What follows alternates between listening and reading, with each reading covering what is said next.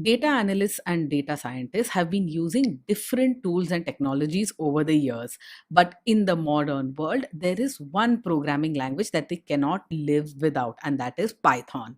The core skill that any data analyst needs in order to perform his or her job is a good, sound, foundational knowledge of the Python programming language and the associated libraries that are available in Python.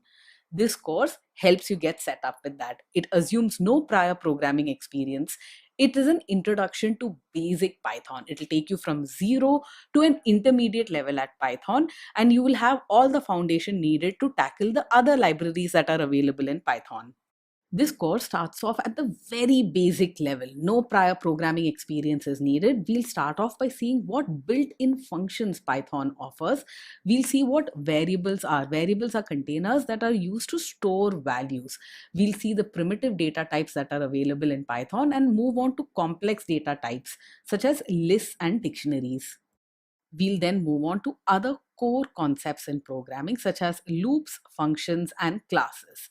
We'll study for loops and while loops in a lot of detail, and you'll have lots of programming practice which uses these for loops and while loops. We'll then see how we can set up code to be reusable using functions, and we'll also see how functions are first class citizens in Python, meaning functions can be passed in as an input argument to a function, and a function can return a function as its return value. We'll then move on to seeing how we can instantiate and use classes in Python. Classes are a logical grouping of data which represents an entity in the real world. We'll also see how inheritance works in Python. What you'll definitely get when you work on this course is a lot of practice, lots of programming problems, and common interview questions. This you'll practice over and over again, practice on your own, look up other programming problems and practice, and you'll get the foundational knowledge of Python that you need for your job. We'll also cover other useful features in Python that are useful for any data analyst, such as exceptions, logging, and file operations. I've been coding for many years now, but I still remember my struggles from the early days. That's because while I was in undergraduate school, that is in engineering, I didn't really know how to code. Everything I learned, I did in grad school during my master's. The only way to really learn to code is by actually coding. So when you're looking at these lectures, don't just watch them and then try them out later. Make sure you have your Jupyter notebook open and try these out side by side. You should pause the video and try out different permutations and combinations and see if you can understand what's going on. We'll start off with the very basic concepts of Python. Python is a programming language, but essentially a programming language is at its heart just a calculator. So you can perform operations such as summing up a bunch of numbers like you see on screen, and Python will perform this calculation for you and give you the result right here within this browser window. That's the cool thing about working in a Jupyter notebook. You'll see the result right in front of you on screen. Python is an interpreted language. The only thing you need to know about Python in this situation is that when you write code in one single cell within a Jupyter notebook and then you execute that cell, that code will immediately be executed. There isn't a compile phase when you use Python. It's not like you compile your code and then you run it. So if it's the first time that you're using a Jupyter notebook, how do you execute a cell here? Simply type in what you want to execute, the command that you want to execute within a cell, and then go ahead and hold down the shift and enter keys together. Hit shift plus enter, and that will execute the commands in one cell of your notebook. Here the command that we've asked our Python interpreter to execute is very simple. We are simply using Python as a calculator and we want to find the sum of all of these numbers. The sum is 13 and you can see the result right here on screen. Numbers in Python can be integers or floating points, and you can perform all of these operations with floating point numbers as well. Floating point numbers are those which have points or decimal points. Notice that we are performing addition as well as subtraction with floating point numbers. Hit shift enter and here is the result on screen. Mathematical operations in Python follow the BODMAS rule. So anything within brackets will be evaluated first. Here 5 plus 2 will be evaluated first, and then the result of that will be multiplied by 4.5 and then 3.4, giving us a result of 107.1. The one interesting thing that you might observe when you perform multiplication is that we use the asterisk or the star sign for multiplication in Python. This is true for almost all programming languages because there isn't a multiply symbol on our keyboard. If you want to perform the division operation in Python, you'll use the forward slash. Here we are dividing 10 by 5. The result of any division operation is by default assumed to be a floating point number. So even though the result here is an integer, which is 2, it will be written as 2.0. Let's see an example of division where the result is not an integer. 12 divided by 5 gives us 2.4. Now, you might want to perform a division operation, but you're only interested in the integral part of the result. You're not interested in what is available after the decimal point. It's possible to perform division of this kind. You'll simply use two forward slashes as you see on screen. So 13 divided by 5, the integer quotient is just 2. Even if the actual numbers that you're dividing contain decimal points, as in this case, we are dividing 27.5 by 2, the result will still be an integer here when we use the double forward slash. The double forward slash will only give you the integer quotient of the division operation. One more example here so that we really understand this. 15 divided by 5. This is an exact divisor, which means the result will be 3. That's what we'll expect when we use the forward slash or the double forward slash. Python also has an operator using which we can get the remainder in any division operation. So this ignores the quotient and only prints out the remainder. The symbol that you use to perform this operation is the percent symbol, and this is called the modulo operator. Now, out in the real world, you may not feel that the modulo operator is very important, but you'll find that there are various instances while programming where this is extremely useful. If you want to see something is divisible by 2 or 3 or so on. If you divide 10 by 3, the remainder is 1, which means 10 modulo 3 is 1. If your numerator is perfectly divisible by the denominator, then the remainder will be 0, which means 20 modulo 4 will be 0. I'm going to try one more example here. Make sure you try enough examples till you've really gotten the hang of this particular operator. 12 modulo 5 is 2. You can also perform math operations which raises one number to the power of another. Here we want 5 raised to the power 2 or 5 square, and this is denoted by the double asterisk sign. The double asterisk sign is what we use to raise one number to the power of another. The number on the left will be raised to the power of the number on the right. 5 square, as we know, is 25. Here are some more examples. 2 cube or 2 to the power of 3 is 8. 3 to the power of 4 is 81. Now it turns out that in programming languages such as Python, these mathematical operations are not restricted to numbers alone, that is integers and floating points. You can also apply them with strings. It's often said that Python is a very intuitive language. It's like writing English. So hello plus world should give you hello world. The two strings hello and world have simply been concatenated together. They've been added together to form a single string as a result. Notice how there is no space between hello and world. This is because the computer performs literal addition. It does not think of these as words, but simply some kind of text or strings as they are called. It simply concatenates them together. There is no space after hello, no space before world, which is why hello world doesn't have a space in between. One interesting thing for you to try out would be, what if you try to add strings and numbers? Hello plus world plus 3. Now, this Python can't understand. Trying to do this will result in an error. And this is it, your very first error in Python. You'll be encountering a lot of these. You should learn to interpret them so that you can fix your code. This is a type error. It says must be string, not integer. It implies that the third parameter, that is 3, should be a string. It cannot be an integer because we are trying to add it to strings. Notice in the error message that there is an arrow pointing to the line of code where the error occurred. This arrow pointing to the line of code which contained the error is especially significant when you write programs which run into many lines of code. In this lecture, we'll move beyond Python as a calculator and we'll see some of the power of programming languages. We'll start off by printing out hello world to screen. This is typically the first thing you do when you start a new programming language. So you can simply say print hello Python world.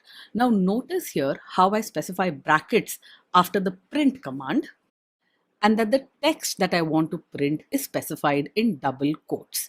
Your text should be in double quotes or single quotes. They are equivalent in Python 3. And your print statement is a function. It is a built-in function which Python makes available for you to print out stuff. A function is basically just a reusable bit of code that does something useful. Any function invocation, when you call a function, requires the use of brackets. The print function is a built-in function, and calling this print function prints your message to screen. If you try to call the print function without specifying the brackets in Python 3, this will be an error. This was a perfectly legitimate command, a valid command in the older version of Python, that is Python 2. But in Python 3, brackets are required. The error is pretty clear. It says missing parentheses in call to print. Parentheses are just those round brackets. You can call the print function with numbers as well. You want to print the number 5 to screen. This is how you do it. You can also write statements such as these. Print hello plus world will first calculate the result of hello plus world, and that result is what will be printed. In this example, the input to the print function is a mathematical operation. We are summing up 4 numbers. Python is smart enough to evaluate the mathematical operation first, find the result, and pass that result into the print function. Another very useful built-in function available in Python is the len function. The len gives you the length of anything, whether it's a string like you see on screen. The len built-in function can also be used with lists and other complex data types that we'll see later. The len function will count the number of characters in the hello world string and return the number of characters that are present. That is what is printed to screen, 12. Python also has a number of very handy mathematical functions that you can use right out of the box, such as the max.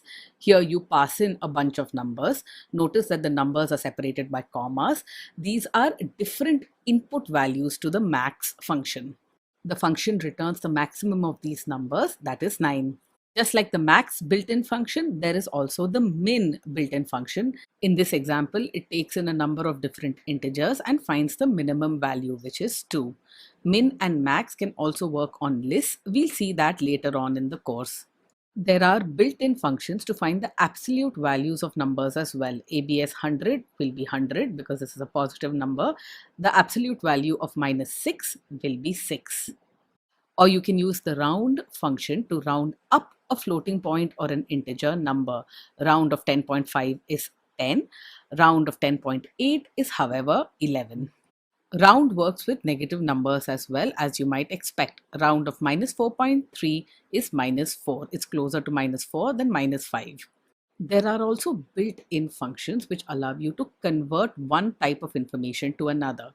Here we have 3, which is an integer. You can use the str function to convert it to a string format. Once it's in string format, you can add it to other strings.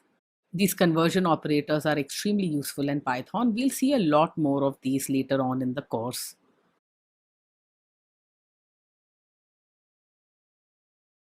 So far, whenever we wanted to use a value in any of our calculations, or when we passed it into a built-in function, we use the value directly, such as the value of pi that you see here on screen.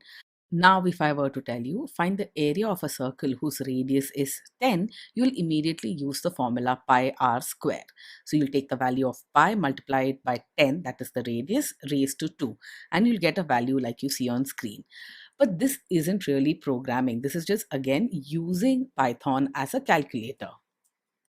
The other annoying thing here is that for complicated values, such as the value of pi, you have to type out all 6 digits each time you want to use this value. Now, this isn't really sustainable, which is why computer programming introduces the concept of variables. Variables are essentially containers which can hold value. Here, pi is the variable which holds the value of the pi constant. Variables are basically storing information with a name attached to it, and that name is this pi that you see here on screen. And once you've stored the value of pi in this variable, you can then use it in calculations. Like here, where we want to calculate the area of a circle with radius 3 using our pi variable. Any value that you use within Python, whether they are numbers, strings, or more complex types such as dictionaries or lists, can be stored within a variable, such as the value of the radius itself. If you store that in a variable called radius, then this is how your computation looks. Programs in the real world rarely use the values directly, they'll use variables for computation. Instead of just printing the result of the area calculation out to screen, we can store this result in a variable as well. The variable here that stores the result of this computation is called area, and notice that it occurs on the left hand side of the equal to sign. On the right hand side is the computation that you want to perform.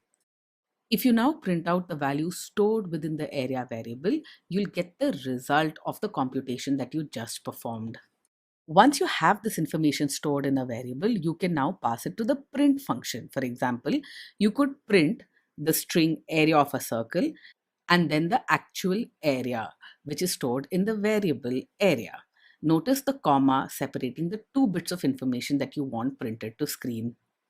If you want the user to have more information in the print statement, it could look something like this. Area of a circle with radius, then you have a comma, then you pass in the value of the radius which is stored in the radius variable, then you want the word is, and then you pass in the area stored in the area variable. Notice how cleanly this information is printed out. You can pass in multiple bits of information that you want printed out to the print function. Separate these bits using commas. In programming languages, there is no limit to the number of variables that you can declare and assign. Each time a variable is present on the left side of an equal to sign, that is an assignment. I've set up 5 variables, all of which are numbers. I am now using them within a computation or a calculation. This computation follows the BODMAS rule, and I want to assign the result to the total variable. Total is a floating point value because it involved a division operation, and this is what it stores. This is the result of our computation. Now, if you want to perform some operation on the result of this computation, you can pass total in to any of the built-in functions such as round. Let's get our programming lingo right here. Here, the variable total is passed in to the built-in function round. Total is said to be the input argument to the round function. The built-in function then returns the result that is printed to screen. The result is 4. The interesting thing about the input arguments that we pass in to a function is that it need not be just a constant or a variable. You can pass in an entire expression as well. This is the expression that we had computed and assigned to the total variable. We can pass this expression directly into the round function, and it will perform the calculation correctly. It will first compute the result of the expression and then apply the round function on it. The return value from round is the same as before, 4. Variables can also be used to store Boolean values. Boolean values are those which can be either true or false. Here, active underscore A is equal to true, active underscore B is equal to false. Just like you can perform arithmetic operations on numbers, you can also perform logical operations on Boolean values. Here, the variable active A and B will be assigned the value of the AND operator applied to active A and active B. And the result will be false because active B is false. If you remember your AND operation, both of the input values need to be true for the result to be true. All the logical operations such as and, or, and not are supported. Here, active A or B is a variable that holds the value of active A or active B. And the result will be true in this case because at least one of these is true. And here you can see on screen how you apply the not operator to a Boolean value. Not active A will contain the opposite of the value contained in active A. And if you print this out, you'll see the result. Active A is equal to true, not active A is equal to false. Similarly, active B is equal to false and not active B will be equal to true. I'm sure you've figured this out by now, but variables can hold string values as well. Here we have a string variable which holds hello world. Let's confirm that the value has been stored successfully. Yes, it has. Notice that the string variable shows the value in single quotes, whereas we've assigned the value in double quotes. That's because in Python 3, strings can be specified in single as well as double quotes. They mean exactly the same thing. They are equivalent. We've seen this before. You can perform concatenation of strings using the plus operator. You can also assign the result of this concatenation to a new string variable. When strings are concatenated together, the original strings do not change. A new string is generated, and it is this new string that is assigned to the result variable. We'll revisit the built-in len function that we saw earlier. The len function can also accept variables as its input. In general, all functions can accept values, variables, and expressions as its input argument. Once again, it's worth remembering that in Python 3, strings which are enclosed in double quotes are equivalent to strings which are enclosed in single quotes. There is no difference here. In fact, you can perform the concatenation operation by mixing things up. Here we've specified strings in double quotes as well as single quotes. And the concatenation works just fine. Now, when would you choose one over the other? Let's say that your string itself has a single quote within it, such as John's car. There is a single quote before the S. You might want to specify this entire string in double quotes. This way, when Python encounters the single quote after the N character, it will not assume that this is the end of the string. So if you want to use single quotes within a string, use a double quotes to enclose the entire string. The reverse is true as well. If you want to use double quotes inside a string, such as how are you is within double quotes, then you'll use single quotes to enclose the entire string. This allows the Python interpreter to understand that the double quotes is part of the string itself. If you have a string which contains single quotes within it and you express it within single quotes, then you have to do something special to make Python realize that when it encounters the single quote just before S, that's not the end of the string. And the something special that you do is escape that quote. Don't be intimidated by the term escaping quotes. Simply specify a backslash before the quote, indicating that the next character, the quote, should not terminate the string. Instead, that single quote is part of the string itself. The backslash is used if you want the quote to be treated as a quote and not as the end of a string. Here is a good thing for you to try. Remove the backslash character and try to type this out and see what you get. Similarly, if you want to use double quotes within a string that is expressed within double quotes, then you have to escape the quote character as well. Notice the backslashes before each double quote which forms part of the string. Once again, a good exercise for you here would be to remove the backslashes and see how the strings behave. Let's work with variables some more to understand how they really behave. Here we have a variable called value. It's assigned to 1. And in the next step, we are going to increment it by 1. This we can do by saying value is equal to value plus 1. It will take the previous value of the variable value and add 1 to it. And you can do this as many times as you need to.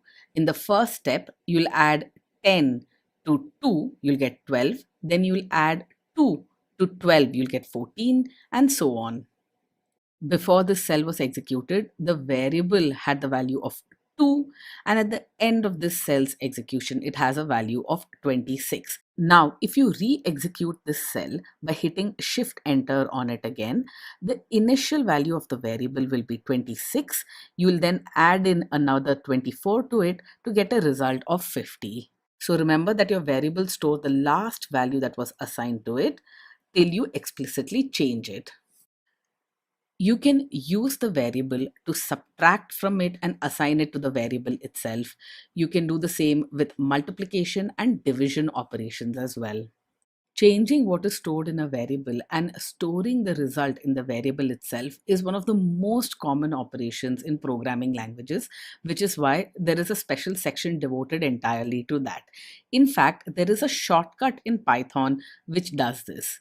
If you say value plus equal to 1, it will increment the variable by 1 and store the result in the variable itself. This is the shortcut. If you're seeing the shortcut for the very first time, it takes some getting used to, so make sure you practice a bunch of these. Here we are incrementing the variable by 4 and storing the result in the same variable. This is applicable to subtraction as well. Value minus equal to 5 will decrement the variable by 5 and assign the result to the variable itself. This is an extremely handy shortcut. It's used really often. You can use it with multiplication as well as division. So make sure you remember this and don't get confused when you encounter this in real world programs. We've already seen how Python supports string concatenation. Here are two strings. We'll add them together to form a greeting. Here you can see that greeting is hello, how are you? These are our two strings added together. You can perform all kinds of string concatenations. String 1 plus string 2 plus string 1 once again, and the result is as you expect. You can't use the subtraction operation with strings though. Only string concatenation and surprisingly, the multiplication operator. Notice the 2 multiplied by the variable string 1. This will basically add the string that is present in string 1 twice. Hello, hello, how are you? This follows BODMAS as well. The multiplication has been performed first and then the addition. And here are some more examples of how you can use the multiplication operator with strings. Here we are adding 3 strings together and then multiplying by 4. The result of our addition, which is hello, how are you, and then a space character, is then repeated 4 times. Here we are adding greeting and storing the result in the greeting variable. This is to emphasize that performing some computation with a variable and assigning the result back to the original variable is very common and also possible with other kinds of variables. All the data types that we worked on so far were primitive data types. We worked on numbers, which could be integers or floating points. We worked with Boolean data, which can be either true or false. We also worked with strings. These are called primitive data types or primitives in any programming language. Now, from this lecture onwards, we look at some complex data types. The complex data types that you'll encounter in Python are lists, tuples, and dictionaries. Complex data types are usually some kind of collection or aggregation which brings different kinds of data together. Let's see what that means. We'll start off with lists here. Here we set up a list of integers. It contains 6 different integers, multiples of 5 from 5 through to 30. Notice the square brackets which we use to denote a list. This is important. We'll be using this over and over again. We assign this list to the int underscore list variable. One thing you need to remember when we talk about lists is the fact that lists are ordered collections. The elements in a list have a well-defined order, and when you print a list or when you go through individual elements in a list, they're always returned to you in the same order. Our list of integers has been successfully initialized. List need not be just of integral values. You can have a floating point list as well. Here, this list contains a bunch of floating point numbers.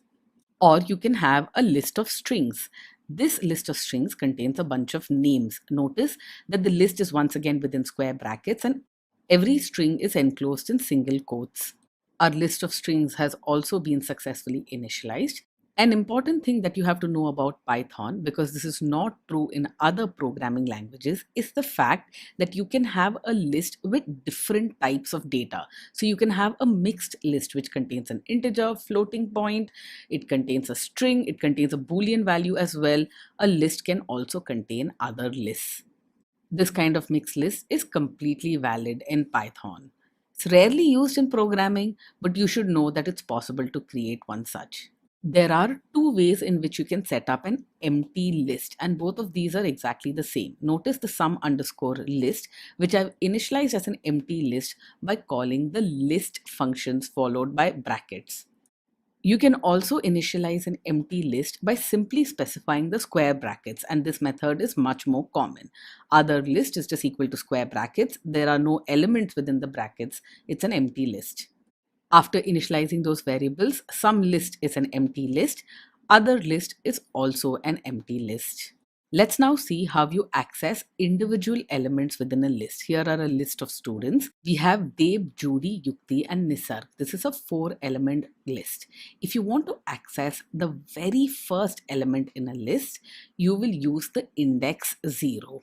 Now, for those who've never programmed before, this might seem completely unintuitive, but this is something that you need to get used to quickly. The first element of the list is at index 0, and you use the square brackets to access that element.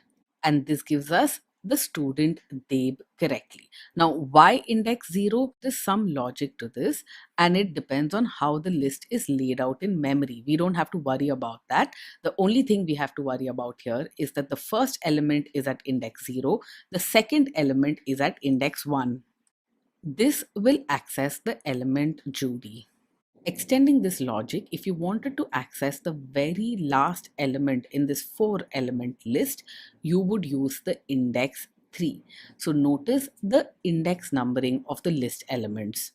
This gives us the element Nisarg, the last element in our list. Now, what if we try to access the list with a number beyond the last element in the list? Here we've tried to access the students list at index 4. There are only 4 elements numbered from index 0 to 3. This is an error. This is an index error, and as you're learning to program, you'll find this often when you're working with lists. Notice the error clearly states that the list index is out of range. The range for this list is from index 0 to 3. We can revisit the built-in len function once again, and you'll find that it works with lists as well. This is extremely useful to find the length of a list. Here it tells us that students has 4 elements. Here is the original list printed to screen. Individual elements of this list can be updated using the index operator that we saw earlier. Here we want to update the element at index 3, that is the 4th element in the list, to be Surbhi rather than Nisarg. And you can see that the list has been updated. Only the 4th element has been replaced by Surbhi.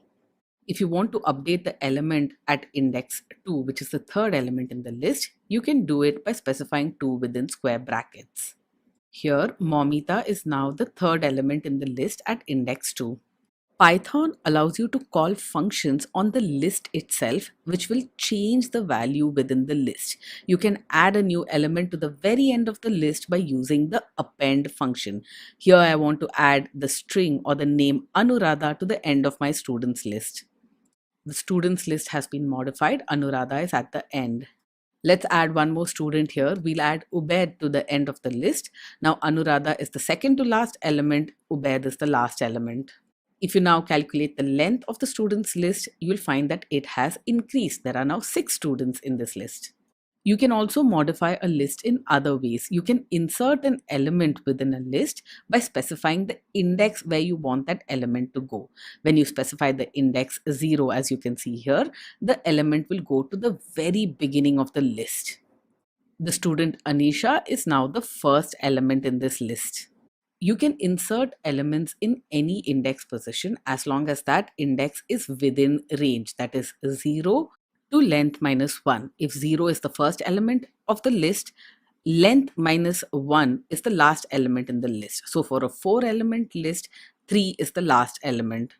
We insert the student Bansi at index position 1.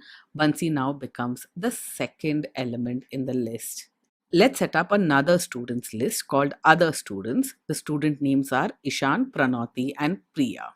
Lists can be concatenated as well using the plus operator. You can have a single list of all students by concatenating the students and the other students list. When we use the plus operator for concatenation, the original list of students and other students are not affected. If you want to add more than one element in one go to the end of the list, you can use the extend function. The extend function takes as its input argument another list, and it has added Elroy and Neil to the end of our students list. You can also append to the end of a list using the plus equal to operator. We've used this with primitive types. It works with lists as well. Kishan and Dhwani will be added to the end of the students list, and the result will be stored in the students list itself. You can see in the result here, Kishan and Dhwani are present at the very end. Let's look at some other list functions. The index function on a list will give you the index of a particular element in the list. For example, Judy is now at index position 3. Remember that the first element of the list is at index position 0.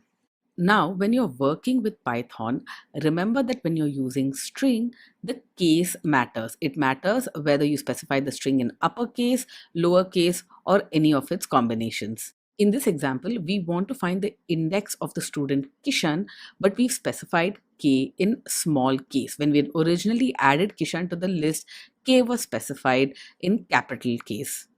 Kishan with K in small case does not exist in the list, which means we get a value error. It says Kishan is not in the list. Errors in Python can be fairly descriptive, so it's important when you encounter an error that you read the error message. That will give you ideas. Other ways to use the error is simply to cut paste it into Google search or some other search engine. You'll find other people who encounter this error and they'll give you solutions for it. If you now fix this code so that we specify Kishan with a capital K, you'll find that this element exists in our list at index 10. Removing individual elements from a list is easy. You can do it using the remove function. Here I try to remove Kishan, and you can see in the resulting list that the Kishan string no longer exists. Strings that you specify for the remove operation also have to be an exact match of the strings present in the list. Otherwise, the remove operation will throw an error.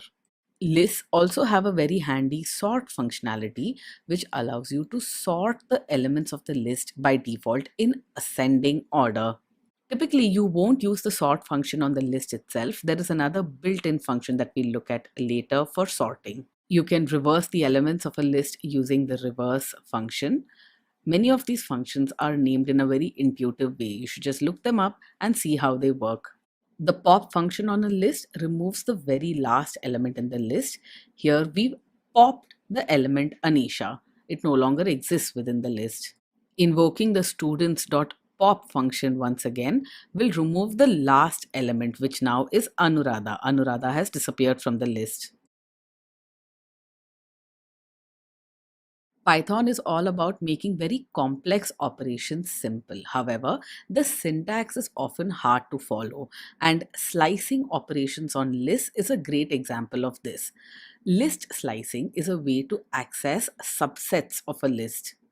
If you want just the first two elements in a list, you'll use list slicing. If you want the last five elements, list slicing once again. If you want every second element in a list slicing is what you'll use. We'll continue to work with the students list for this demo, and the contents of the students list is as you see on screen. We'll start off with the use of negative indices because in my opinion, they are one of the most confusing parts of Python. When you encounter a negative index in square brackets, you have to count backwards from the very end of the list. Here, -1 indicates that you want the last element in the list. If you count backwards, you want the first element. The minus just indicates count from the very end. And that's where you get Bansi, which is the last element in our list. If you're trying to access the -2th element in a list, that is the second to last element. Counting from the very end, it's the second element. Second last element is Dhwani in our list. I'm going to display the list for you once again so that you have it for reference. We'll now see the notation to access a range of elements from within our list. Here, students of 0 colon 2 basically means that we want to access all elements from starting from the index 0 going up to index 2.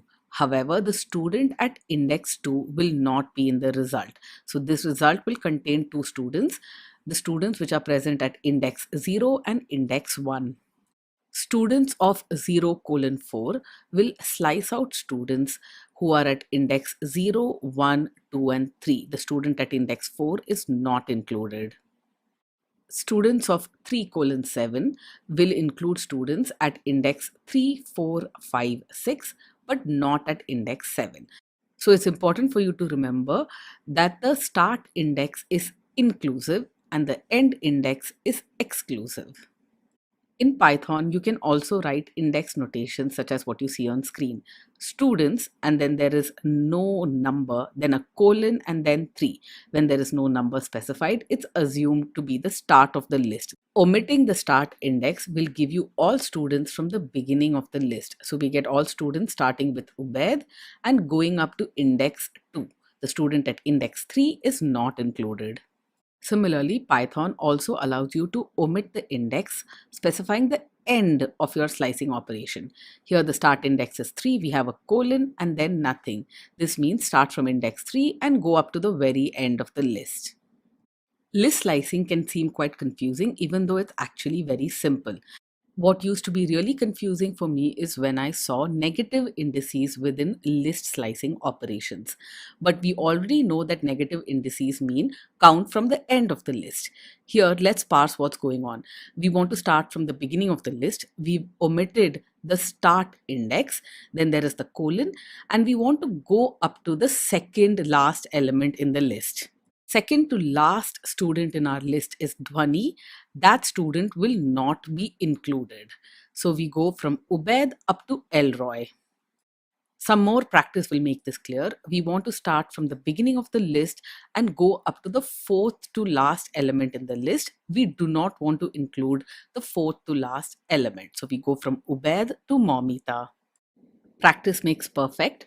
Let's see, we want the element starting from index 1 going up to the second to last element. That means we'll go from Surbhi all the way to Elroy but not include Dhwani, the second to last element. We'll make things a little more complicated. Here we want to go from the fourth to last element up to the second to last element. That means we want to start at Judy and go up to the second last element, that is Dhwani, but not include Dhwani. Remember, the end index is exclusive. Python also allows you to replace a range of elements in a list. Here we want to replace the elements at index 1 and 2 with Akshar and Amit, and that's what you see in the result. The elements within a Python list can be another list. So lists can be made up of lists, and that is a matrix. Here we have a two-dimensional matrix where we have two list elements within the outer list. In order to access a single element within this matrix, you'll need two square brackets and you'll specify an index within each square bracket. The first index is for the row and the second index for the column.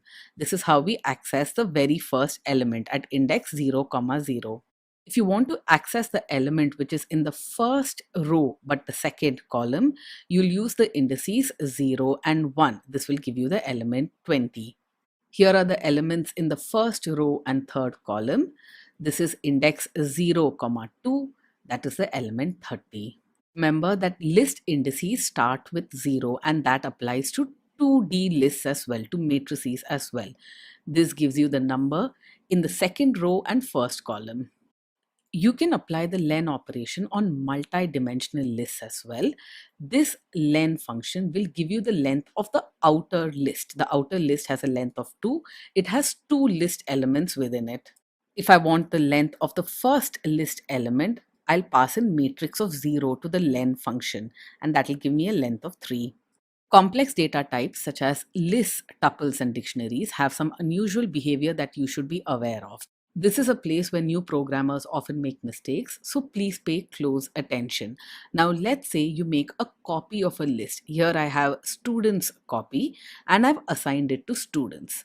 A very quick check will show me that the contents of students copy is exactly the same as the contents of students. Now I'm going to go ahead and edit the first list. I'm going to go ahead and remove Ubaid as a student from the original list. Now, if you look at students copy, you'll find that Ubaid is no longer a student in our list copy as well. This is not a true copy. Notice that Ubaid is not present. Our modification of the original list has modified the so-called copy as well. So when you use the assignment operator, when you assign one list to another, any changes to the original list will be reflected in the copy, and any changes to the copy will be reflected in the original list. When you use the assignment operator with the list, that is the equal to sign, that's not a true copy. Both copy list and original list reference the same list. Changes to one will be reflected in the other. Let's try and remove an element from our copy. Students copy.remove Surbhi, but Surbhi is not present in the list, which is why this throws a value error. And notice the message says X not in list. The message is actually pretty clear. You can confirm that Surbhi is not in the list by printing out the students list. At the very beginning of this demo, we'd set up an integer list. These are the contents of that list. We've spoken earlier of how a number of built-in functions such as len work with lists as input arguments. We pass in the int list to the len function and we get the length of the list, that is 6. Now there are other built-in functions which work as well, such as max. You can pass in the int list as an input argument to the max function and it will give you the maximum value in that list, which is 30. Similarly, the min function can also accept a list and that will give you the minimum value in the list, which is 5. There are other functions such as sum which work on list elements as well. This will simply sum up all the values in the list and give you the result. The elements in our current integer list is sorted. Let's add some more unsorted elements to the very end by using the extend function. Our integer list is no longer sorted in the ascending order. There are some random elements at the end. We can now sort this list by calling the sorted built-in function. And this sorted built-in function is in fact more efficient than the sort function on the list itself. The sorted function will return a sorted list. It will not affect the original list. Here we can see our sorted list of integers. The original list of integers remain as is. If you have a choice, make sure that you use the sorted built-in function for sorting rather than the sort function on the list itself. They perform the exact same operation, but the sorted built-in function is more optimal and does not affect the original list, which is why it's preferred. An important thing to remember when you're working with Python is that strings that you've seen specified within single or double quotes are actually lists of characters. So when you see a string, think of it as a list of characters and you can perform all operations that you would perform on a list. Let's now accept some input from the user. This can be done using the built-in input function in Python. The input function will throw up a prompt where you can type in your user input. Here, let's say we are building an app that will ask a customer at a restaurant for his or her order. We want to display what would you like to order today on screen. You can pass in the message you want displayed on screen as an input argument to the input function. The input function displays a prompt with a box where you can type in your user input. Let's say I want to order rice. I'm not feeling very adventurous at the moment. The input function returns the user's input to the program. Here we haven't assigned it to a variable, but what you'll typically do, you'll assign the return value of the input function to a variable. Here our variable is order. Let's say this time we want to order some American chop suey. American chop suey as a string will be assigned to the order variable. So if you print the output of order, you'll see that it's American chop suey in quotes. So is this string really a list of characters? Let's check it out. And this we can do by accessing the first element of this list using square brackets. And the first element at index 0 is indeed the character A. Accessing an element of this character list is fine, but what if we want to edit a particular character in this string? You'll find that editing a string is not allowed in Python. Python throws a type error. It says string object does not support item assignment. Strings in Python are immutable. Once a string value has been assigned, you cannot edit that string. So this kind of assignment is a type error because the string object cannot be edited. Let's try some list operations and see whether a string is indeed a list. I want to view all the characters of a string up to index 5. And the result is, as you can see, the characters from index 0 through 4. What about negative indices? Those work as well. So here you want to view all the characters from the very beginning till the very end except the last character. And that's what you see on screen. The last character y is not included in the result thanks to the -1. Remember, -1 refers to the last element. When you're performing slicing operations on lists, what we haven't covered earlier is the step function. So within square brackets, you specify the start index followed by a colon, then you specify the end index. You can have another colon and specify a step size as well. Step specification allows you to skip over certain elements as you go from the start to the end. Here we want to start at index 0, go up to index 8 but not include index 8, and we want to step 1.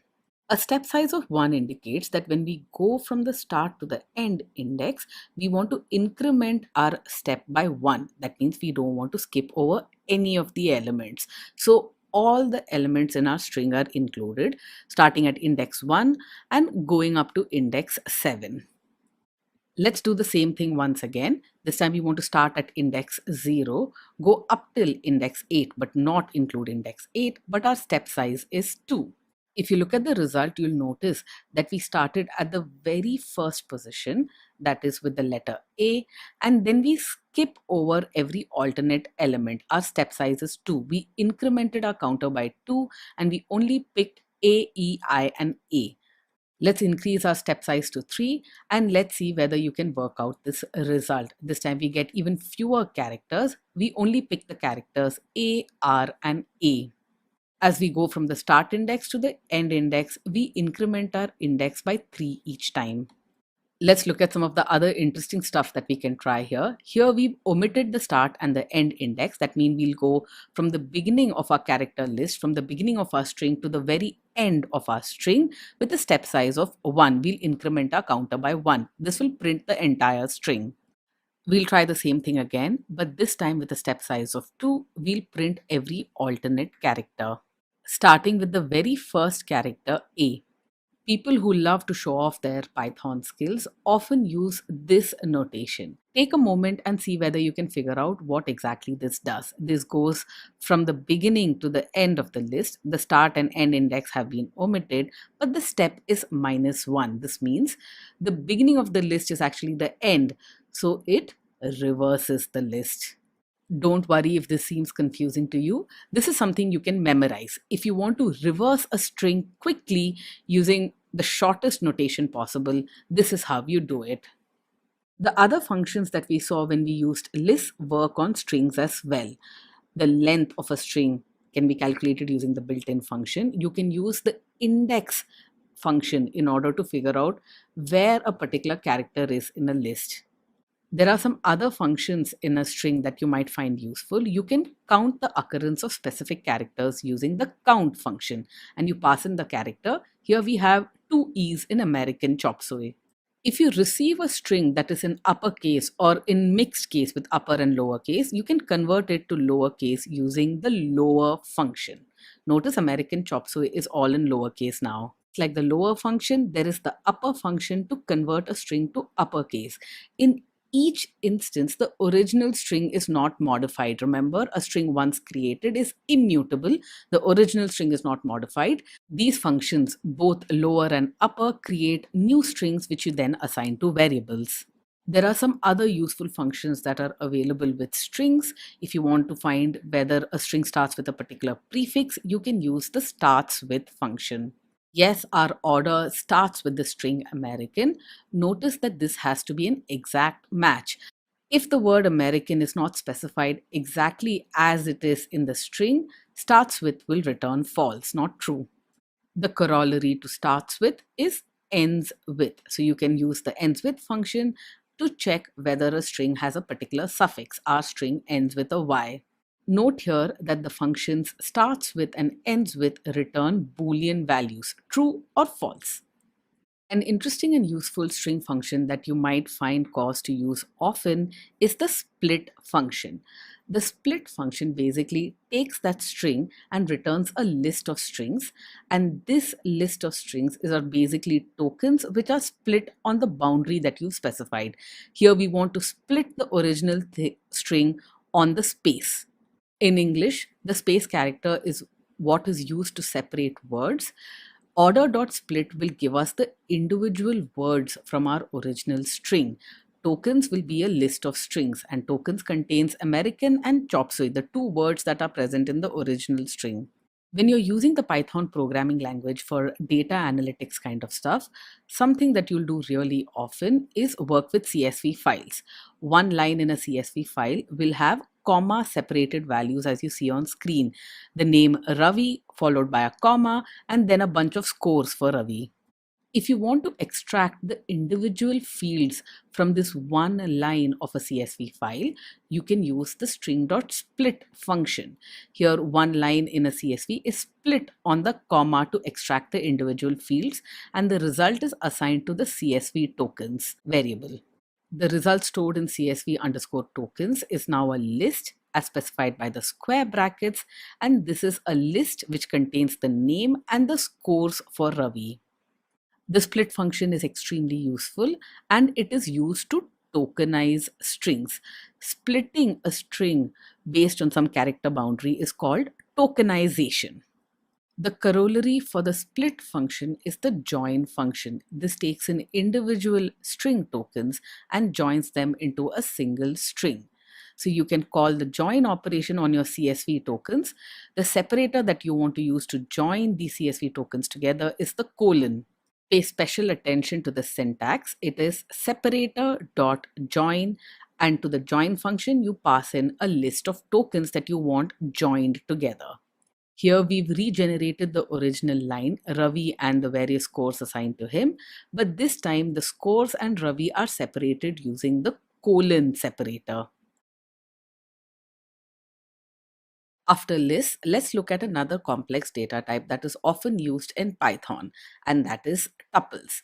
Tuples are made up of fields, and a tuple can be instantiated in the way that you see on screen using brackets surrounding the information that you want to hold within that tuple. Here, my tuple is a variable that holds a tuple with two fields. The first field contains a name, that is Kishore. The second field contains a score or a number, that is 90. Just like a list can contain any number of elements, a tuple can contain any number of fields. One other thing that makes tuples very similar to lists is the fact that they are also ordered collections. When you print out a tuple or when you iterate over the individual fields in a tuple, they are always returned in the same order. Just like we use the square brackets to define lists, we use the round brackets to define tuples.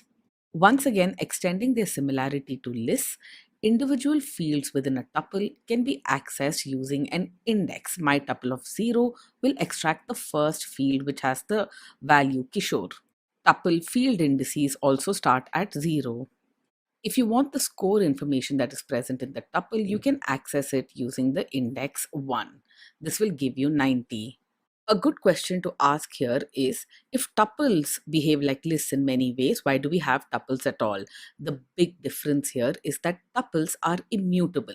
Once you've created a tuple with certain values within it, field values, you can't modify it at all. Let's say I try to assign the name Ram to field 0 of the tuple. This will result in an error. Notice that Python has thrown a type error which says tuple object does not support item assignment. The tuple once created cannot be edited in any way. The question then arises, why would you use tuples at all? Just like lists represent collections of any kind of element, tuples represent records. So Let's say you had a database. One row in the database can be thought of as a tuple. Let's say you have student details information, the name of the student, the scores in various subjects, and maybe the city where the student lives. That would typically be represented in a tuple. You can use a single statement to extract the individual fields of a tuple. Our tuple had a name and a corresponding score. You can access the name and score and assign new variables the way you see on screen. Name will now have Kishore and score will have 90. Let's observe once again the tuple assignment. Our tuple had two fields. We want each of those fields to be extracted to individual variables. We specify those variables on the left side of the equal to operator. The value in the first field will go to the first variable, that is name. The value in the second field will go to score. Let's set up another tuple, this time with many more fields. Here our tuple contains 5 different fields. The first field is a number, the next 3 fields are strings, the last field is a number. It's possible that you're only interested in the first 3 fields of this tuple and you want to extract them into variables.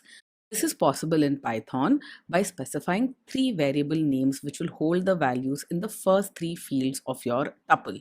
These are the unique ID, girl name, and boy name variables. This tuple, however, has 5 fields, so you can't just have 3 things on the left side of your assignment operator. The remaining 2 field values which you're not interested in will be assigned to the underscore. The underscore simply means that you're not giving the variable a name, you're not interested in those fields. They'll be assigned, but you'll no longer be able to access them. The underscore is a special character in Python, and it basically means any value that is assigned to the underscore can essentially be ignored. You're not interested in it. Here, those values are the field values Matthew and 45. These are the last 2 fields in your tuple. The first 3 fields for which we had variable names have been extracted successfully. Unique ID is 1, girl name is Nimisha, boy name is Venkat. In Python, tuples can be thought of as immutable lists. Lists when once constructed, you can't modify in any way. You can't change any of the elements, which means that list slicing operations work with tuples as well. Here is a number tuple, and you can use the same slicing operations that you've seen before to access the first 2 fields in this tuple. The much dreaded negative indices work with tuples as well. Here we want all the tuple fields starting at index 2, going up to the last field represented by -1, but we do not include the last field. So this will give us all numbers starting from index position 2, except the very last number 10. Tuples can be concatenated as well. We have a string tuple here containing the names John and Jim, and you can concatenate the string tuple with your number tuple, resulting in a mixed tuple. Weirdly enough, Python allows you to perform mathematical operations on tuple as well. Here we have the tuple containing a single field, the string hello, and we want to multiply it by 4. The result will be 4 hello strings concatenated with one another, and this is the result that is printed using the print function. Here is another slicing operation. You want all elements starting from index 1 up to the very end of the tuple. This will give you all fields in the tuple except the very first, which is at index 0. If you remember the trick that you learned earlier to reverse a string, where we specified a step size of -1 for the entire list, we don't specify the beginning and the end index. This same trick can be used to reverse the fields of a tuple as well. Just a reminder here that all of these slicing operations that we've seen, whether they're performed on lists, strings, or tuples, they do not change the original value on which we are performing the slice. They only result in a new tuple or a new list or a new string with those specific elements sliced out. Here are some more examples for you to play around with. All elements up to the index 3, that is 2, 4, 7 in our number tuple. All elements starting at index 1 with a step of 2, that is every alternate element up to the very end of the list. Built-in functions that work with lists also work with tuples. We can find the length of the tuple using the len function. Our tuple has 7 fields. The max function finds the maximum number in our number tuple, which is the number 10. The sum built-in function will sum up all the individual fields of our tuple to give us a total. Here it is 38. Because lists and tuples are so similar to each other, a list can be converted to a tuple and vice versa. Simply pass in a list to the tuple function. That will give you a tuple with the same field values as the elements that were present in the list. Dictionaries are another complex data type in Python, and you'll find reason to use dictionaries very, very often. Dictionaries are extremely useful to store records. We spoke of tuples as storing records. Dictionaries are even better, which is why tuples are less often used as compared with dictionaries. Dictionaries hold key value pairs. Dictionaries can hold any kind of information. You can have primitive data types as values, you can have complex data types as values. Every value is associated with a corresponding key, and every value can be looked up using that key. If this does not make much sense to you, do not worry. That's exactly what we're going to study in this lecture. Let's first instantiate an empty dictionary. An empty dictionary can be instantiated using curly braces. Python uses square brackets for lists, the round brackets for tuples, and the curly braces for dictionaries. However, an empty dictionary is useless. You probably want a dictionary which holds some key value pairs. Here is a dictionary of couples. John is married to Jill, Rick to Nina, Jane to George, and Natasha to Fred. There are many little details to observe here. Notice that all the key value pairs in the dictionary are within the curly braces. The second thing to notice is that every key is separated from its value by a colon. Here, John, Rick, Jane, and Natasha are all keys. They are on the left side of the colon. Jill, Nina, George, and Fred are all values. They are on the right side of the colon. Each of these couples is a key value pair. John and Jill are a key value pair, Rick and Nina are a key value pair, and so on. Dictionaries are very different from lists and tuples in one specific way, in the fact that dictionaries are not ordered complex data types.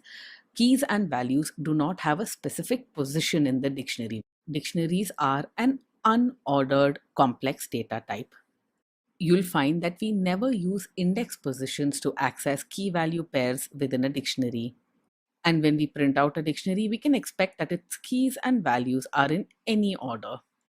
The values associated with a particular key in a dictionary can be looked up using the square brackets. Here, within the couples dictionary, we want to find the value for the key John. Specify the key within square brackets, and this will give you the corresponding value. This operation is called looking up a value using the corresponding key. We can look up the value corresponding to the key Jane. This is the other half of the Jane couple. This should give you George. Now, if you try to look up a key that is not present in a dictionary, then that will give you an error. So if you want to look up the Lauren key, we haven't set it up in the dictionary, we get a key error, and it clearly says the Lauren key is what is in error. You can also update the value that is associated with a particular key very easily using the assignment operator with the key in square brackets. Let's say John got remarried. He's no longer married to Jill. He's now married to Barbara. This is how you'd perform the update. Now, if you look at the couples dictionary, you'll find that other key value pairs remain the same. The John key now is, however, associated with Barbara and not with Jill. The values that a dictionary holds can be of any data type. You can have values which are numbers, strings, boolean, lists, tuples, and even other dictionaries as well. In the maths course dictionary, we want to hold the math marks for different students. The students are Ram, Kumar, Kishan, and Natasha. These are the keys, and the corresponding math scores are the values.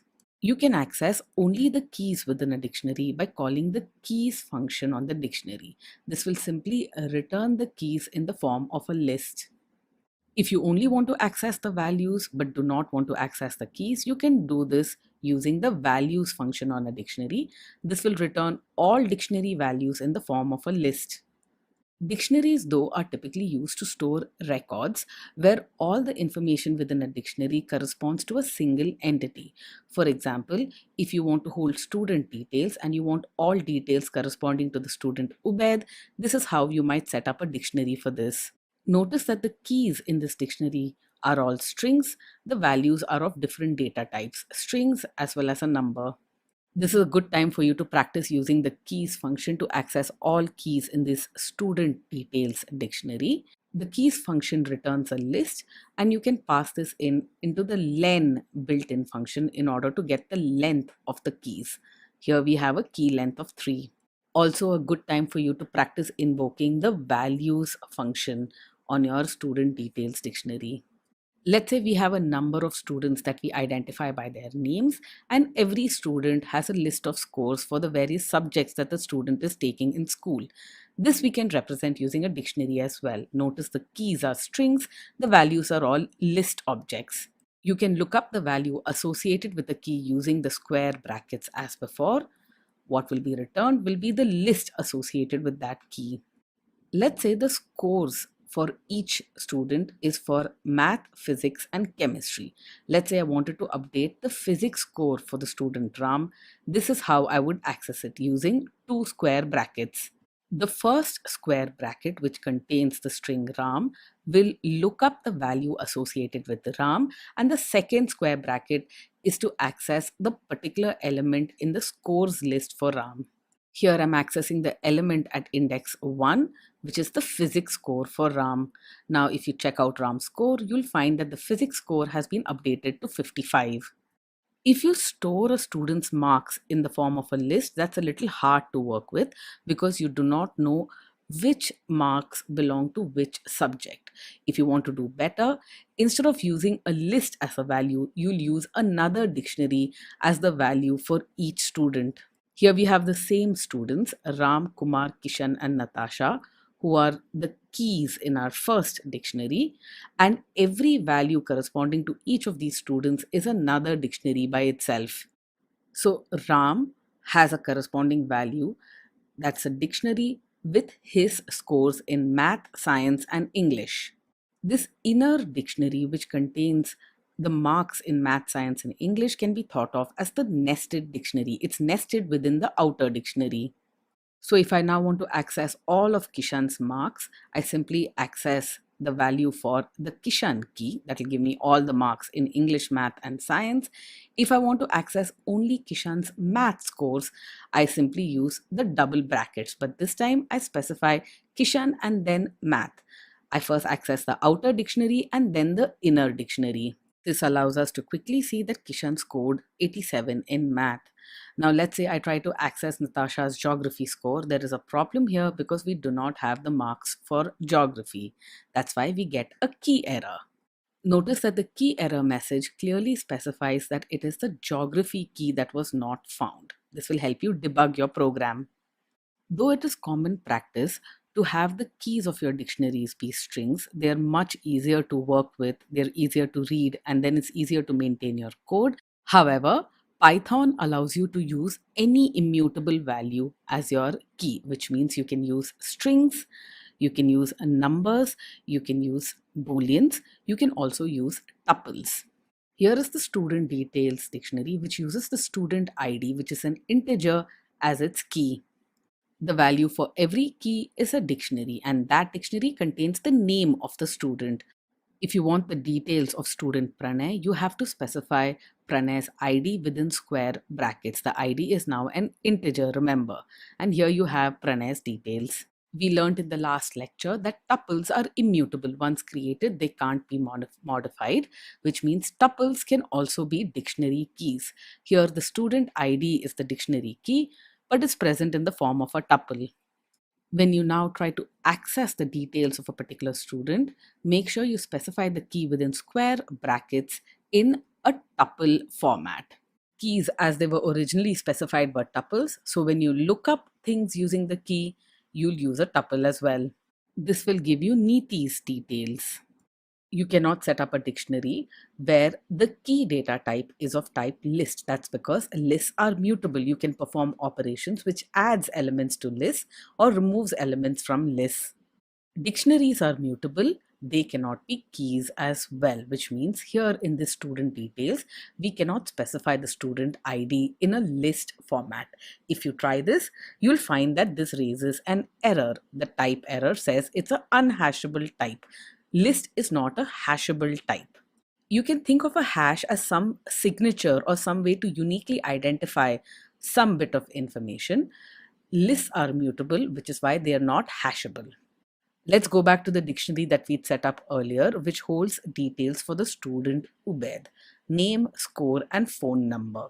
Dictionaries offer a copy function which allows you to make a copy of the original dictionary. So we have the student details copy. Now let's change something in this dictionary copy. We'll assign a new value to the score field. The score is now 100.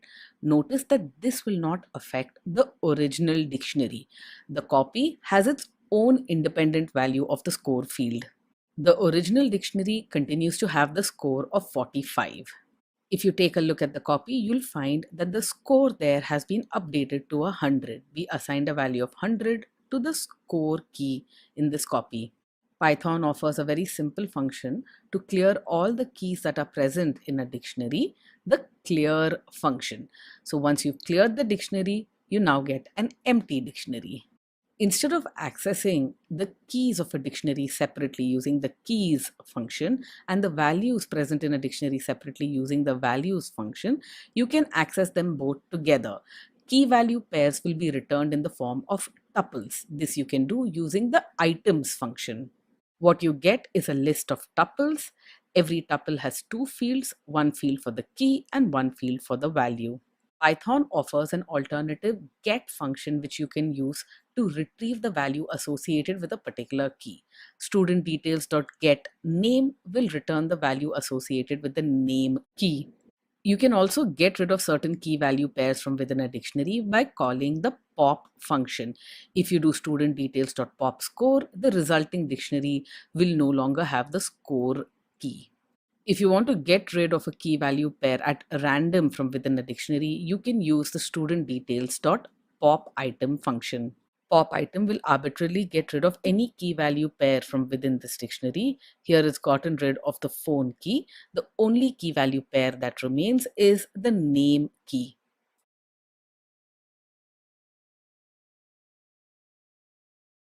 So far, we've learned all the basic constructs of programming, variables to store values, and the various data types, including complex data types.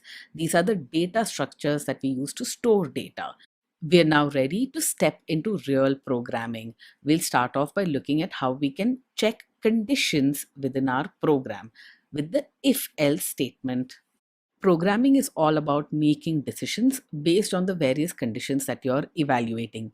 If else statements help us make those decisions, and based on the condition that we've evaluated, it'll help us take those appropriate actions. What are conditions? Conditions are statements which return true or false. Is 1 greater than 0? We all know the answer to this. This is true. Is 45 less than 99? Yes, these are both positive numbers. This is true once again. Conditions return Boolean values. Is 45 greater than 99? The answer to that is false. Conditions in Python can be more interesting and can involve functions as well. Here we invoke the built-in function len to find the length of a string and see whether the length of that string is greater than 10. The length of hello is not greater than 10, so we get false. We can make things more interesting. Conditions can evaluate whether the maximum value in the list specified is less than 100. The list contains the elements 1, 3, 5, 2, and 9. The maximum is 9. Yes, indeed, it's less than 100. This condition evaluates to true. In addition to greater than and less than, Python also supports the conditional operators greater than equal to, less than equal to, and not equal to. 9 is greater than equal to 9. This condition evaluates to true, as you might expect. 8 is less than equal to 8. This condition evaluates to true as well. Conditions can be used to evaluate equality as well, but in that case, Python uses the double equal to symbol. This is extremely important. The single equal to is for assignment, the double equal to is for evaluating equality. We are familiar with the single equal to assignment operator, where we perform some computation and store the result of that computation in a variable. That's where we use the single equal to. When we want to evaluate equality, as you see on screen, you'll use the double equal to. What we want to do here is to check whether 6 modulo 3 is equal to 0. We want to see whether 6 is perfectly divisible by 3 and has no remainder. If the remainder is 0, 6 is divisible by 3. This condition evaluates to true, as you might expect. Now, if you were to use the assignment operator instead of the double equal to for equality evaluation, you'll get an error in Python. The single equal to here is wrong because you can't assign to the left hand side. You can't assign to 6 modulo 3. That's not a variable. And the error you get is fairly clear about this. It's a syntax error. You're using the wrong syntax for conditional equality evaluation. You can't assign to the modulo operator.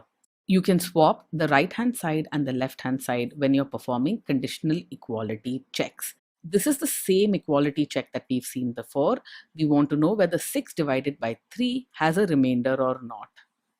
6 modulo 3 is indeed equal to 0. This condition evaluates to true.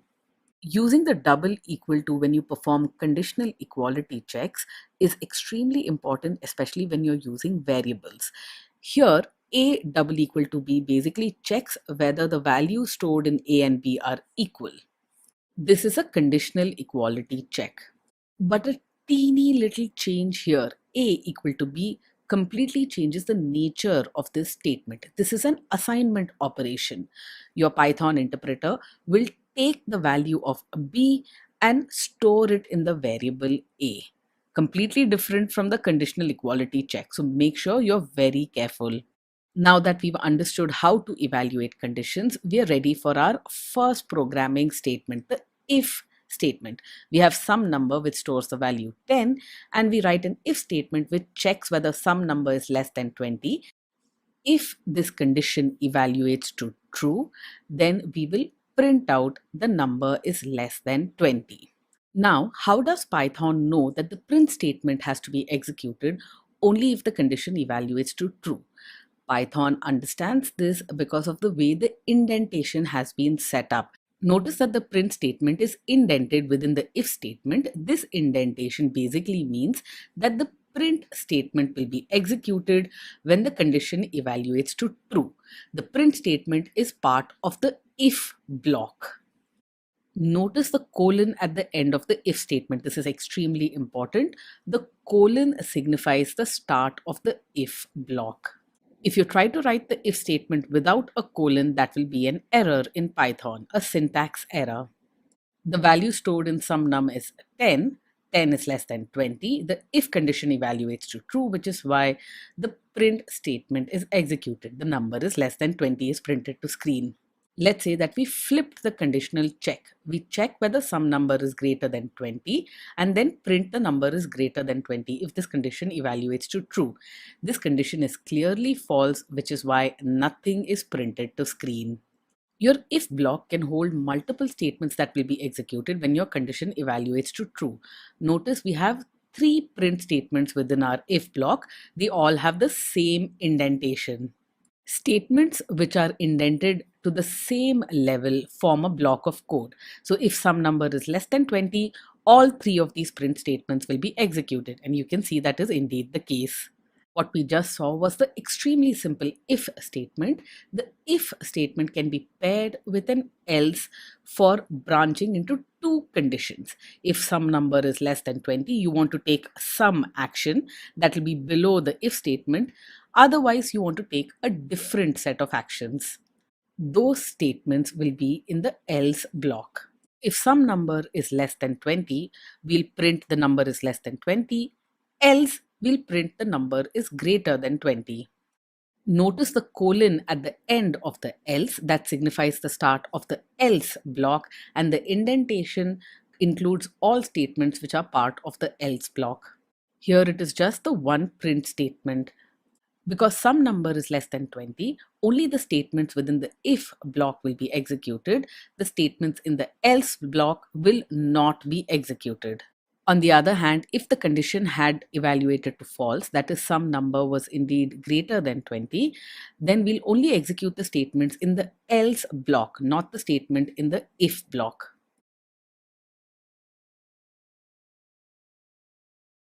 Let's change the value that's stored in some number. We'll assign the value 34 to it and then rerun a bunch of if statements. We'll make the if statements progressively more complicated. You'd be right to think that there is a lot going on here, but don't worry, we'll parse this bit by bit. Let's start off with the first if statement. The first if statement checks whether some number is greater than equal to 0 and less than 50. If this condition evaluates to true, we'll print the number is between 0 and 50. If the number is not between 0 and 50, we will move into the elif statement. The elif is short form for else if. In this elif statement, we'll check whether some number is greater than equal to 50 and whether it's less than 100. And if this is true, then we will execute the statement print the number is between 50 and 100. If the first two conditions both evaluated to false, we'll move into the next elif statement where we check whether some number is greater than equal to 100 and whether it's less than 200. If this condition evaluates to true, we'll print the number is between 100 and 200. And then finally, if all of the first three conditions evaluated to false, we'll enter the next elif statement where we'll check whether some number is greater than or equal to 200 and less than 300. If this condition evaluates to true, we'll print the number is between 200 and 300. As you can see, you can chain together if-else conditions using the elif command. The most important thing to understand here is that the conditions are checked in the order that they appear in the statements. We first check the condition for the first if, then for the first elif, then for the next elif, and then for the third elif. In our case, some number is 34, which means the number is between 0 and 50. The first condition evaluated to true, we won't enter any of the other elif blocks. The result of a conditional evaluation is either true or false, which is why it should be no surprise to you that you can use booleans when you use your if conditions. So let's say we have the variable active, which we assign to false. We can use this boolean variable in an if check. If not active, print this account is not active, because active is false, not active will be equal to true. This condition will evaluate to true, and this account is not active will be printed. As we've seen before, you can use the logical and or not operator within the if statement as well. Here, if some number is greater than 50 or not active, we can say one of these conditions has to be true for the print statement to be executed.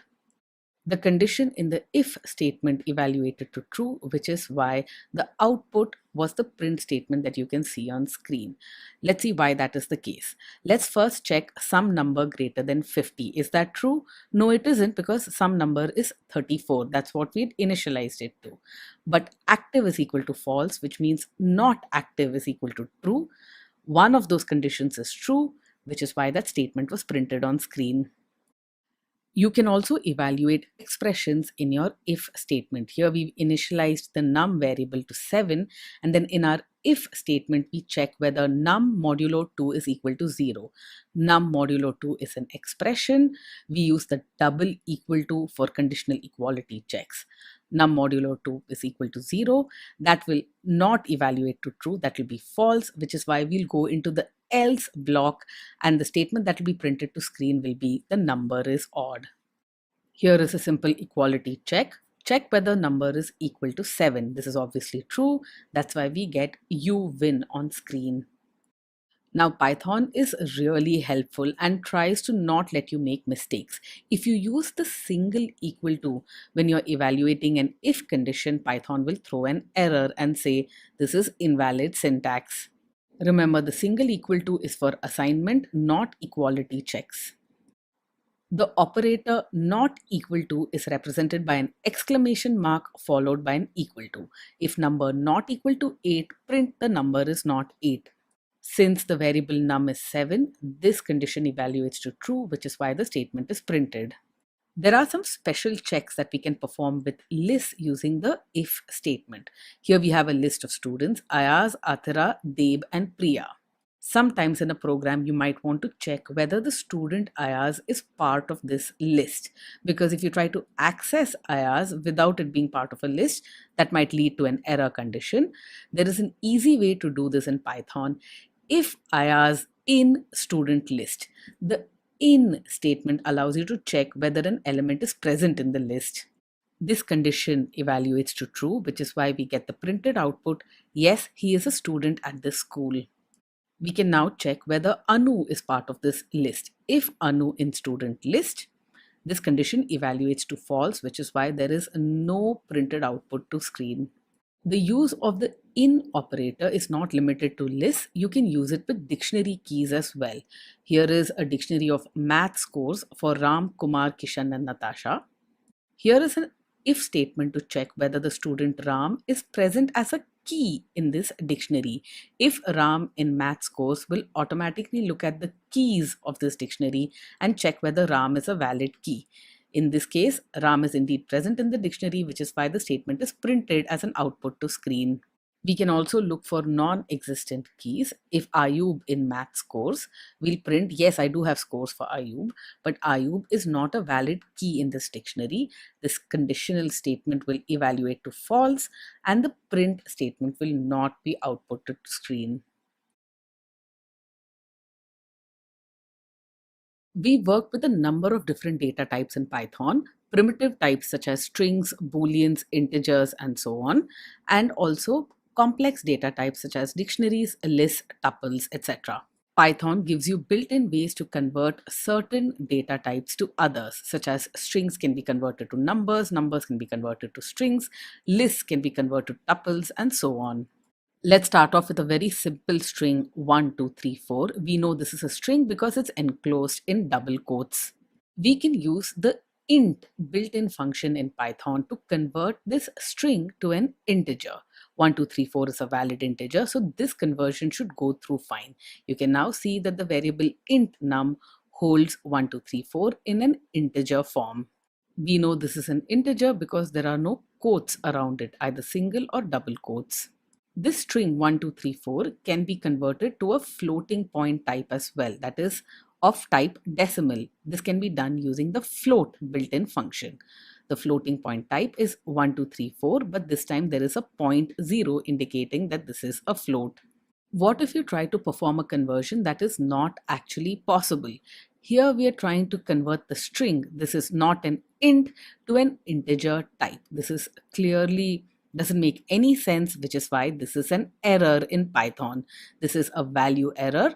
The value error clearly says that invalid literal for int with base 10.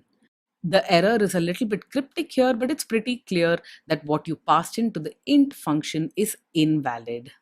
The reason this error contains a reference to base 10 is because you can have your integers specified in hexadecimal format as well, base 16, binary format, base 2, octal format, base 8, and so on. This particular string that we passed in was not a valid integer in the base 10 format. Similarly, if you try to convert a string to a float, you'll encounter another error. This error clearly says we could not convert the string to float. There are built-in functions to convert integers represented in base 10 format to other formats as well. Here is the hexadecimal value for 56 in base 10. This is the hexadecimal value 0x38. The tuple function takes in a string and converts it to a tuple. The results of this are a little surprising. Individual characters of the string are extracted and they become fields in the tuple. So the tuple contains HELLO exclamation all as separate characters. We've already seen that a list can be converted to a tuple. This list simply becomes a tuple. A tuple is just a list but immutable. You can pass in a string to the list function as well. The list function will once again extract individual characters of a string and create a list. Here is something interesting that you can do in Python. The input argument to a function can be the return value of another function. What does that mean here? Here, the inner list function takes in the string hello and converts it to a list where every character is a separate element in that list.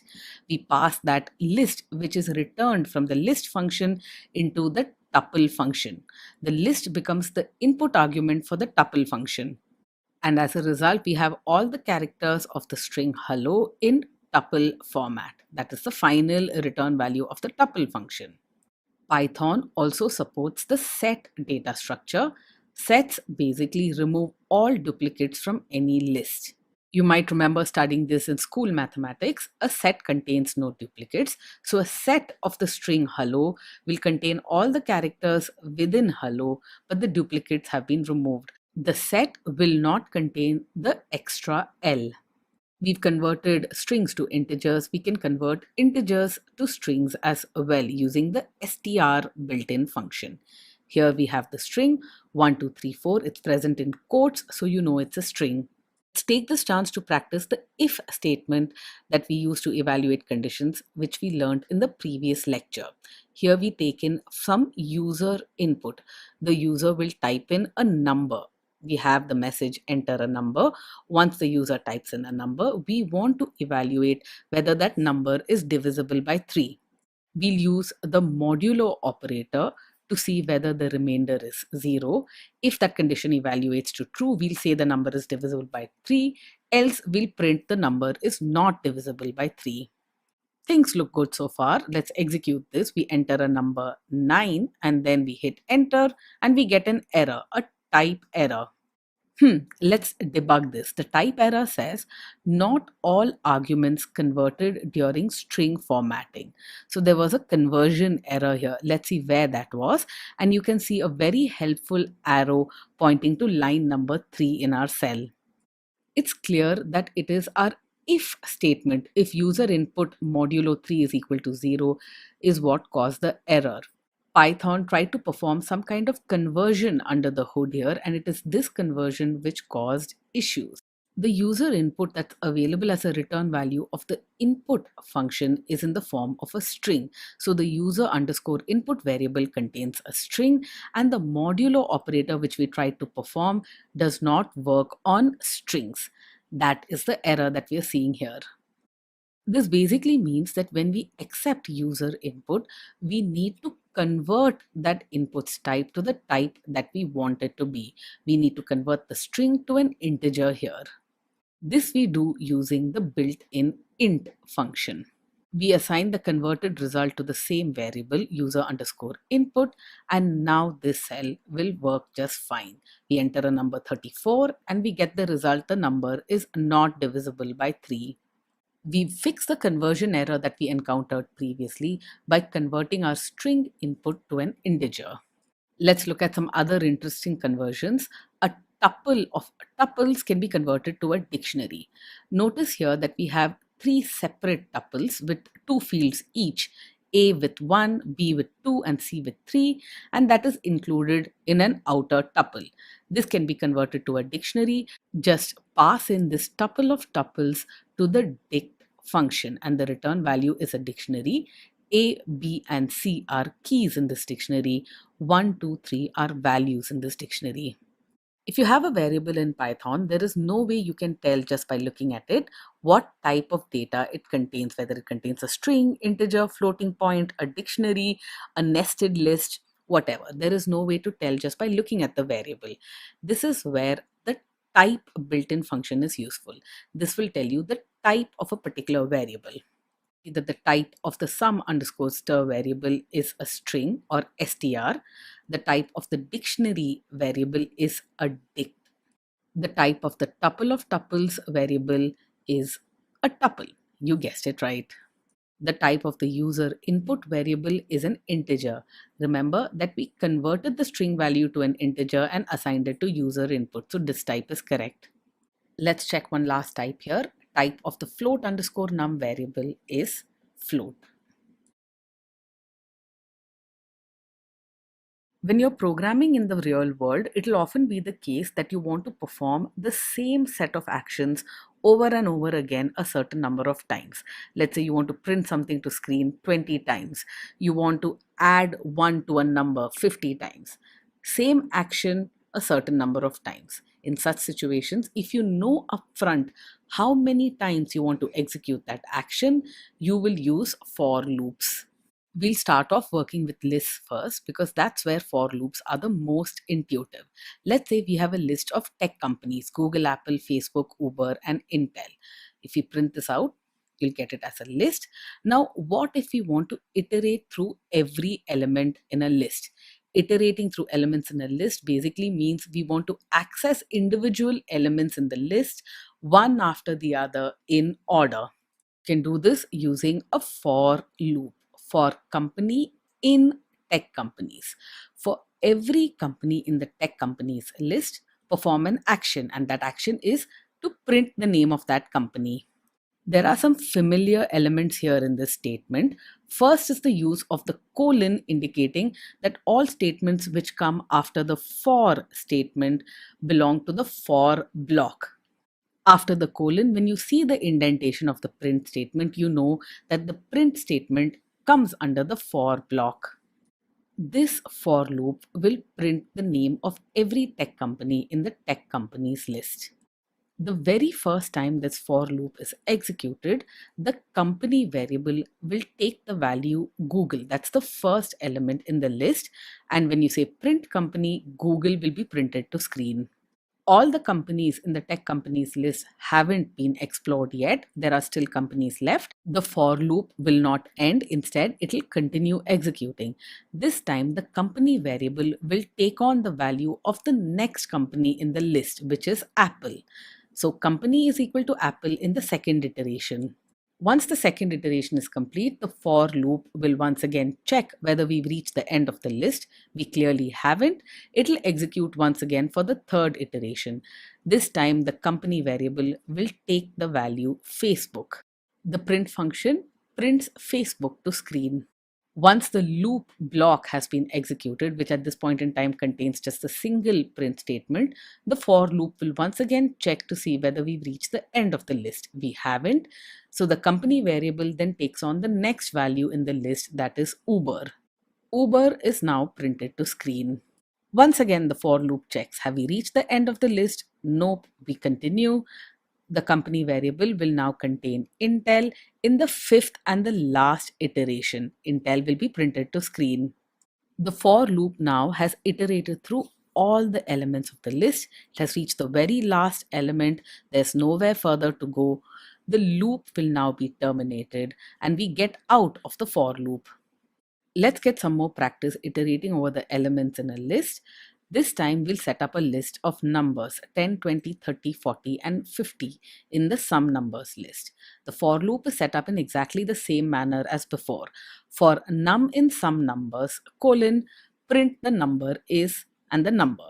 The for loop then iterates through every element in the list and prints it out to screen. The exact steps of the iteration are exactly the same as when we iterated over the tech companies. This ability that we now have to iterate over all elements in a list is very powerful indeed, because now we can do some interesting stuff with this. Let's find the sum of all values in the sum numbers list.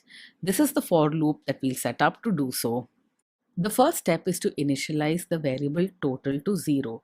This will hold the sum total of all the numbers in the list. We then set up the for loop to iterate over every number in the list. Each time a new number from the list is assigned to the num variable, and then within the for loop, we'll add num to the current running total. Total is equal to total plus num. In order to help us debug and see how the progression goes, for every iteration of the for loop, I'm going to print out the current value of the total. And here is the result. At the end of the first for loop iteration, the total is 10, that is after the first element was added. After the second iteration, the total is 30, that is 10 plus 20 is equal to 30. In the third iteration, we have total is equal to 30 and the new number is 30. So 30 plus 30 is equal to 60, and so on till at the very end we get 150. 10 plus 20 plus 30 plus 40 plus 50 is equal to 150. Instead of printing the running total at every step, you can simply set up the for loop to calculate the total, and you can print the final total value at the very end outside of the for loop. Notice something interesting here. I want the print statement to be outside of the for block. This I achieve by specifying the indentation. Notice that the indentation of the print statement is not the same as the indentation of total is equal to total plus num, which means total is equal to total plus num is within the for loop. The print statement is outside of the for loop. The print statement will be executed exactly once after the for loop has iterated over every element in the list and calculated the total. Remember that before we calculated the sum total of all the elements in the list, we initialized total to 0. Now let's say we change this initialization. Instead, we initialize the total variable to 100. We'll get the sum of all elements in the list plus 100. That is the initial value of total. Just like we calculated the sum of numbers in the list, we can use the for loop to count the number of elements in any list. This time we'll initialize the variable count to 0. We'll iterate over all the numbers in the list, and for each number we'll increment our counter by 1. Here we don't actually care about what the number is in the list. We just want to increment by 1 each time we encounter an element in the list. And here is the result printed after the for loop has executed. The total length of our array or list is 5. This is possibly the first time that I've used the term array within this course. An array is simply a list. An array is a list of elements in some order. As far as this introductory Python course is concerned, you can treat arrays and lists as one and the same thing.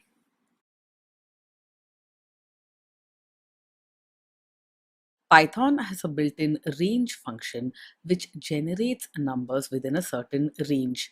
A range is basically a start number and an end number. Python generates all numbers within that range. Range of 5 basically refers to the numbers between 0 and 5, where 5 is not included.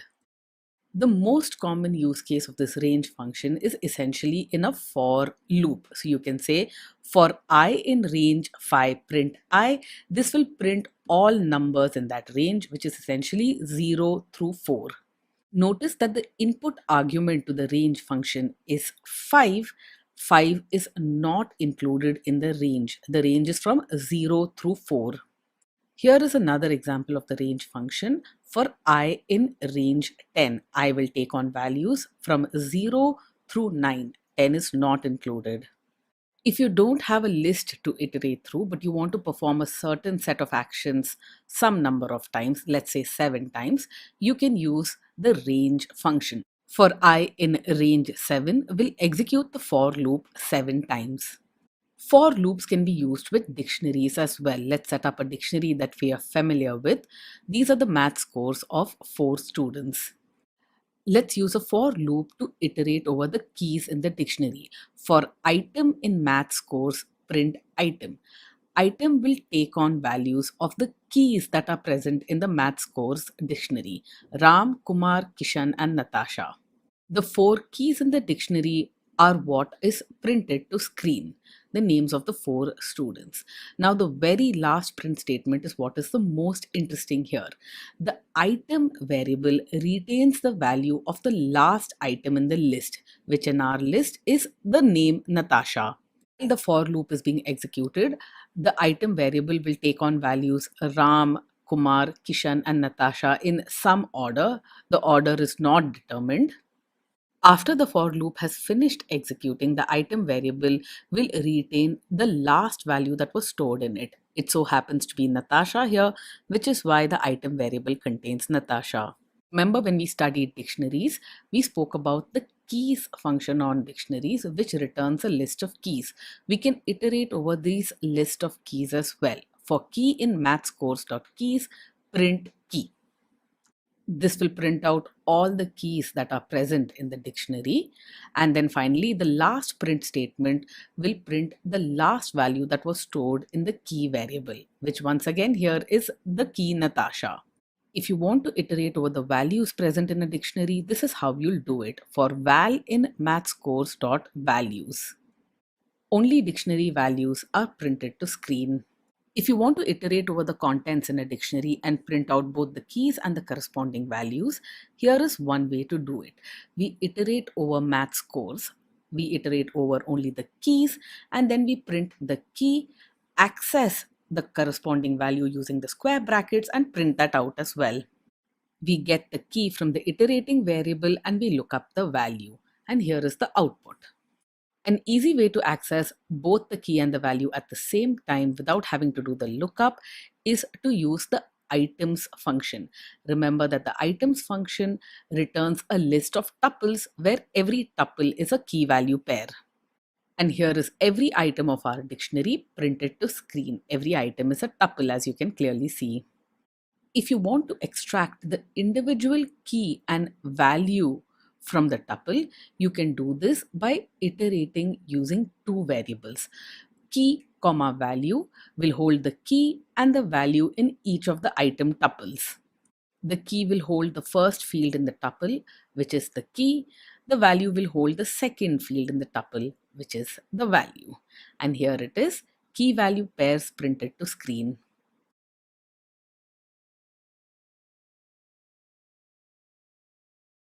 Now, it's possible when you're iterating through a for loop, you might encounter a condition where you say, I want to just stop here. I don't want to go through any more loop iterations.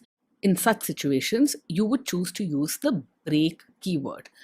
Break keyword is used to bail out of a loop before all iterations have been complete. It's a way to cut short the loop execution. In this example statement here, we use the range 5 function to iterate over the loop 5 times. But after printing out the very first value of I, we want to break out of the loop. We want to stop the execution of the loop.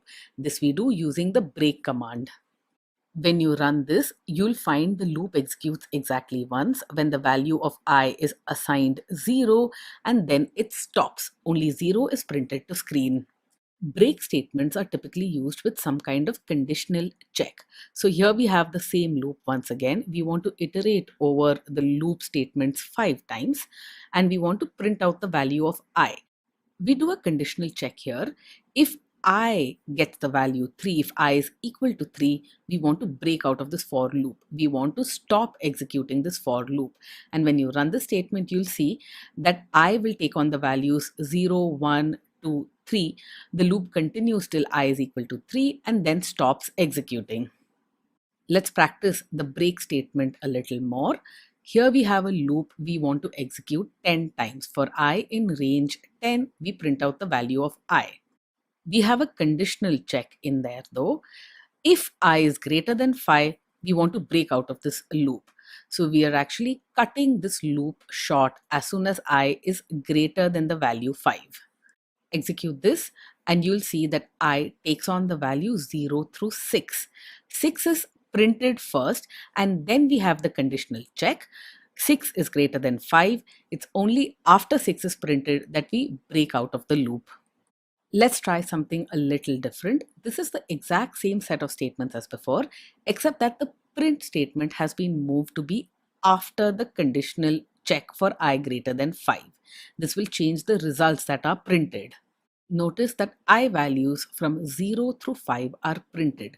I gets the value 6, the conditional check is evaluated first, and we break out of the for loop without executing the print statement. Here is a for loop that's a little different. The first difference is in the range function. Here the range is from 1 to 10. The range will start with the value 1 and go on to 9. 10 is not included. Within the for loop, we use the if statement to check whether I is perfectly divisible by 5. If yes, then we break out of the for loop. If not, we continue with the for loop and print the value of I. Try and see if you can guess what the output here will be. Think about it. Alright, the I values from 0 to 4 will be printed. When I gets the value 5, the condition will evaluate to true because 5 is perfectly divisible by 5. The remainder is 0. The break statement in the if block will be executed and we'll break out of the loop. Let's try a slightly different variation here. We want to iterate over all companies in the tech companies list and print out the company's name. Now, if the company happens to be Uber, we want to give the user some additional information. We'll print out the company has not been listed yet, and then we want to stop iterating over the rest of the companies. We want to break out of the loop. And here is the result of this iteration. We print out Google, Apple, Facebook. When the company variable gets the value Uber, the if statement evaluates to true. We print out this company is not listed yet, and then we break out of the for loop. We do not execute the last iteration where the company name would have been Intel. The one thing to observe in this output is that Uber is first printed to screen and then we break out of the loop. The print statement is before the if conditional check. There is another interesting command that you can use within loops, and that is the continue statement. The continue statement basically says, I'm not interested in executing the rest of this particular iteration, just move on to the next iteration, but continue with the loop. The continue statement is a way for you to say, I want to skip the current iteration. I don't really want to process this element. I want to move on to the next element in the list or the next item in the loop. Let's analyze this for loop with the continue statement here. We iterate over every company in the tech companies list. If the company is equal to Uber, if the company name matches, we'll print out this company is not listed yet and we will then continue. Continue basically implies that the remaining statements in this iteration of the for loop, that is the print company statement, will not be executed.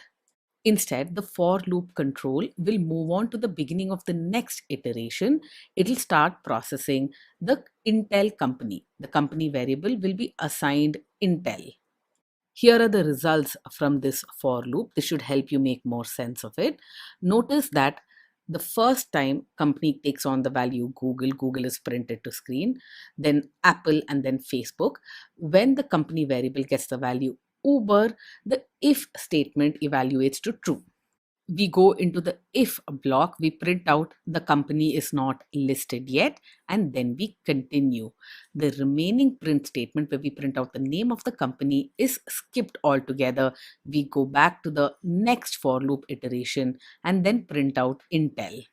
Here is another for loop which helps demonstrate how the continue statements work. Here we are iterating from range 1 to 8. I will take on values 1 through 7. And then we have a print statement before the continue statement, which prints out the value of I. And we have a print statement after the continue statement, which once again prints out the value of I. Between these two statements is an if conditional check. If I modulo 2 is 0, if I is an even number, then we continue. When we continue, we won't execute any statements after the continue. We won't execute the print which comes after the continue statement. And here is the result of this loop. Let's properly analyze this result and see if it makes sense to us. When I takes on the value 1, 1 is an odd number. So we have the print before the continue statement. That will be there for all numbers. The if condition will evaluate to false, which means we won't call the continue command. That means we move on to the next statement within the for loop, the print after the continue statement. When I gets the value 2, the first print is executed before the continue statement. That's why I is equal to 2 is printed there. The if condition evaluates to true, which means the continue statement will be executed. The print which says after the continue statement will not be executed. We move on to the next iteration of the loop, which means there is exactly one print statement when I is equal to 2. Because of the continue, all even numbers are printed exactly once, all odd numbers are printed twice. Here is some more practice for you using the continue statement. I is in range 1 to 31, which means I takes on values 1 through 30, including 30. Now, if I is divisible by 5, we'll say I is a multiple of 5. That's what will be printed. In all other cases, we'll simply continue. The result of this execution will only print multiples of 5 and yes with an exclamation for every multiple of 5. In all other cases, we simply move on to the beginning of the next iteration.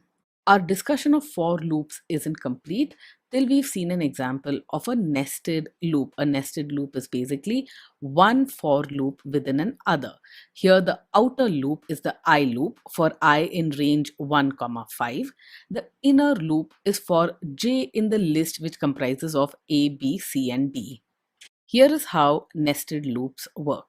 For every iteration of the outer loop, when I is equal to value 1, for example, the inner loop is executed completely.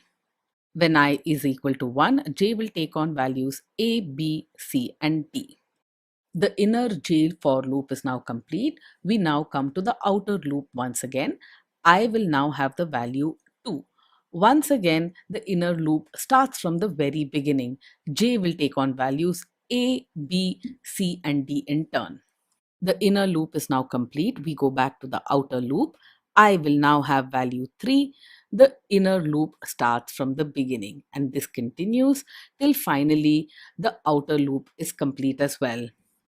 For each time we print out I comma j. Notice the value of I is 1 and j takes on values a, b, c, d.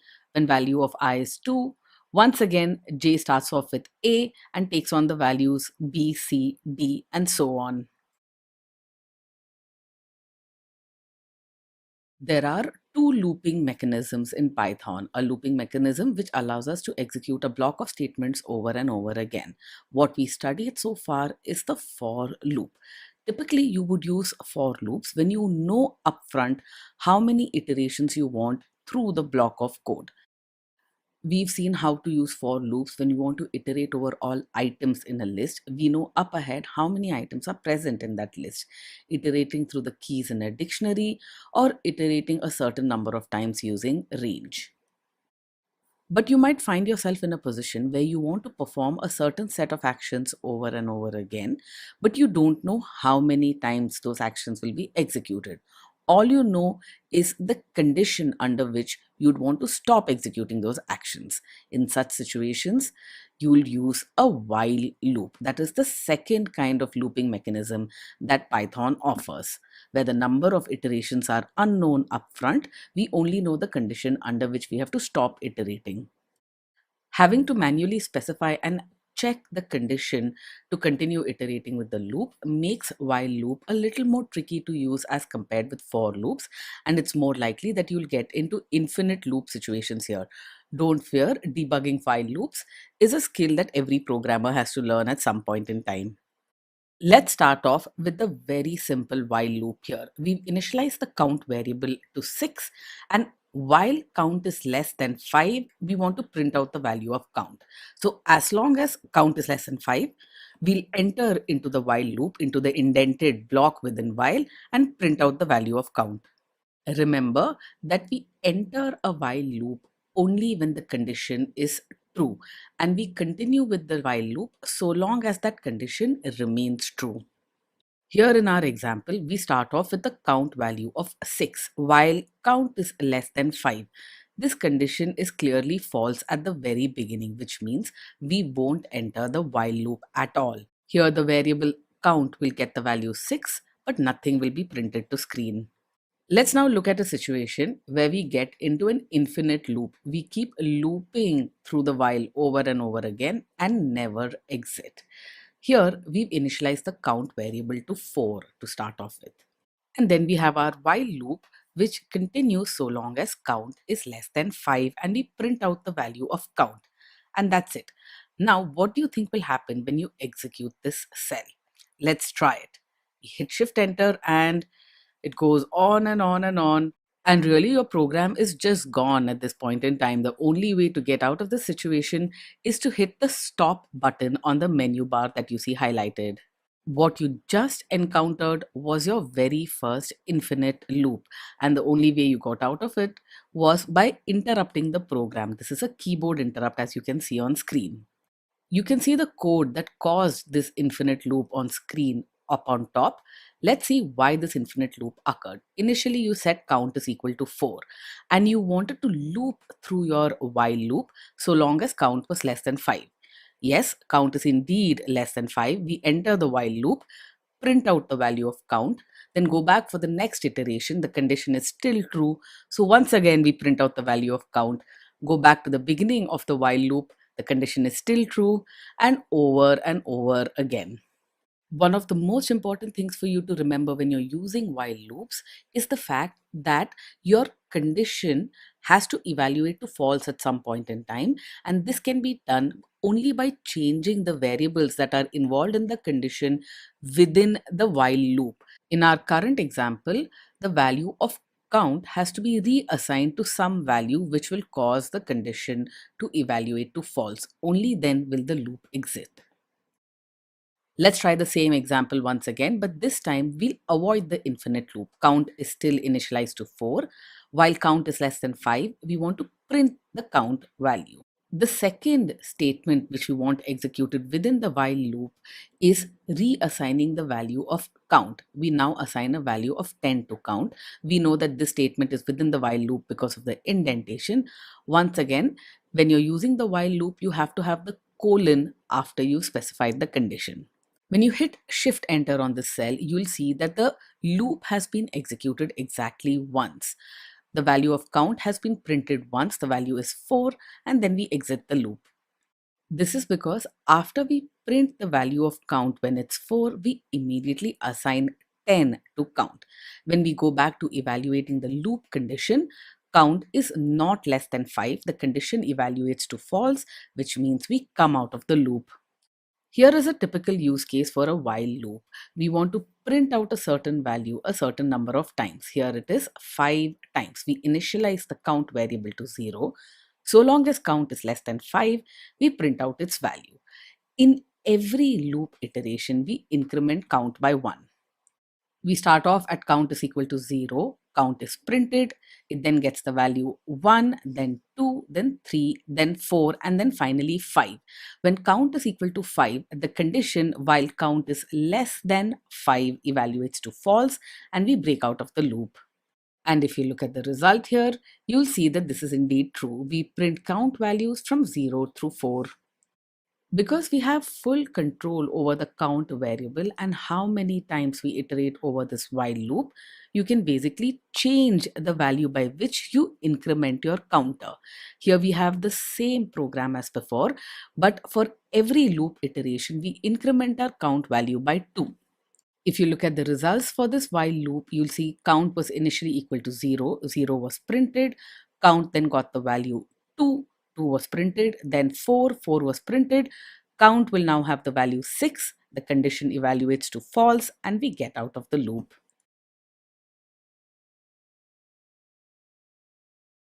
Under normal circumstances, you'll always use a for loop to iterate over a list so that you don't have to worry about evaluating conditions and so on.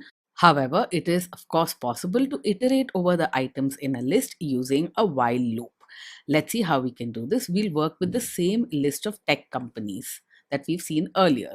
We can find the length of this list using the len built-in function, and we'll store it in the list underscore len variable. And here is the while loop that we can use to iterate through this list. We use a counter which is initialized to 0. So long as the value of count is less than the length of the list, we can print out that particular element at that index of the list. We'll print tech companies of count, where count is the index into the list. For every iteration, increment the count value by 1. This way we start off with the element at index 0, that is Google. Then we'll print out Apple, Facebook, Uber, and Intel. Because we are using the count variable to index into the tech companies list, it's important that the count variable always be less than the length of the list. Otherwise, we'll get an index error. This is something that you can try out for practice. Change the condition to while count is less than list len plus 10, for example, and see what happens to this while loop. And really, there is no reason to evaluate the length of the list outside of the while loop. You can specify len of tech companies within our while loop condition as well. Here count is initialized to 0. The while loop condition evaluates the length of the tech companies list, while count is less than len of tech companies. We use the len built-in function. Except for that tiny little change, this program is the same as the previous one. Just a couple of minutes ago, I'd asked you to try out a simple exercise. I'd asked you to try and iterate beyond the end of the list. Here, this is what we are trying to do. While count is less than 10, the length of our list is just 5, which means count will take on values which are beyond the end of the list. If you execute this bit of code, this will result in an index error. It clearly says list index out of range. When count took on the value 5, that's when this error occurred. That is the first element you try to access out of range of the list. What makes while loops really powerful is the fact that the conditional expression, which we use to evaluate whether we should continue with the while loop or not, can be basically just about anything. Here is a while loop with a slightly different conditional evaluation. Here we initialize the value of count to 7 and we want to iterate through this while loop so long as count is greater than equal to 0. We print out the value of count for every while loop iteration and then we decrement the value of count. This time we decrement by 3, but you can decrement by any number. Here is where we have to pay extra close attention when we are using while loops. Depending on the condition, make sure that the variable that you're using within the condition will basically cause the condition to be false at some point in time. Let's say instead of decrementing the value of count, you had incremented the value of count inside this while loop, then the condition of the while loop would have forever remained true and we would get into an infinite loop situation. Because we've been careful to decrement the count value, this while loop terminates. It first prints out the value of 7, then 4, then 1. Then the condition count greater than equal to 0 is false and we get out of the loop. Condition evaluation of a while loop can use logical operators as well. Here we are going to set up two counters, an increment counter and a decrement counter. The increment counter is initialized to 0, the decrement counter to 10. I'm going to use the logical OR operation within my while loop conditional expression. So long as increment count is greater than 5 or decrement count is greater than 5, we will be within this while loop.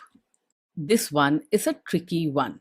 Within the while loop, we print out the values of the increment counter as well as the decrement counter. We then increase the value of the increment counter by 1 and decrease the value of the decrement counter by 2. And finally, when we get out of the while loop, we want to print the final count values of both the increment as well as the decrement counter. Before you execute this cell, see if you can think through what values the increment and decrement counter will take on and what the result of this while loop will be. This is good practice for you to understand how the while loop works. And here is the result.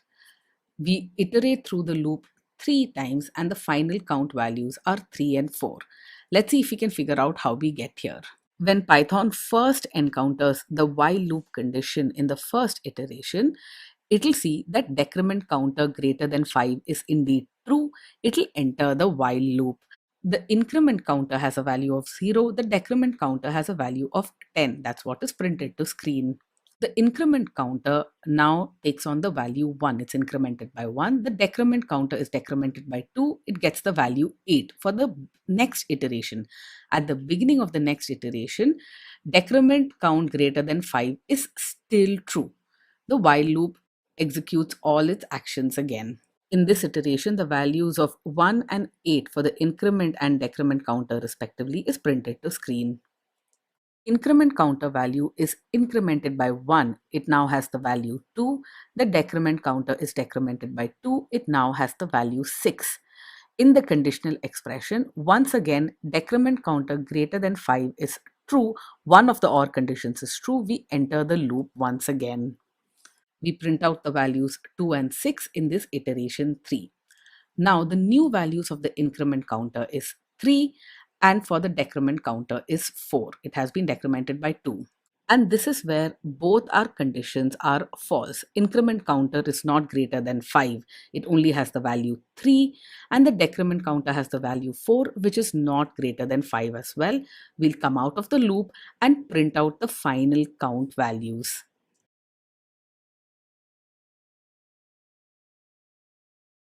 While loops are especially useful in situations when we don't know how many times we have to go through the loop. For example, here we have a while loop which basically asks for an input from the user and basically continues asking for an input till it gets a number which is greater than or equal to 10.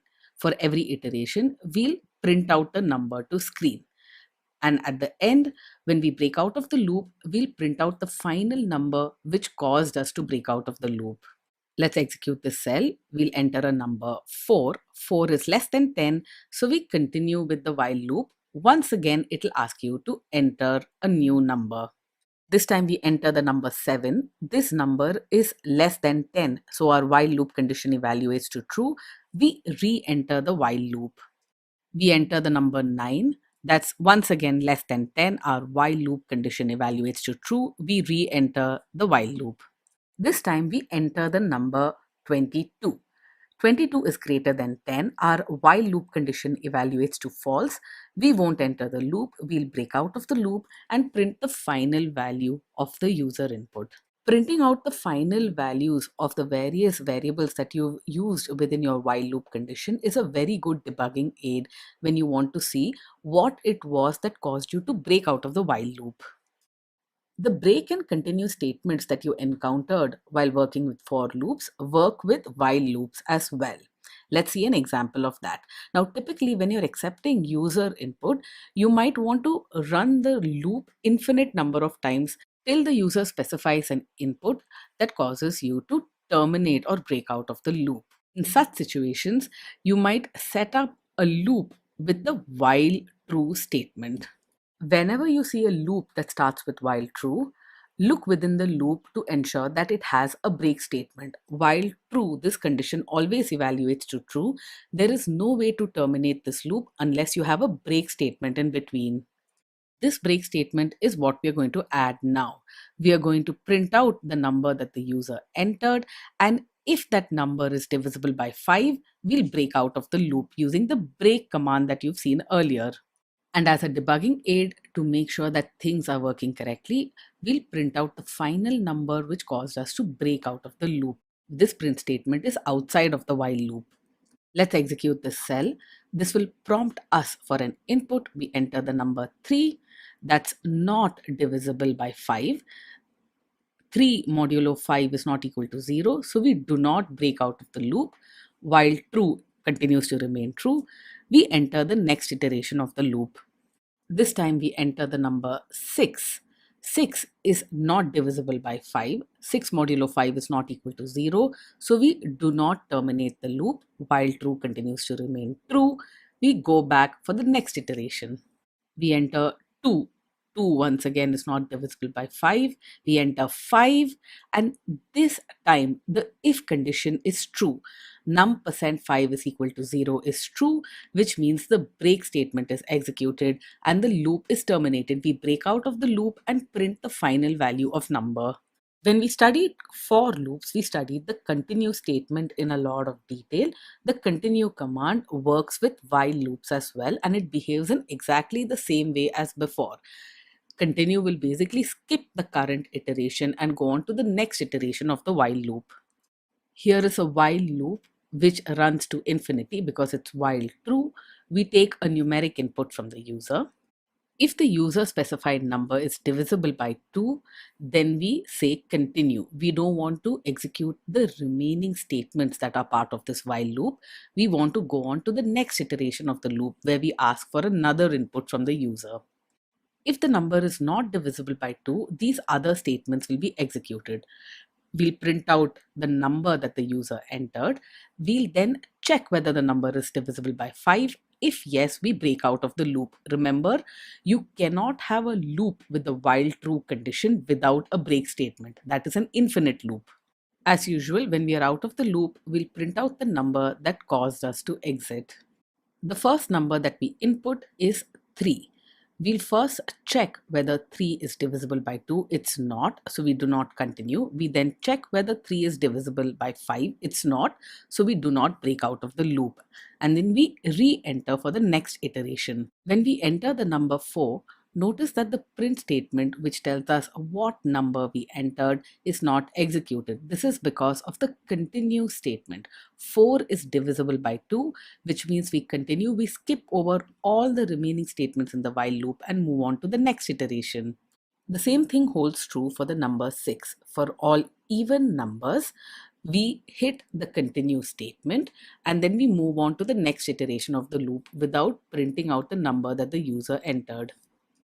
For the number 7, we print out you entered 7, but we continue with the loop.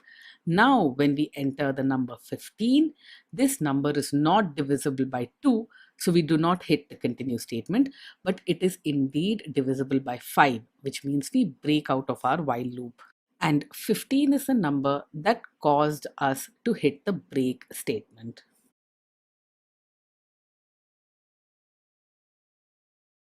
We've learned a bunch of concepts so far. Now it's time to apply them in practice. Here are some programming problems that will help you get a feel for the Python programming language. It will help you sharpen your programming logic. Now, the way we'll approach these programming problems is that first off, I'll give you the statement, the problem statement. This problem statement will explain what is it that you have to program. Then my suggestion is you try the programming task by yourself. If you can't understand how to get started, next look at the hint. The hint will give you some idea of how to approach the problem. Once again, see if you can solve the problem by yourself. Really, this is the only way to learn. And finally, we'll actually show you the solution for this programming problem step by step with explanations. Make sure that you actually understand what is going on. Run the code, make changes to the code, and see how that affects the solution. All right, we are now ready to get started. We'll start off with a very simple program. We want to add two numbers. These numbers we want to accept as input from the user. So don't hard code those numbers into variables in your code. Here is a hint for you to get started. Remember that when you accept input from the user, the input is usually in a string format. We want to add two numbers, which means that the user input will need to be converted to some kind of number format, either integers or floats, before you can perform addition. The first step in the solution is to actually accept user input. We need two different bits of input from the user for the two numbers that we have to add together. Whenever you accept user input, it's good practice to write out a friendly message which prompts the user for the input that he has to provide. The input function that we use to accept user input returns the input in string format. This has to be converted to some kind of number format. We are going to convert the user input to floating point numbers. We then store the user input in the variables a and b. And once we have this information, adding these two numbers and printing them to screen is very straightforward. We store the result of the addition in the s variable and print the sum s to screen using the print function. There's no error checking that we've actually added to the code here because we haven't studied it yet. We haven't learned how we can check whether the number is an integer or not, and how we can handle situations where the input is not a number. We can execute this bit of code. The first number we enter is 4. We then enter 5 and we get the sum 4 plus 5 is equal to 9. We are now ready to try out the next program. Here is the problem statement. We want to accept an integer as the input from the user. Once again, no error checking required. And we want to print our name as many times as the user has specified. So if the user enters 5, we want to print out our name 5 times. And here is the hint if you need it. Now, once you know that an action has to be performed a certain number of times, your mind should immediately go to loops. Now, we have two kinds of loops, either for loops or while loops. If you know the number of times the loop has to be iterated through or the action has to be performed, then for loops are much simpler and that's your loop of choice. We accept user input as usual. Remember, the input is in the form of a string. It has to be converted to an integer. We'll set up a for loop for I in range num. The range function is extremely useful to iterate num times, and we print out our name. Execute this cell.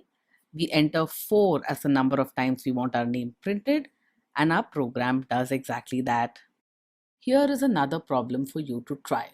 We want to implement the same code that we wrote earlier. We want to accept user input and print our name that many times. But this time, let's do it using a while loop rather than a for loop. Slightly more challenging. And here is the hint to help you get this program correct. Remember that when you use a while loop, you have to initialize your own counters and increment them yourself. When you're setting up the conditional expression, make sure that within the while loop, you change the counter value so that you don't get into an infinite loop situation. Here is where we accept the user input, which we convert to an integer.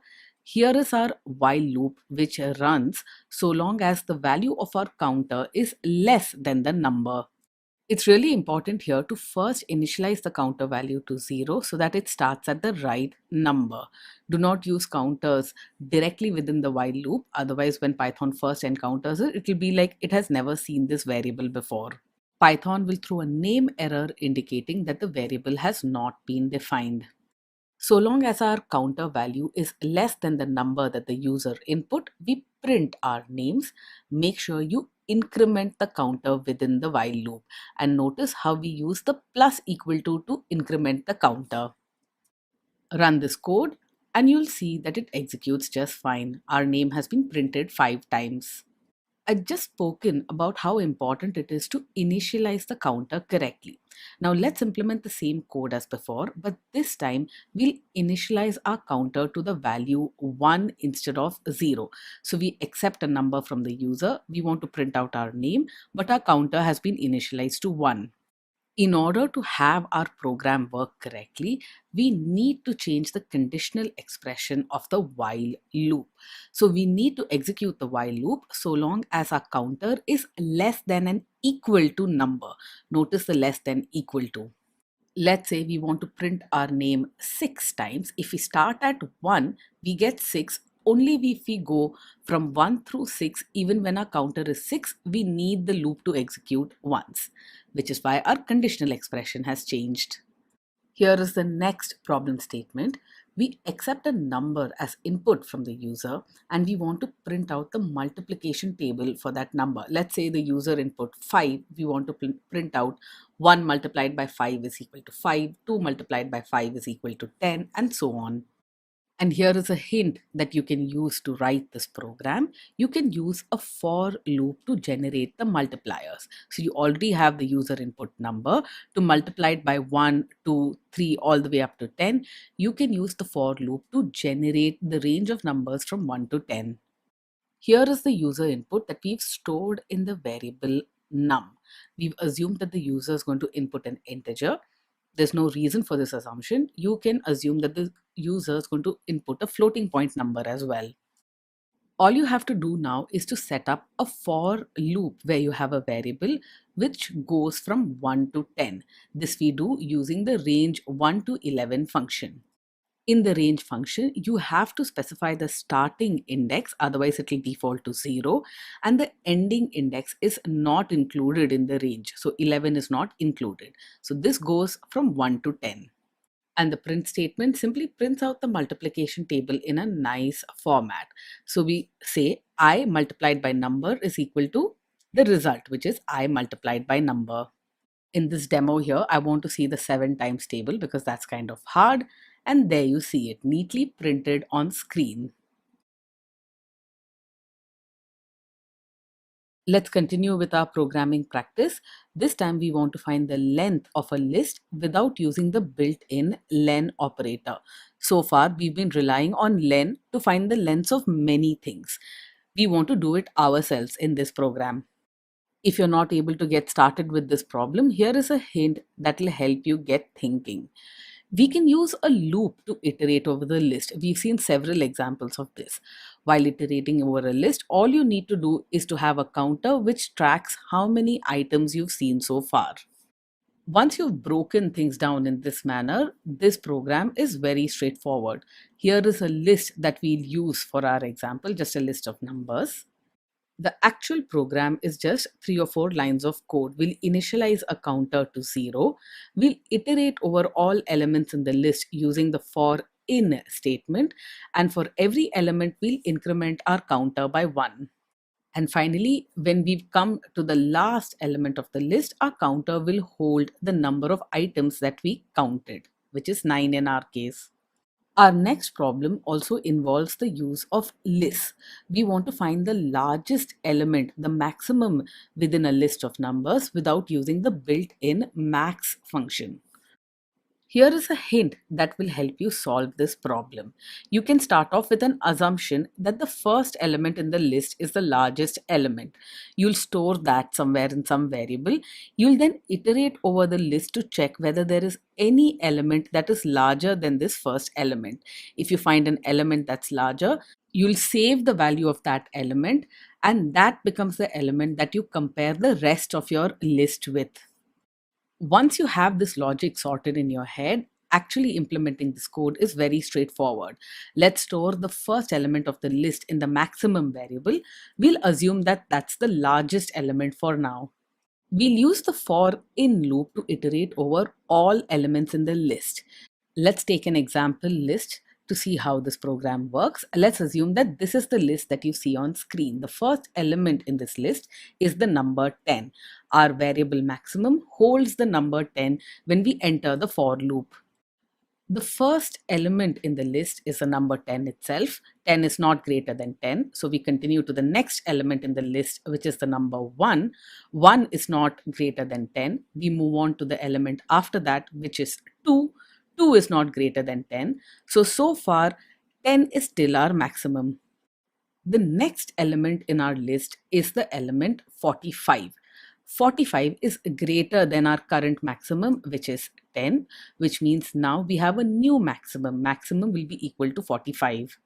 45 is indeed the largest element we've seen so far. We are on the right track. We go on to the last element in the list, which is 22. 22 is not greater than 45. Maximum continues to remain 45. The list that we used in our demo was much longer, which is why I didn't use that as an example. The largest element in our list here is the number 9, and that's what you see printed on screen. Just like we found the maximum element in the list, finding the minimum element in the list is exactly the same program, except for one tiny little change. We assume that the first element is the minimum. We perform the comparisons as we did before, but the comparison in our if statement will be, is the current element smaller than the current minimum that we have so far? And following the same series of steps that we saw when we calculated the maximum value in a list, we get the minimum value, and that's what is printed to screen. In this next problem statement, we're once again working with lists. Here the problem is we want to find the average of all numbers in a list without using the built-in sum function. Here is the hint that will help you solve this problem. We want to find the average of numbers in the list. If you remember the formula for average, the average of any set of numbers is the sum of all the numbers divided by the count of how many numbers there are. In the same for loop where you iterate over all the items of the list, you can have one variable hold the running total, which will calculate the sum of all the numbers, another variable, which is the counter, which will count the items as you see them. And here is the code. We have two variables that we've initialized to 0. Count is equal to 0, total is equal to 0. We'll use the for in loop to iterate over all elements in the list. For every iteration, we'll increment the value of count by 1. We've seen one more element. And for every iteration, we'll add the value of that element to our total. We use the plus equal to in both cases to perform the plus operation. At the end of this for loop, when we exit, we'll have two values, the total and the count of items. We can simply divide the total by the count to get the average. And the average of all the 9 items in our list is 4.667. Let's confirm that this is indeed the case using the built-in functions. Sum of list divided by len of list gives us the same answer. Clearly, our program was correct. Here is the next programming problem. We'll move away from lists for a bit. We want to accept user input. The user gives us an integer. We want to find whether this integer is divisible by 5, is it divisible by 7, or both. Under all of these circumstances, we want to print out the right message to screen. Now, given the kind of checks that we want to make, the order of the if checks in our code actually matter. To ensure that the right message is printed to screen, make sure that you perform the if checks in the right order. In order to drive home the significance of the order in which you perform the conditional checks, the first solution to this problem will not be entirely correct. See whether you can spot the subtle error. We first accept the integer input from the user. Remember that the input function returns the input in the form of a string. We need to convert it to an integer, which we'll do using the int function. This is stored in the num variable. We'll first check to see whether this number is divisible by 5. We can do this using the modulo operator, which we've encountered before. If num modulo 5 is equal to 0, that is the remainder of dividing this number by 5 is equal to 0, then we can print out the number is divisible by 5. The print function in this example uses a syntax which you may not have encountered before. The number %s is divided by 5. %s is a placeholder where you'll feed in what you want displayed. In our case, we want the number displayed, and that's what we pass in. This is a string formatting operation. We simply use %s for the various placeholders within our string, and we feed in variables which we want fed into those placeholders. The formatting string, which will show the string as it will be displayed on the screen, is specified in quotes. Within the string, we have placeholders such as %s for a string value, %b for a number, and so on. After the quotes, we have another %sign, after which follow the variables which will feed in the value to those placeholders. This is very similar to C-style formatting. We'll continue with our example now. If the number is not divisible by 5, we'll then check whether the number is divisible by 7, once again using the modulo operator. If it is, we'll print out the appropriate message to screen. We have another check to make. We check whether the number is divisible by 5 and by 7, and we'll print out the message. The number is divisible by both 5 and 7. Now, what do you think is wrong with the program that you see on screen here? If you're not able to tell upfront why this program isn't entirely correct, one way for you to debug would be to execute this and see what's going on. In order to test this out, I'm going to enter the number 35, which is divisible by both 5 and 7. But the result I get is the number 35 is divisible by 5, not what I was expecting. The issue here lies in the order in which we've performed our if-else checks. We first need to check whether a number is divisible by both 5 and 7, and then we perform the individual checks for divisibility by 5 and divisibility by 7. Only then will we get the right results. Let's rewrite this code and fix the issues that we had. We'll take a number as input from the user. We'll first perform the check to see whether the number is divisible by both 5 and 7 and print out the appropriate message. The next check can be to see whether the number is divisible by either 7 or 5. We're first checking for divisibility by 7, and then we perform the checks for divisibility by 5. Now, if you execute this program, you'll find that it works correctly. Let's enter an integer that is only divisible by 7, for example, 21. I leave it to you to perform the checks for the numbers 35 and maybe 15 or 10, a number that is divisible by both 5 and 7, and a number that's only divisible by 5. For a slight change of pace, this problem will focus on strings. We want to count the number of times the letter E appears in a sentence. This is a sentence that you can take as a user input. Here is a hint that will help make the problem easier. We have spoken earlier of the fact that strings are essentially a list of characters. You can iterate over individual characters of a string using a for in loop in Python. But for every character, check to see whether that letter is an E. If it is, you will increment a counter. That's all there is. We can use the input built-in function in order to accept user input. This will be in the form of a string. We then initialize a counter to 0. This is our counter which will count the letter E. We then use a for loop to iterate over every character. For each character in the sentence, if the character is equal to E, simply increment our counter. Once we exit from the for loop, we can print the total number of E's that we encountered. Here is our sentence. I've entered 3 E's and here is our count of E's. Here is a problem that involves the use of a dictionary. We have the math scores for a number of different students stored in this dictionary. We want to print the names of all those students who scored over 90 in math. Here is the hint that you can use to solve this problem. All the math scores for students are present in a dictionary. You already know how to iterate over all keys in a dictionary and look up the corresponding values. Just use an if check to check whether the math scores are above 90 and then just print out the name of the student. We'll first initialize a dictionary of math scores. Here we see that the students Judy, Athira and Anu have scored over 90. These are the names that we want printed to screen. We've seen that there are several ways to iterate over the dictionary. You can iterate over the keys or only the values.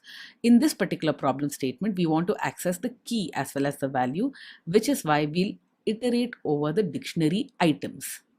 The items are tuples of key value pairs, and using this tuple, we'll extract the name and the corresponding score for every student. If this particular student has scored over 90, we'll simply print out the student's name. And when you execute this bit of code, you should get the right result. Judy, Athira, and Anu have scored over 90. Here is another problem statement that uses the same dictionary.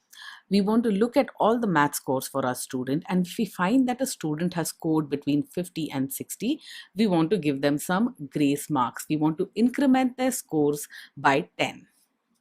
The only hint that I'm going to give you here is that this is very similar to the last problem, except that our conditional checks have changed somewhat. The other difference is that we actually want to edit a value present in the dictionary. And here is the problem solution.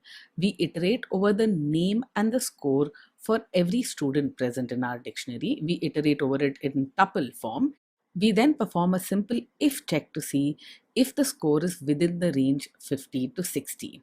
The if check has an and clause because we want both conditions to be met. The score should be greater than 50 and less than 60. If this condition is true, we look up the math scores for that particular individual using the square brackets and increment the value by 10 plus equal to 10. When we run this bit of code, you can see that Ram had a score of 55. His score has been incremented to 65. In this next problem, you'll get a chance once again to work with strings. We take as input a sentence which a user specifies. We want to count the number of vowels that are present in this sentence. A vowel is A, E, I, O, or U. Now, this program is very similar to the program that we wrote where we counted the number of E's that were input. The one difference here is we're interested in 5 different characters, A, E, I, O, and U. The way to make it easier to perform this check is to store this list of characters somewhere in a list or a tuple for quick lookup. Accept a sentence as input from the user. Store a list of vowels A, E, I, O, and U. These are characters in this list. Initialize a variable which stores the number of vowels that we encounter. This is the count vowels variable that is initialized to 0. We then iterate over every character in a sentence using the for in loop. We now need to check whether this character is a vowel. This can be done very easily by checking whether the character is in the vowels list. If yes, increment the count of vowels by 1 using the plus equal to. And once you're out of the for loop, you can print out the total number of vowels in the input sentence. Let's execute this program. We enter a sentence, how are you? And we get the result that the total number of vowels is 5, which is correct. If you observe, there is one thing that we haven't considered in this program. We haven't considered vowels that might be present as capital letters in uppercase. If you want your count of vowels to be case insensitive, there is one very small change that you need to make to this program. In your for loop, simply add the lower to sentence. Iterate over the sentence in lowercase, and then you're all set. Here is another programming problem that uses a dictionary. Accept user input. The user input will be in the form of a comma separated list of names. You want to extract individual names of students from this comma separated list, initialize a dictionary, and set the corresponding scores of all of these students to 0. And here is the hint in order to help you solve this problem statement. We are going to accept the user input in the form of a comma separated list of student names. In order to extract the names of individual students, you can use the string.split function and pass in the character on which you want to split the input. In our case, it will be the comma. Accept user input in the string format. This is a comma separated list of students or users. Now we generate a token list or the user list by splitting on the comma. This will give us a list of students.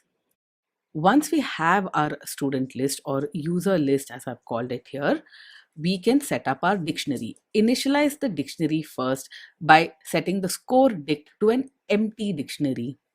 We then iterate over every user in our user list using the for in loop, and we initialize that user to a corresponding value of 0. The one thing that might be new for you here is that we call the strip function on the string. The strip function basically gets rid of empty spaces on either side of the string at the beginning as well as the end. Let's run this program. Here is our comma separated list of users: Amar, Vitthal, and Viren. And here is the dictionary that we've initialized. All of their scores are 0. Here is the next problem statement. You want to accept console input from the user. The user will type in names. You want to continue accepting names from the user so long as the user does not type exit. As soon as the user types exit, you'll stop accepting more names from that user. You want to store all of these names in a list. Here is the hint for this problem. We want to perform a set of actions where we accept names from the console input and then add those names to a list. We want to repeat the set of actions an unknown number of times. We have no idea when the user will actually type out exit and terminate our program. When we want to repeat a set of actions an unknown number of times, while loops are what we use. Let's first initialize the list to which we'll add the names. We'll call it the user list. It's first set to an empty list. We set up a while statement, which is just while true. The while true is needed because we want to execute this while loop an unknown number of times. The while loop will terminate only on the basis of the user's input, and we have no idea when the user will actually type out exit. So while true is what we'll use. We accept user input within this while loop. Every loop has to have a terminating condition, otherwise we'll end up with an infinite loop. Our terminating condition is when the user types in exit instead of any other name. If the user input is equal to exit, then we break out of this loop. If the user input is not exit and it's some other name, then we add that name to our user list. This last statement here will not be executed when the user types in exit, because when we break out of the loop, the remaining statements in the while loop are not executed. And really, that's it. Let's print out the list of users at the very end. Here is a user. We type in Amar, we hit enter. We type in Vitthal, hit enter once again. Let's enter one more user, Kishan, hit enter once again. Oba, again, we keep going through the loop over and over again till the user types exit. Once you encounter exit, we break out of the loop and print the names that we appended to our list: Amar, Vitthal, Kishan, and Oba.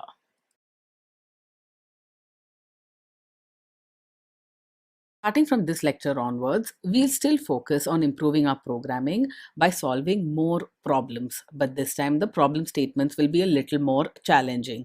The very first one here will be to find the factorial of a number. If you don't remember factorials, let me quickly refresh your memory.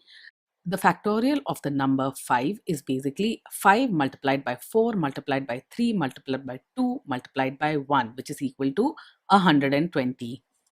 Here is a hint to help you solve this problem. The factorial of a number is basically the multiplication of all numbers starting from 1 up to the number itself. So you can use a for loop for this. Start at 1, go up to the number, and at every step multiply and store the result in a variable. Factorials are only for integers, that's pretty obvious, except an integer as an input from the user. Initialize the factorial variable to 1. Hopefully, you've taken my advice and used a for loop for this solution. However, I'm going to implement the solution using a while loop, which is a little more difficult, just a tad bit.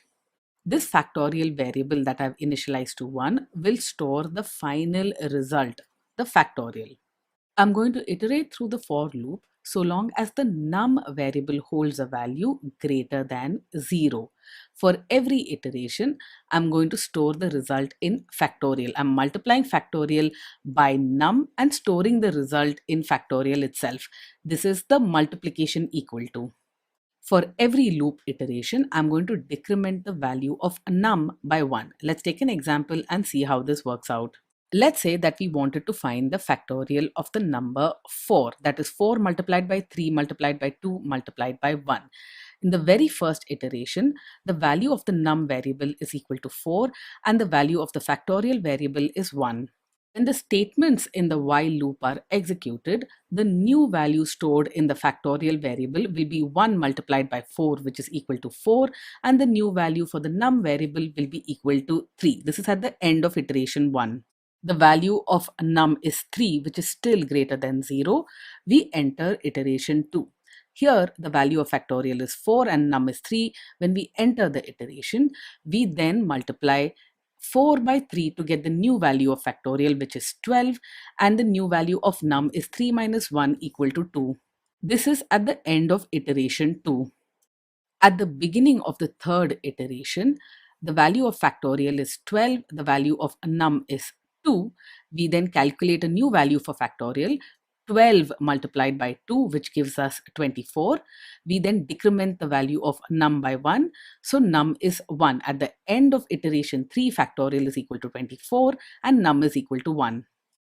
At the beginning of iteration 4, the value of factorial is 24, the value of num is equal to 1.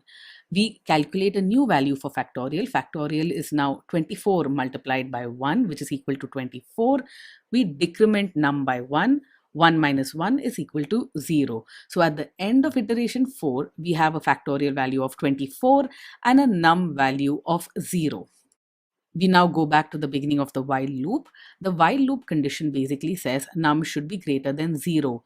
The value of num at this point in time is 0. The condition evaluates to false. We exit from our while loop, and the value of factorial that we have now is the final value.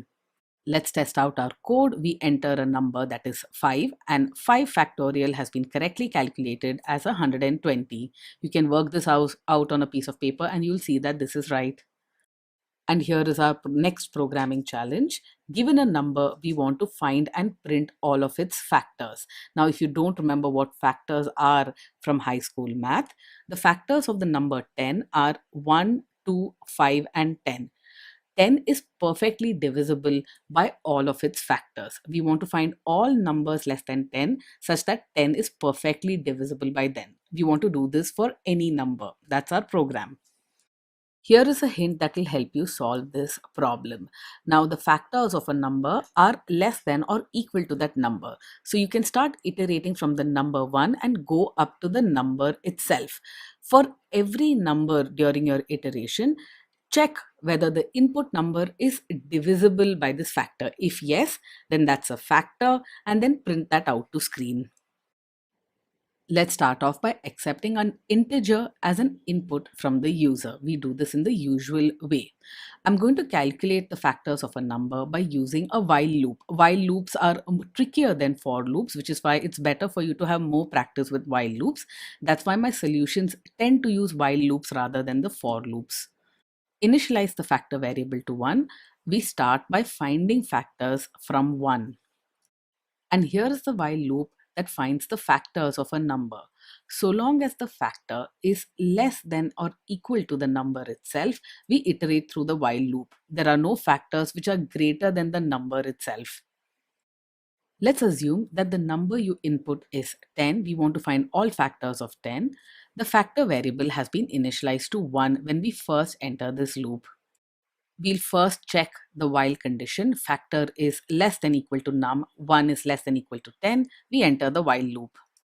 Within this while loop, the if statement will check whether our number, which is 10, is perfectly divisible by 1. Yes, indeed, all numbers are perfectly divisible by 1, which is why 1 is a factor. We print out 1 to screen and then we increase the factor variable by 1. We increment by 1. The factor variable is now 2.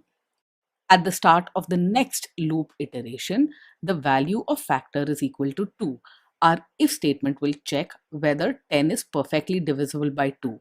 Yes, indeed, 10 modulo 2 is equal to 0, which is why we print out 2 and we increment factor by 1. Factor is now equal to 3.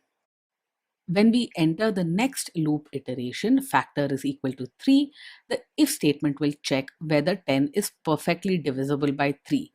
10 modulo 3 is not equal to 0, which means 3 is not a factor of 10. So we don't print out the factor. We move on to the next iteration. We increment factor by 1 equal to 4. The same case with the next iteration as well. 10 is not perfectly divisible by 4. We don't print that out to screen. 4 is not a factorial of 10. We move on, increment factor by 1. Factor is now 5. In the next iteration, we check whether our number 10 is divisible by factor which is equal to 5. Yes, indeed it is. 10 modulo 5 is equal to 0. We print out 5 to screen. We increment factor by 1. Factor is now 6. And really, this goes on. The numbers 6, 7, 8, 9 are not factors of 10. 10 is not perfectly divisible by these numbers. We'll skip over all of these till finally 10 is divisible by 10.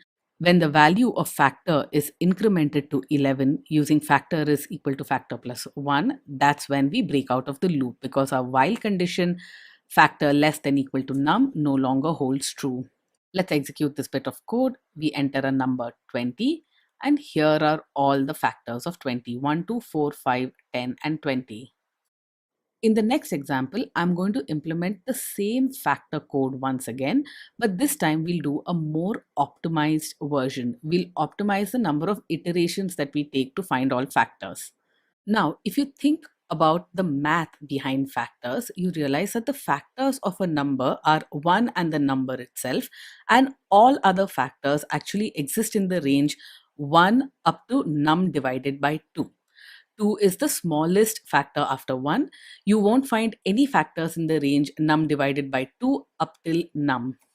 This requires some knowledge of high school math. Just think about this and you'll find that this is indeed the case. So we'll set up our while loop to include this. We'll go from 1 up till num divided by 2 and no further.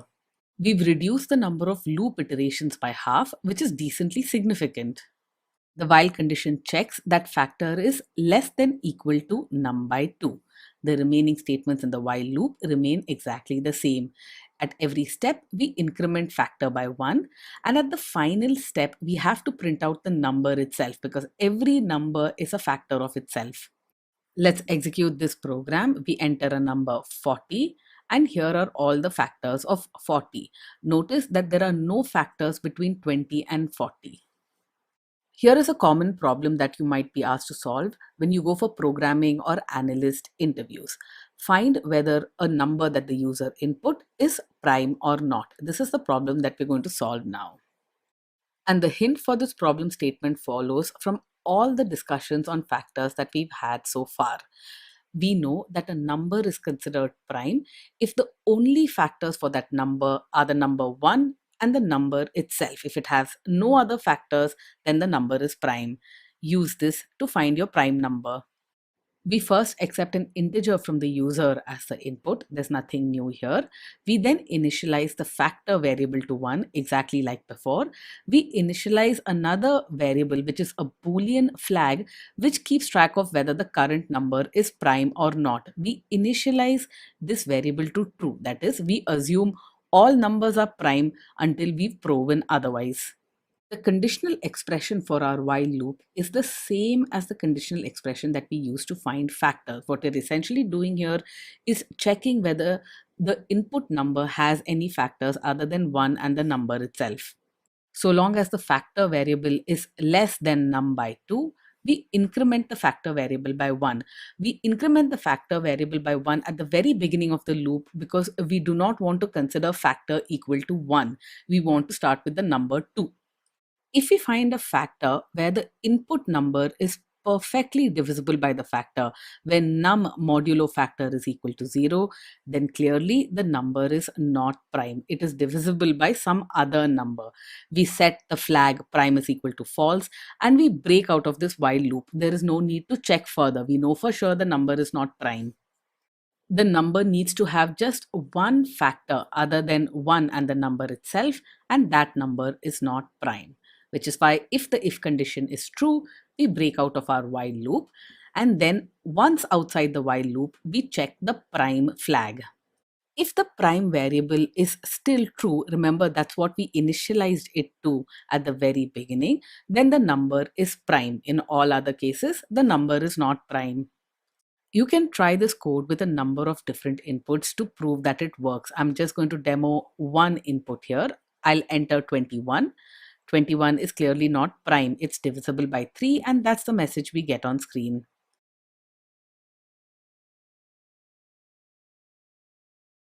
If you manage to successfully get through the last program, you might find this next programming problem fairly simple. Here we are going to try and remove duplicates from a list. This can be a list of numbers, a list of strings, any kind of list. We do not want to modify the original list though. We want to create a brand new list with no duplicates. And let's not use the shortcut where we add all the elements of a list into a set and then get a list from that set. We'll actually write code for the logic of removing duplicates. Here is a hint that will help you solve this problem. We are going to iterate over all the elements of a list. This is where you'll use a for loop. We've created a new list which contains only unique elements. Before you add a new element to this unique elements list, make sure the element isn't already present in there. Here is a list of names, and some of the names are present twice. You can see that Atira and Abhay are present more than once in this list. We want to remove those duplicates. Instantiate a new empty list that will hold our unique names. We'll now iterate over the original list. For every name in our list of duplicates, the first thing we'll do is to check whether that name is already present in the unique list. If yes, we continue. Continue means we go to the beginning of the next iteration. We will not execute the commands which come after this if statement. If the unique list doesn't already contain the name, we will append this name to that list and then print out the unique list at the very end. And when you execute this bit of code, you'll get the list of unique names: Deb, Athira, Abhay, and Viren. Next programming challenge has to do with sorting. Now we won't work with any of the advanced sort methods. Here we'll perform a very simple sort where we take in a list of numbers and create a new list with those numbers in sorted order. Don't worry about trying to implement any advanced sort algorithms. We are going to do the very basic sort. We'll iterate over our original list multiple times. At every step, we'll find the smallest number that is present in that list, remove that number from the original list, and append it to the new sorted list. We'll first initialize the original list, the unsorted list of numbers. This contains integers in any order. And we initialize a new empty list which contains our sorted list.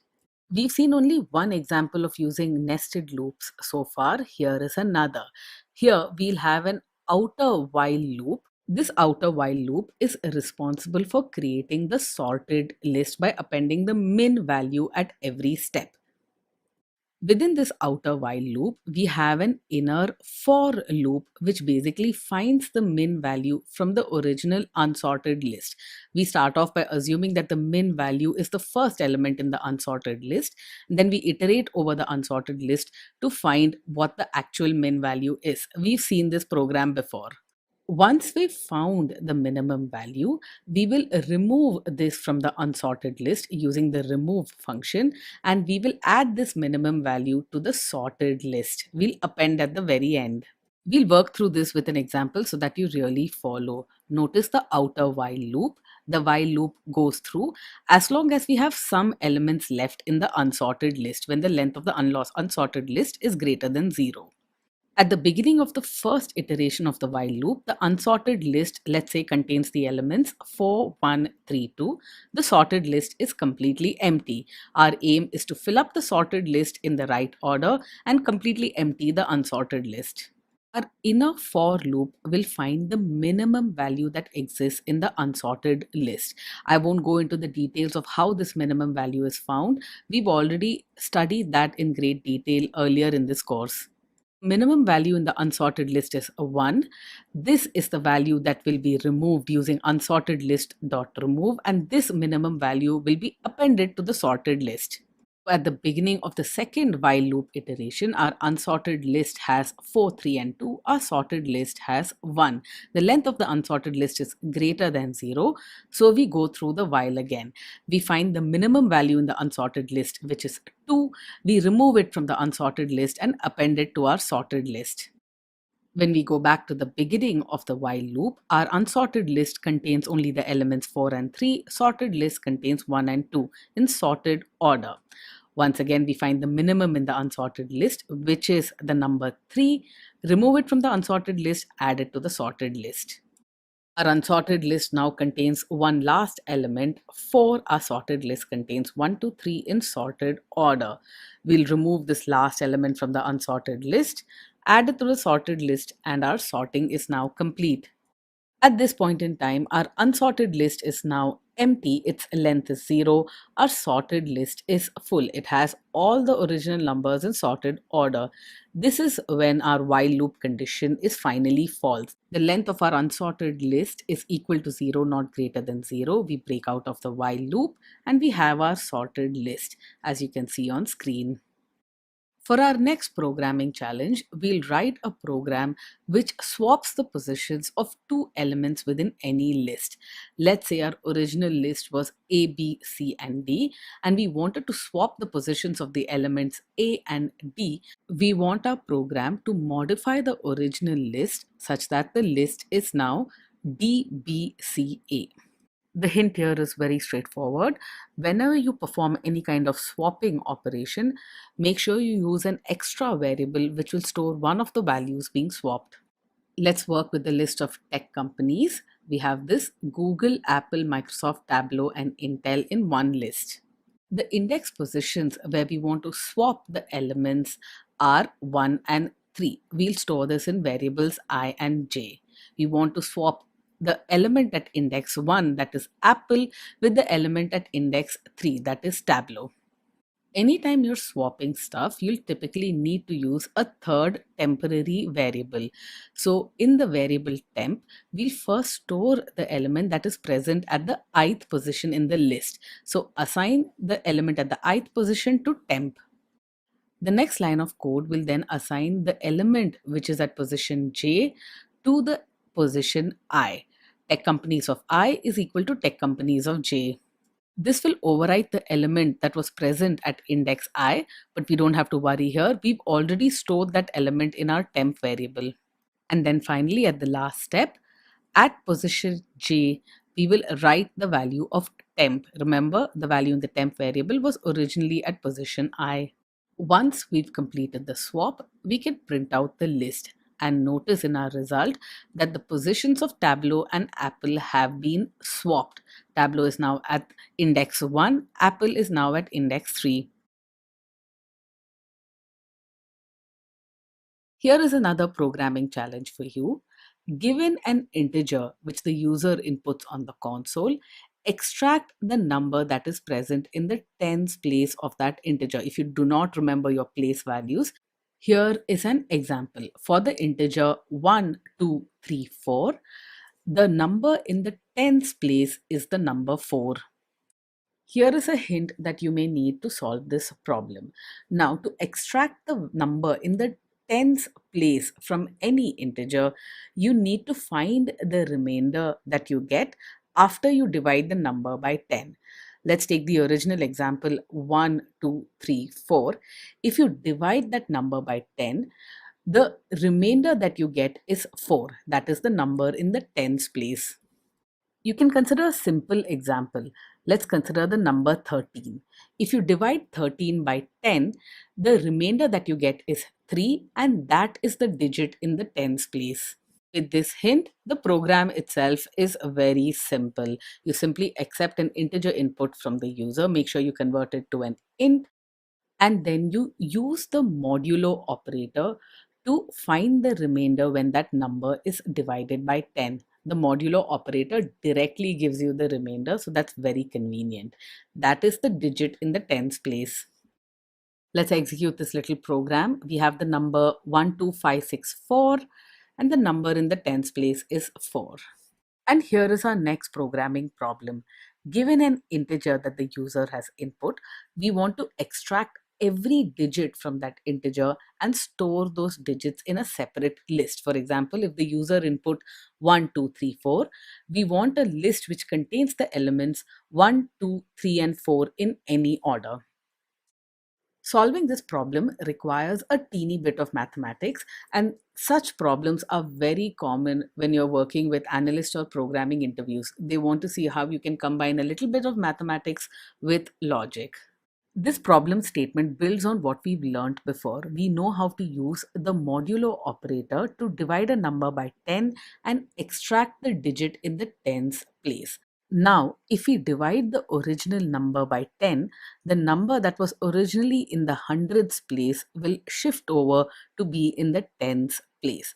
You can then extract the digit in the tens place once again using the modulo 10 operator. This is a little tricky. See if you can work it out on pen and paper before you start coding. Here is the user input. We store the integer in the num variable as before. We'll initialize a new empty list, the digit list, which will hold our list of digits. And here is the core logic of the program. There is a lot going on in this 3-4 lines of code. Let's work through it with an example. Let's say the original number was 214. We want to extract the individual digits so that we get a list which contains 1, 2, and 4 in any order. Let's start off by considering the very first iteration of the while loop. Num is equal to 214. That's clearly greater than 0, which is why we enter the while loop in the first place.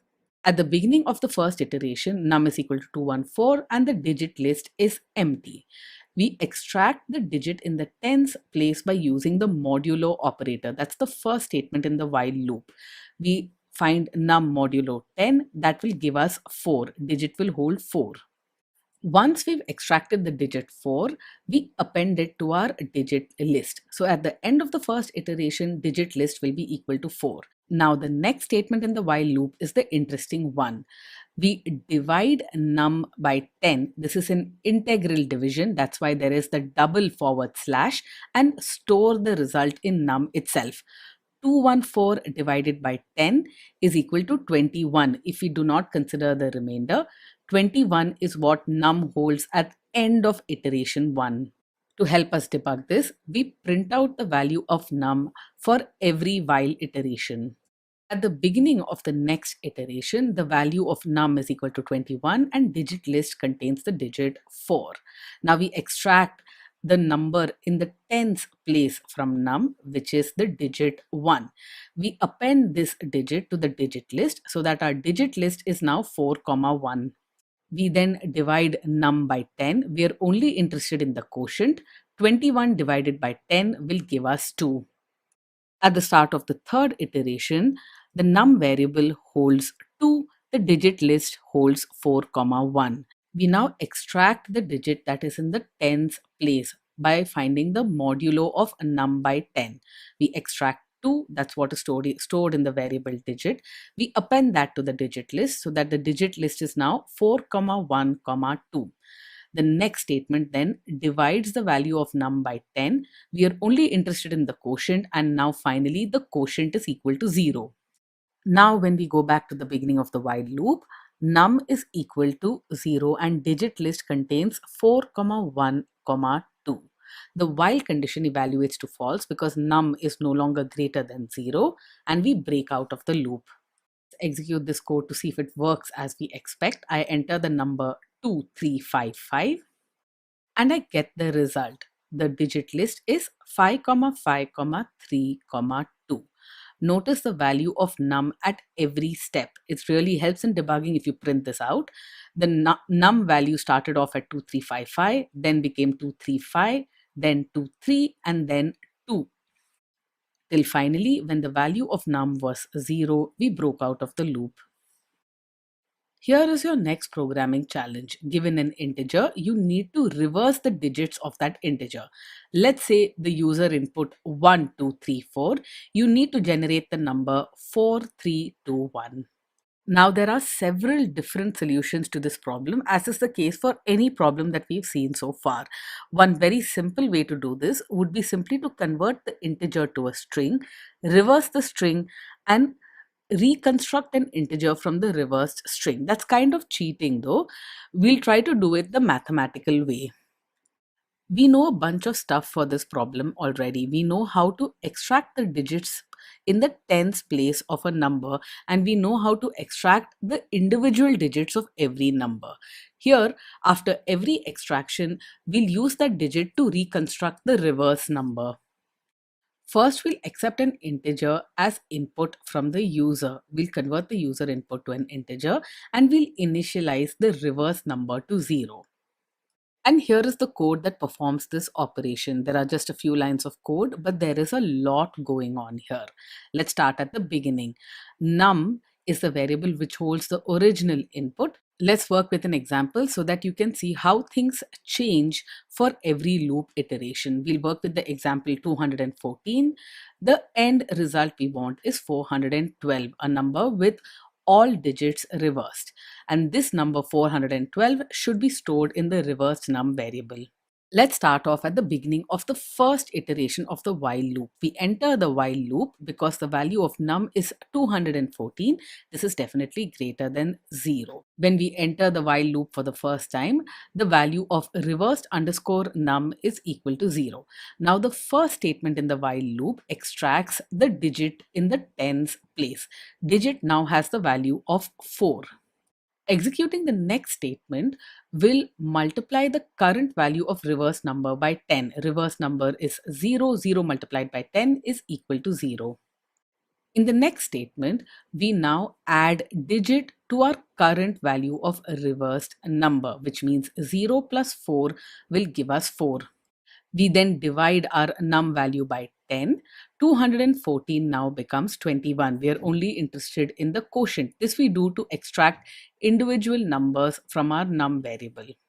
We are now once again at the beginning of the while loop. We check the while condition.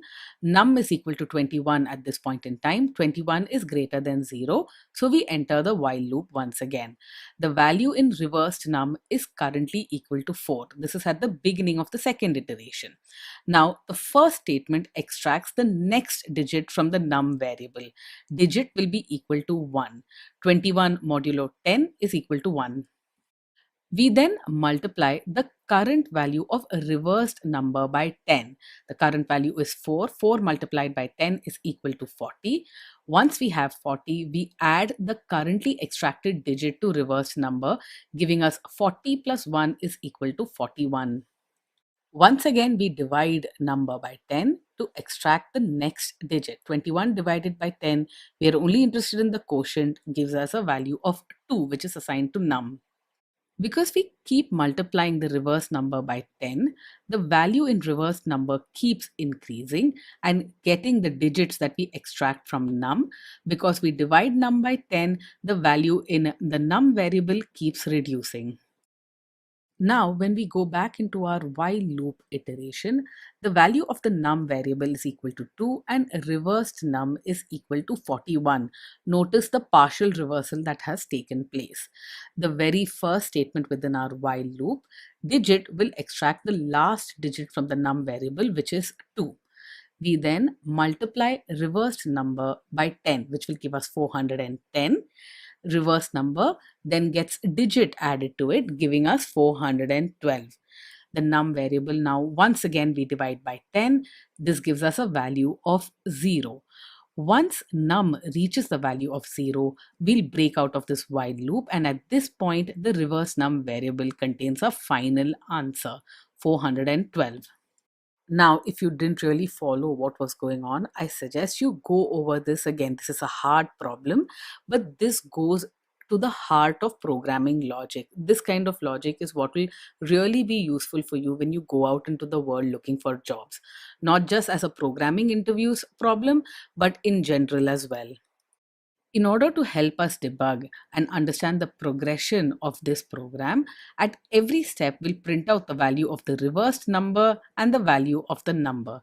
And finally, when we exit from the loop, we'll print out the final reversed number.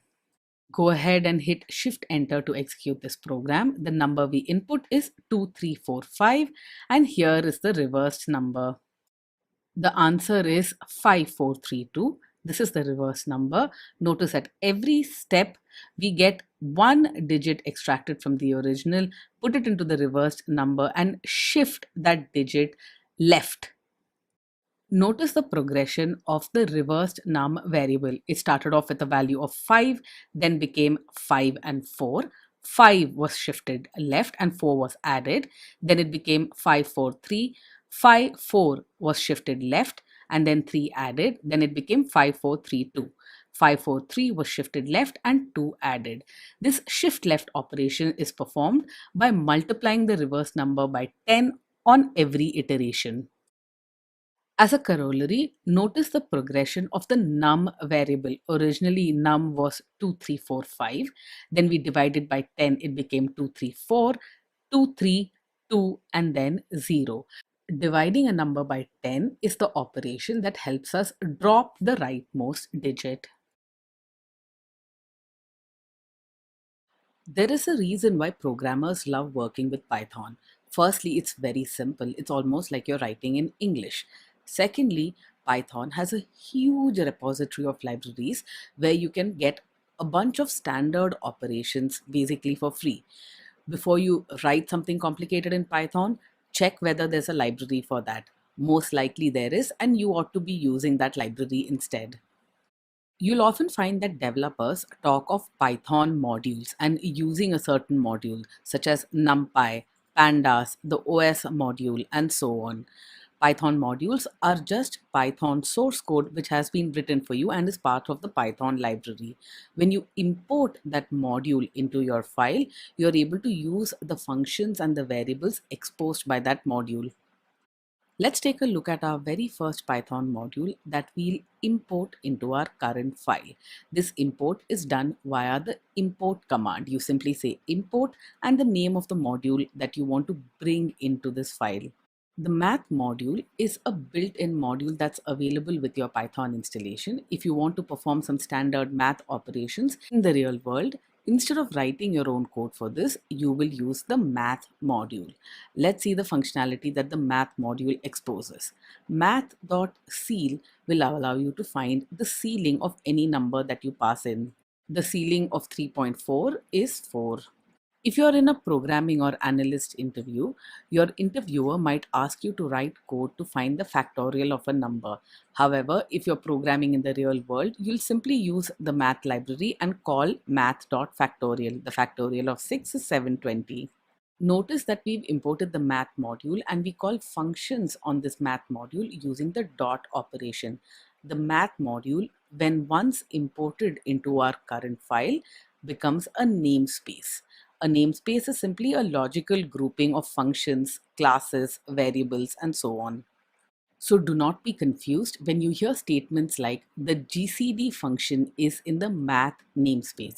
It simply means that the greatest common denominator function is part of the math module. The math module, when imported into this file, is a namespace.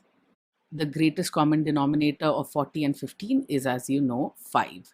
Let's move on. You also have the math.pow operation, which allows you to raise one number to another. 2 raised to 5 is 32. The math module also has common constants, such as the value of pi. So instead of setting up a constant by yourself, you'll simply use the pi constant from this module. There's also a variable that holds the value of e. There's also a constant in this module which holds the nan value. Nan stands for NaN, which is not a number. This is a special value in Python, indicating that the calculation that was just performed cannot be expressed as a number. You'll encounter this often when you're programming in the real world. Let's say you divide a number by 0. The result is not a number. In Python, it will be expressed as nan. The resultant variable will hold the value nan. If you perform a calculation and you want to check whether the resultant value is a number or not, you can use the math.isNan function to do so. Here, 4 is clearly a number, so isNan is false. Here is another useful module in Python. This is the random module, and you can access the functions and variables in this module by calling import random. The random module contains a number of different functions which allow you to make random choices, shuffle your data, and so on. Here, random.choice allows you to make a random choice of the items in the list that you've passed in. The element from the list that was chosen at random will be stored in the choice variable, and if you print out choice, you'll see that it has some value. I don't know what value will be displayed. Here random.choice has picked the element G. If you hit shift enter on this cell multiple times, different elements will be picked. Let's say you have a list of items. These items can be anything. You can use the random.shuffle method in order to shuffle the items in this list. The items will be shuffled and the list will be updated. Another useful module that Python programmers use fairly often is the OS module. This allows you to examine the contents of your current local machine. os.getCwd allows you to know what the current working directory is. This command will give you the absolute path to your current working directory where this file is. The os.uname function gives you the name and other details of your current operating system. I'm running on a Mac. You can see that the node name is MacBook Air and other details such as when this OS was installed and so on.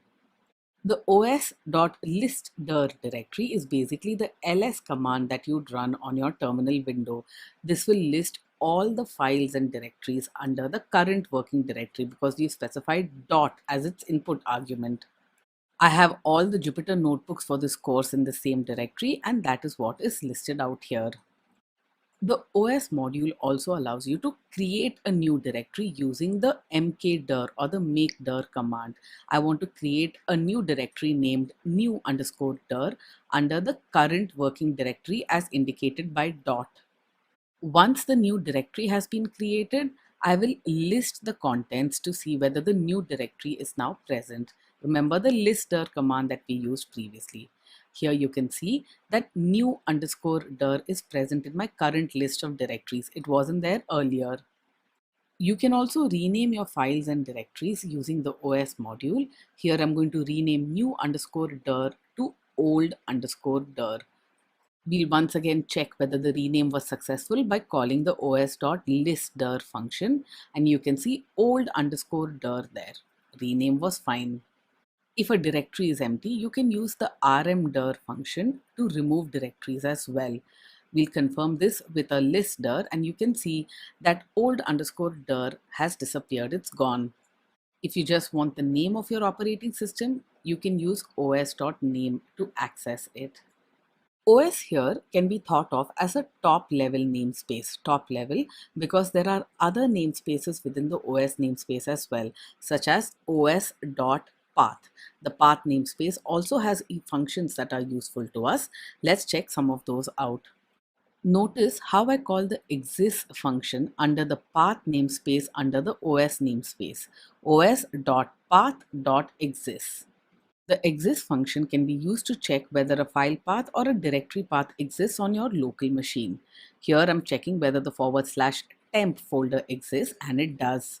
The os.path.exist function works with absolute paths as well as relative paths. So you can specify relative paths under the current local directory as well. The text on screen shows you an example of a local path.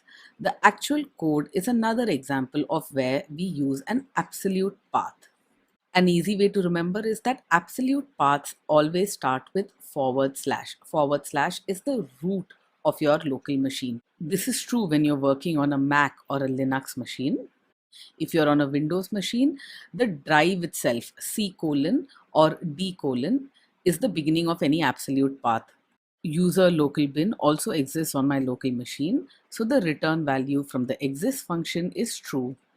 Instead of having to continuously type out os.path.exist, it would be simpler if we could use path directly. You can do so if you set up your import statement in this manner. From the OS module, you want to import path. Path is now accessible directly. Path.appspath will give you the absolute path to any folder that you specify. Here we are going to get the absolute path to our current working directory, represented by dot. Thanks to our more specific import statement where we imported path from the OS module, we do not have to have the OS prefix before we access path. And this prints out the absolute path to the current directory. You can check whether a path that you've specified is a file or a folder. Here, dot refers to the current working directory, which is a folder. Path.isFile returns false. Let's try with a real file that exists in this directory. I'm going to list all files in this directory first. Here, I'm going to choose one of our Python intro files. Path.isFile for demo1 will return true. So far, all the code that you've written in this course has been what I'd call use and throw. You'd write the code to calculate something, the length of a string, for example, and then you hit Shift Enter. That code remains in that cell. There is no way to access it again. There's no way to reuse that bit of code. Code reusability is an important programming construct, and code reusability is achieved using functions. Now, we've already used functions that have been created by other people and made available to us in Python. For example, len is a built-in function that we've used several times. But often when you're writing your own code, built-in functions may not have the complete functionality that you need. You want to write code for something useful in a reusable way, you need to be able to define your own functions. And obviously, Python, like any other programming language, allows you to do this. Let's define our first function. A function is defined using the def keyword. It's followed by the function name, which here is print underscore something, and then brackets.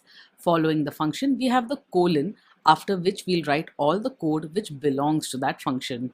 This function has exactly one line of code which prints the word something. Notice that the code within the function is indented, just like we indent code within if blocks or for loops. What we see here on screen with the def keyword is the function definition. The function definition basically contains the name of the function and all the code that you want executed when this function is called. Once you've defined a function, you can call the function by name in order to run the code that lives within it. Calling a function by name is called invoking a function. Here we are invoking the function print something. When you invoke a function, the code within the function is executed. Here is just one line of code. We print out the word something. Now it's pretty obvious that this function is kind of boring and it doesn't really do anything. Each time you invoke the function, it'll simply print the word something. We can make this function a little more interesting by actually having it print a message that you pass into the function. In order for the function to receive information from you when you call the function, you have to set up the function definition a little differently. Here we have a print text function. Note the def keyword indicating that we're going to define a function. You can pass in some string to this print text function and it will print that message out to screen. This information that you pass into the function is sent in via the input argument. This function takes in exactly one input argument, and that is in the text variable. Then you simply print that variable out to screen. We'll now invoke this function by passing in a string message that we want to print out to screen. Here our input argument has the value hello world. When the print text function that we've just defined is invoked, this hello world value will be stored in the text variable and we print out the text to screen. The cool thing about input arguments is it allows you to customize how your function executes the code. You can pass in any text you want here, and that is what will be printed out. A function in Python can have any number of input arguments, there is no limit. Here we've defined an add numbers function. It takes in two input arguments stored in the variables a and b. The body of this function simply prints out the sum of the numbers a plus b. Once we've defined a function, we can then invoke it with any numbers. We add numbers 11 and 22, we get the sum 33. You can pass in different values for the input arguments as well. This is called invoking the function with different input arguments. Here the sum is 26.5. Let's now see something interesting about functions. Here we've defined two variables, a and b, which hold the value 10 and 20 respectively, and we've defined a function as well. This is the add function and it takes in input arguments x and y. The code within this function performs an addition operation, but it does so on variables a and b. The result that is printed to screen is a plus b. This is clearly not what we want the function to do. We wanted to add the values that were passed into the function. This function is not doing that. We'll now invoke the add function by passing in the values 10 and 20. Now the interesting thing here is our add function will print out the right answer because these are the same values that are present in the variables a and b. So the answer will be 30, and you might think that your function is working correctly, but really it isn't. Try with a different set of input arguments and you'll see that the answer is still 30. This is because the function as we defined it is adding a and b. It's not adding x and y, the input arguments that we passed into the function. This is something you need to watch out for when you define your functions. Make sure your function operates on the variables that you want them to. We'll now define a subtract function which subtracts one number from another. It takes as its input x and y and it will subtract y from x. We can invoke subtract by passing in values for x and y. Here the result is 11, that's correct. We can also invoke subtract by passing in variables which hold values. For example, we can define two variables a and b and assign them values, and we can call the subtract function by passing in a and b. Subtract will operate on the values held in the variables a and b and give us the result. 34 minus 12 is 22. Now, what if we want to store the result of the subtraction in a variable? Here we call the subtract function by passing in a and 10, which means we will perform the subtraction 34 minus 10.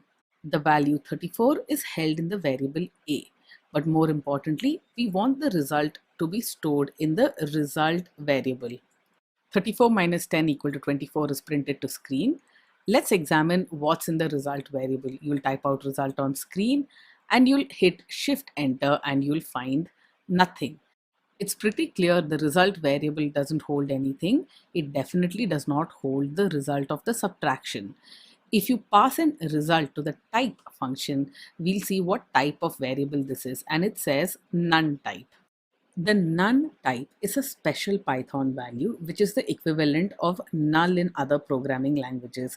If you've used C or Java, then you know that null basically means that variable has nothing in it, and that's what none indicates. Basically, our subtract method simply printed the result of the subtraction on screen. It didn't really return anything.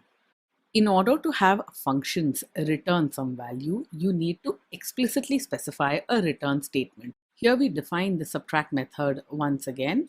We store x minus y in the result variable. We then print the result variable to screen and return the result variable. Notice the keyword return. This is the statement that you'll use to return information from functions. Now, if you invoke the subtract function returns a result, and this result can be stored in a variable. It will also print the result to screen, and if you examine R, you'll find that the result 6 has been stored in R as well. We'd spoken earlier about the fact that a function can have as many arguments as it wants to. There is no limit in Python. Here we have a function where we pass in 5 different arguments, A through E. We perform some kind of calculation with the numbers, store the result in the result variable, and then return the result variable. Now let's go ahead and invoke this function, but we'll pass in values only for 4 out of the 5 variables. Python uses the position to assign values to the variables that are in the input arguments, which means A gets the value 2, B gets the value 3, C gets the value 5, and so on.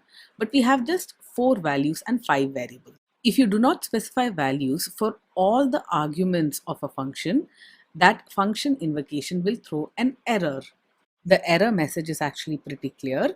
The function is missing one required positional argument E. In Python, you can also specify input arguments by name when you're passing them in while invoking a function. We'll call the same function with many arguments, and notice that we've specified the name of each argument and the corresponding value for that argument. A is equal to 2, B is equal to 3, all the way up to E equal to 2. When you invoke a function which has many arguments, using the argument name to specify its value makes for code that is much more readable. Now, it's also possible to have a function which takes in a number of input arguments, but some of these arguments have default values. So if you omit an input argument, it'll take on its default value. Here we have the print num times function, which takes in your name and the number of times you want your name printed. The default value for the num input argument here is 1. So if you don't specify a value for num, it'll take on the value 1. The actual function body is very simple. You simply use a for loop to iterate num times and print out the value in the name variable. Now we'll take a look at the different ways in which we can invoke this print num times function. Here we are calling print num times. We pass in the name Yukti and we specify 6 as the value for the num variable. When a default value is specified for an input argument, you can still choose to pass in some other value when you invoke the function.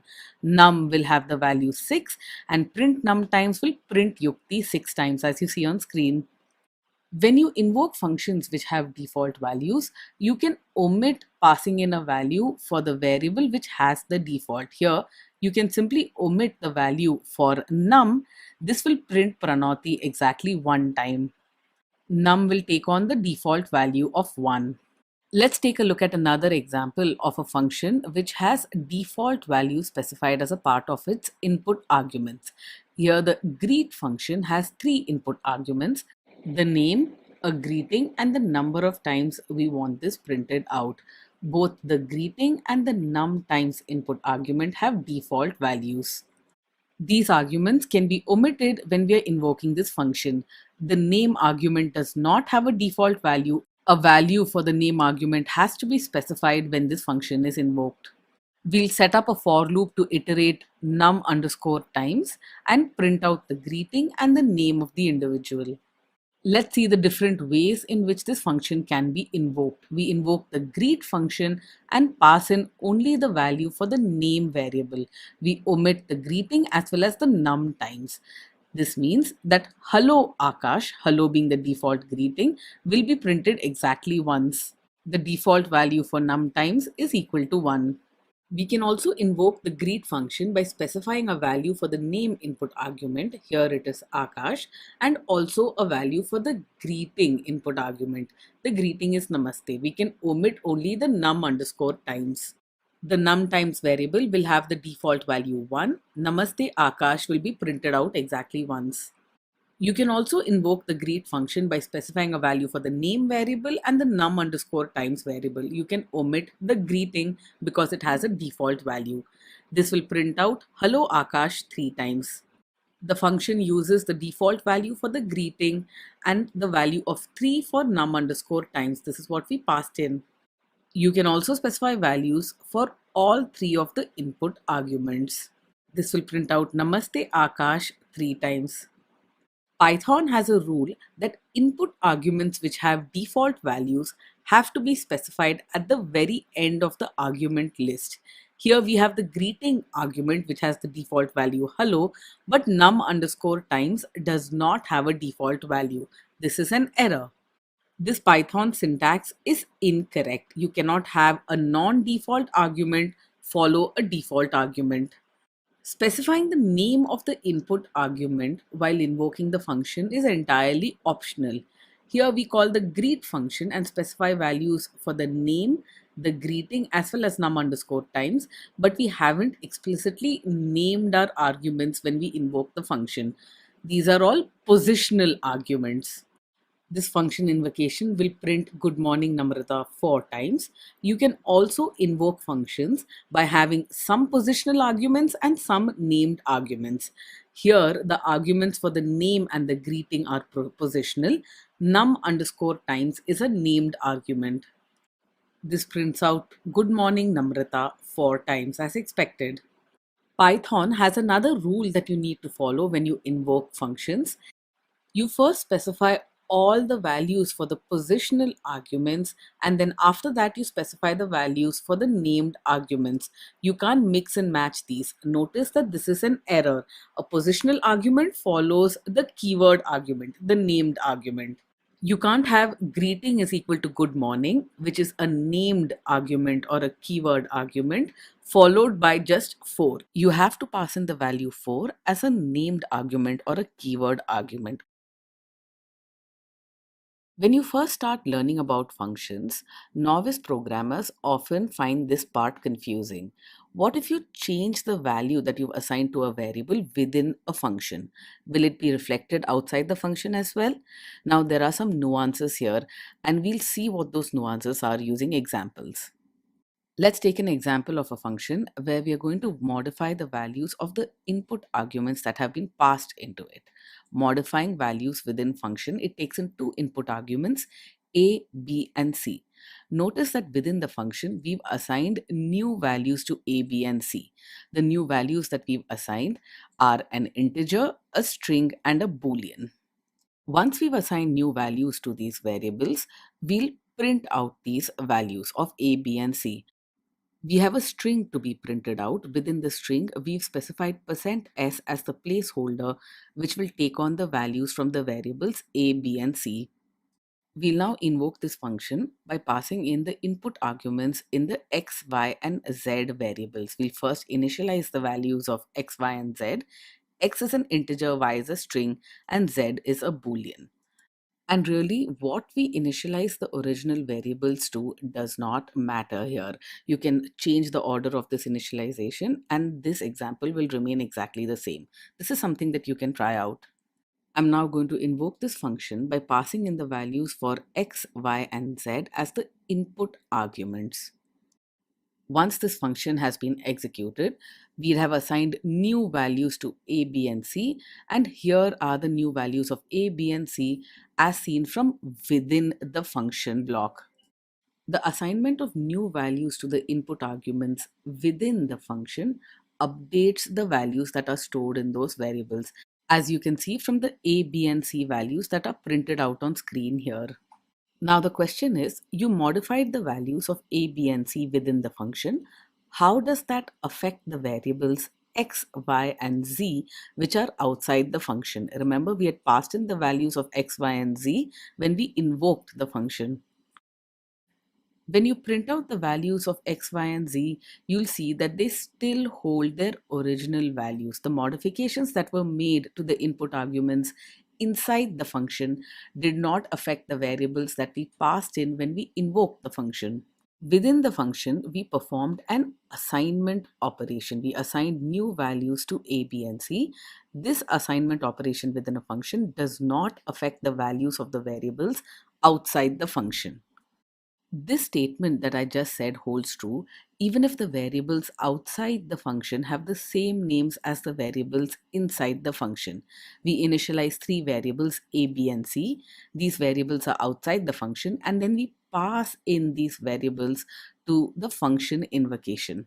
Now, it's important to note that the A, B, and C variables that we modify inside the function are not the same as the A, B, and C variables outside the function. So, when we assign new values to A, B, and C inside the function, they are actually different variables than the A, B, and C that we've initialized outside the function.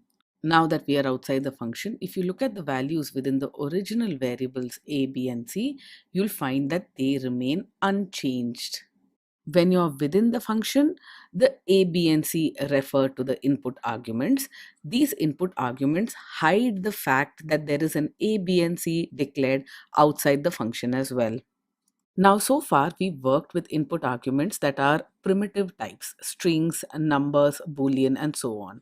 However, if you have an input argument that is a list, things behave a little differently. We'll initialize a list here globally, and then we'll go ahead and define a function that performs an operation on a list. This is going to add a new element to the list that has been passed into that function. Sum underscore list is the variable name of our input argument, and to that list we append the name Kishan. Now we'll invoke this function by passing my list as the input argument. Now, within this function, we've changed what's in the list. We've appended a new element to the very end. If you print out the contents of my list, you'll see that the list has actually changed. Within our add to list function, we called sumList.append and appended the name Kishan to our list. Outside this function, when we print out the contents of my list, Kishan has actually been appended to the very end. So if you're adding new elements to a list that has been passed into a function or removing elements from it, those will affect the original list.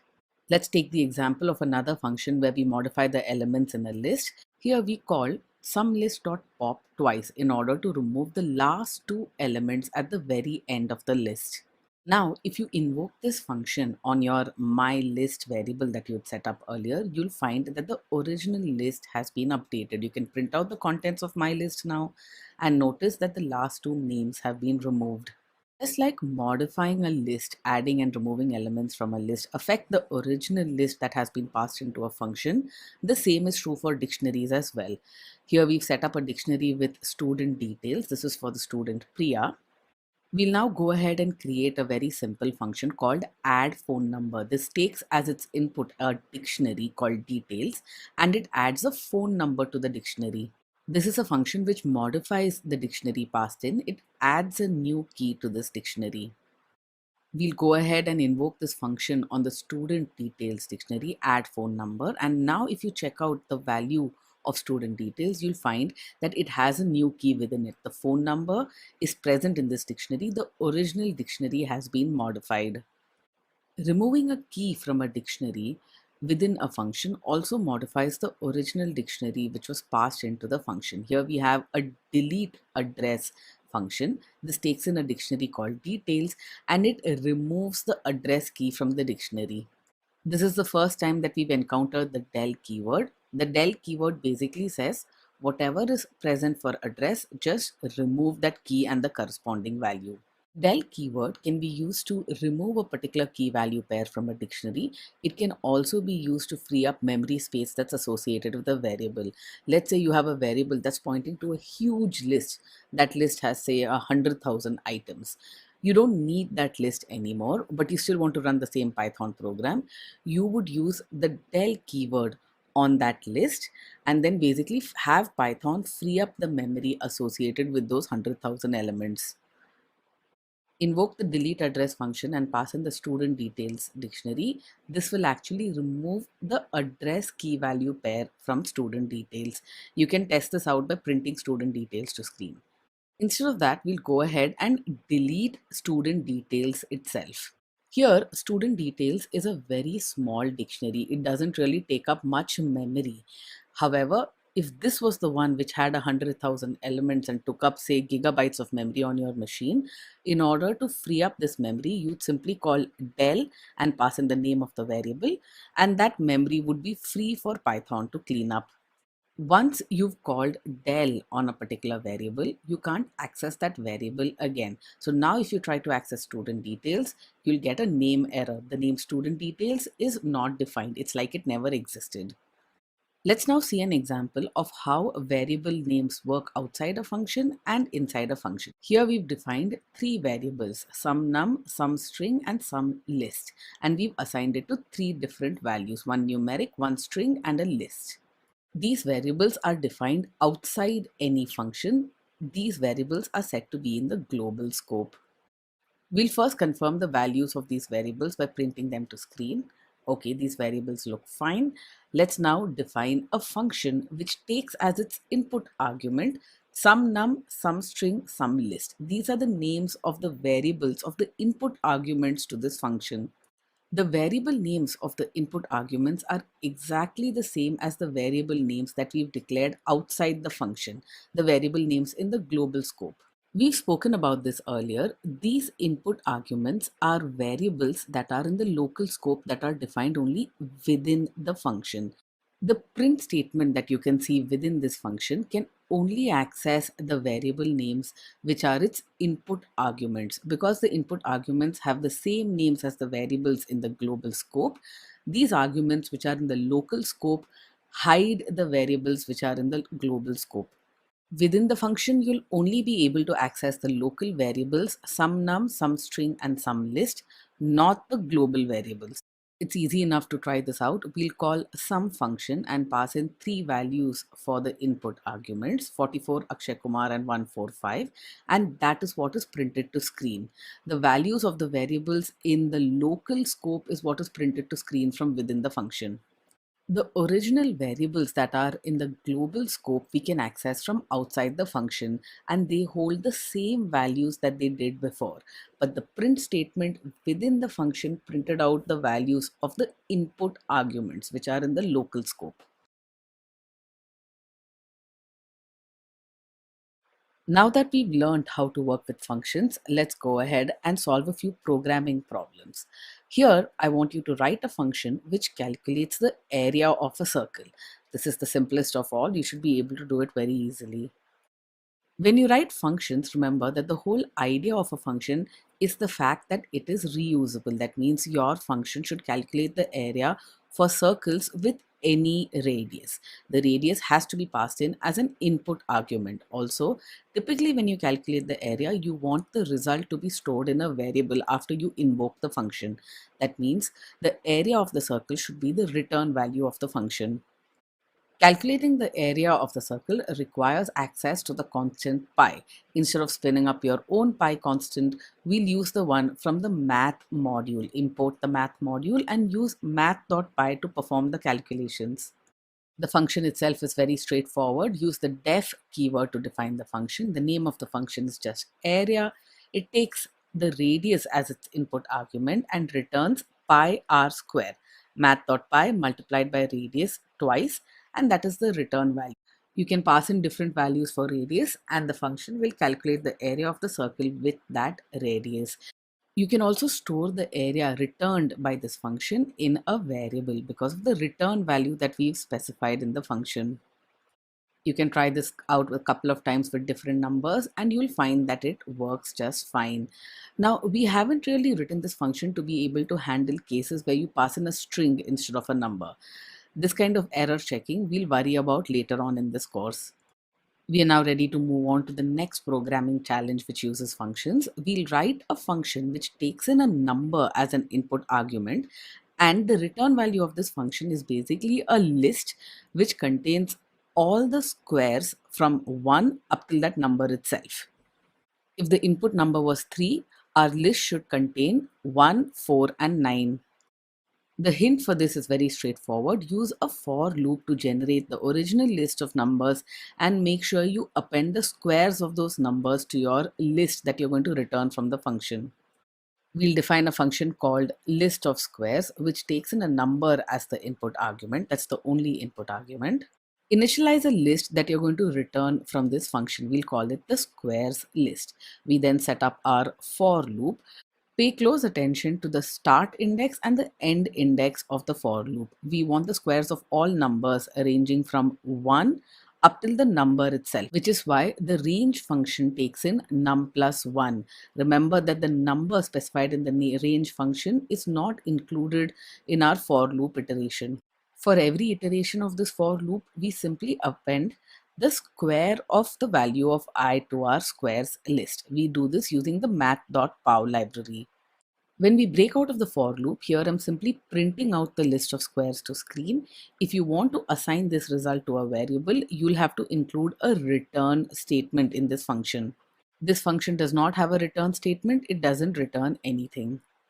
Let's go ahead and invoke this function. We call list of squares with input argument 5. And here are the list of squares of all numbers from 1 up till 5 included. In our next programming challenge, we'll write a function to filter a particular list. We'll call this function filter. It takes as its input argument a list, and it creates and returns a new list where the only elements that are present in that new list are elements from the original list, which are divisible by 5 but not divisible by 3. An important thing to remember each time you're working with lists as your input argument is whether you should modify the original list or not. Here we want to create a new list. Make sure you don't modify the original one. We'll name this function filter underscore fn for filter function. Takes as its input a number list, and the return value will be the filtered list, which we'll initialize to an empty list up front. We'll use a for in loop to iterate through all the elements of the original list for num in num list. Now we have to check whether that number is divisible by 5 and not divisible by 3. We use the modulo operation for this. Within our if check, notice that we want the number to be divisible by 5. Num modulo 5 should be equal to 0.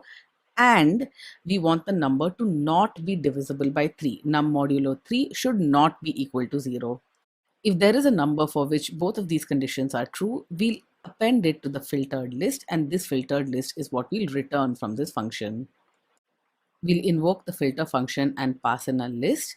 It'll iterate through all of the elements and return the 3 elements which are divisible by 5 but not by 3, which is 5, 10, and 35. The next programming challenge is a common interview question. We want to write a function which takes as its input some number, let's say num, and we want to print out the first num values in the Fibonacci series. If you're not familiar with the Fibonacci series, I suggest you read it up. I'll explain it to you quickly here. The Fibonacci numbers, every number is the sum of the previous two numbers. Here are the first 6 digits. 1, 1, that's what we start off with. That's the initial value. The next number is the sum of 1 plus 1, which is 2.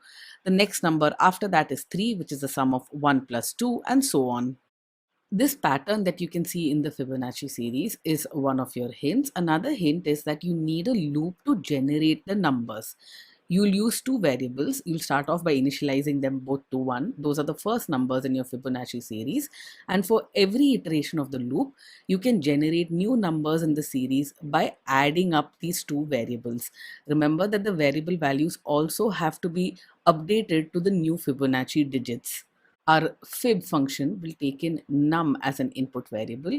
Here are our two variables initialized to 1. Both are initialized to 1. These are the first two digits of the Fibonacci series. Because we want to print out the first num digits of the series, we'll use the value of num itself as a counter and set up a while loop which runs so long as num is greater than 0. For every iteration of the while loop, we'll print out two Fibonacci digits. We'll start off by printing num1, which is initialized to 1, and then decrement the num counter by 1. Now, depending on what value num has, it's possible that num is now equal to 0.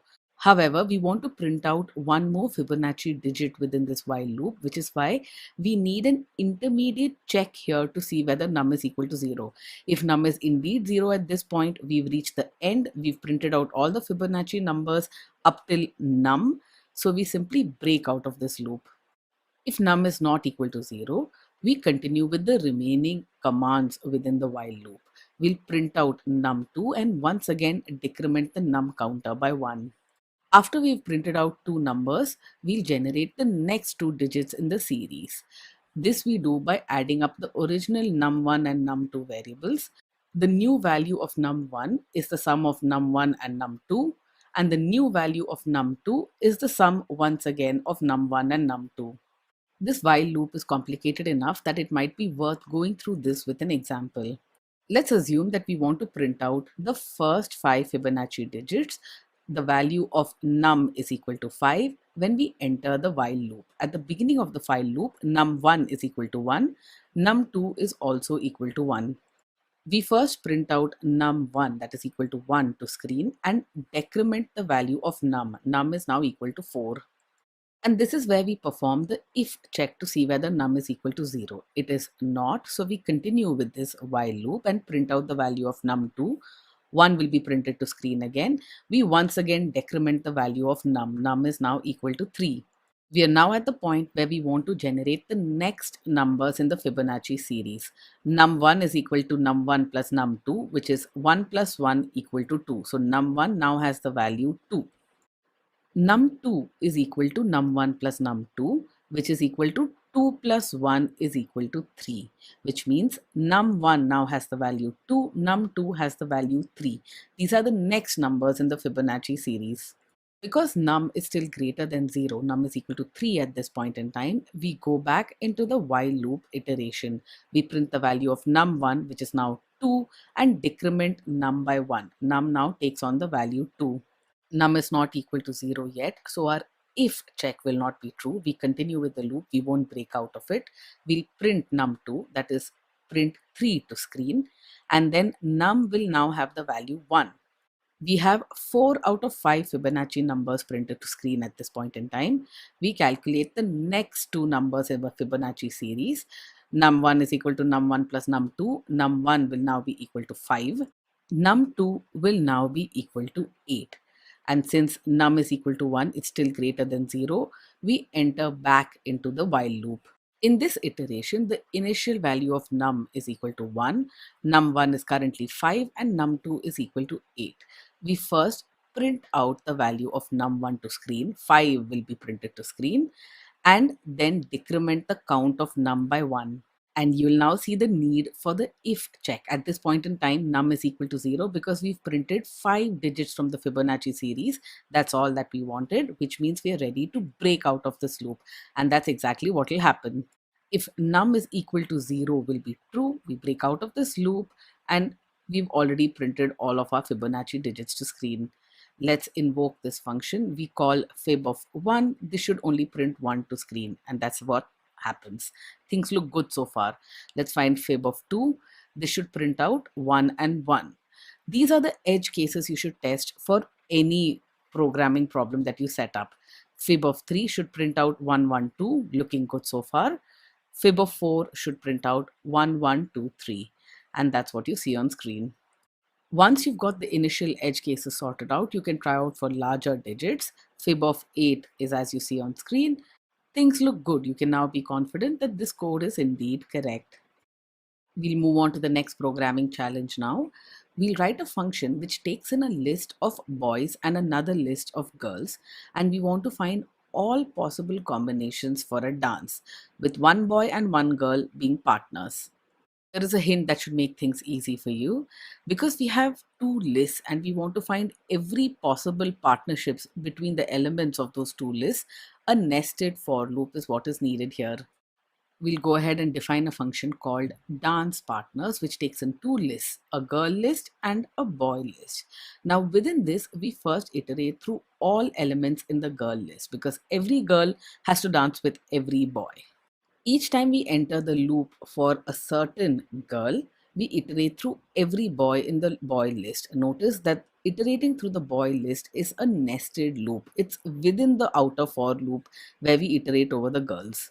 So here every girl will get to dance with every boy, and we simply print the partnership out to screen. And really, that's all there is to the program. Let's set up our girl list and boy list. The girl list has 3 names, the boy list has 4. Invoke the function by passing in these two lists as input arguments, and as a result, you should get a list of all the dance partners. Let's see if you understand the result. In the first iteration, the first element in the girl list is Priya. This element remains constant while we iterate through all the names in the boy list, starting with Abhay, then Dev, then Ubaid, then Ayaz. So Priya dances with all four. Once the boy list is complete, we go back to the next element in the girl list, Judy. Judy then dances with all four boys. Then we move on to the next element in the girl list, which is Atara. Atara then dances with all four boys. This is how nested loops work.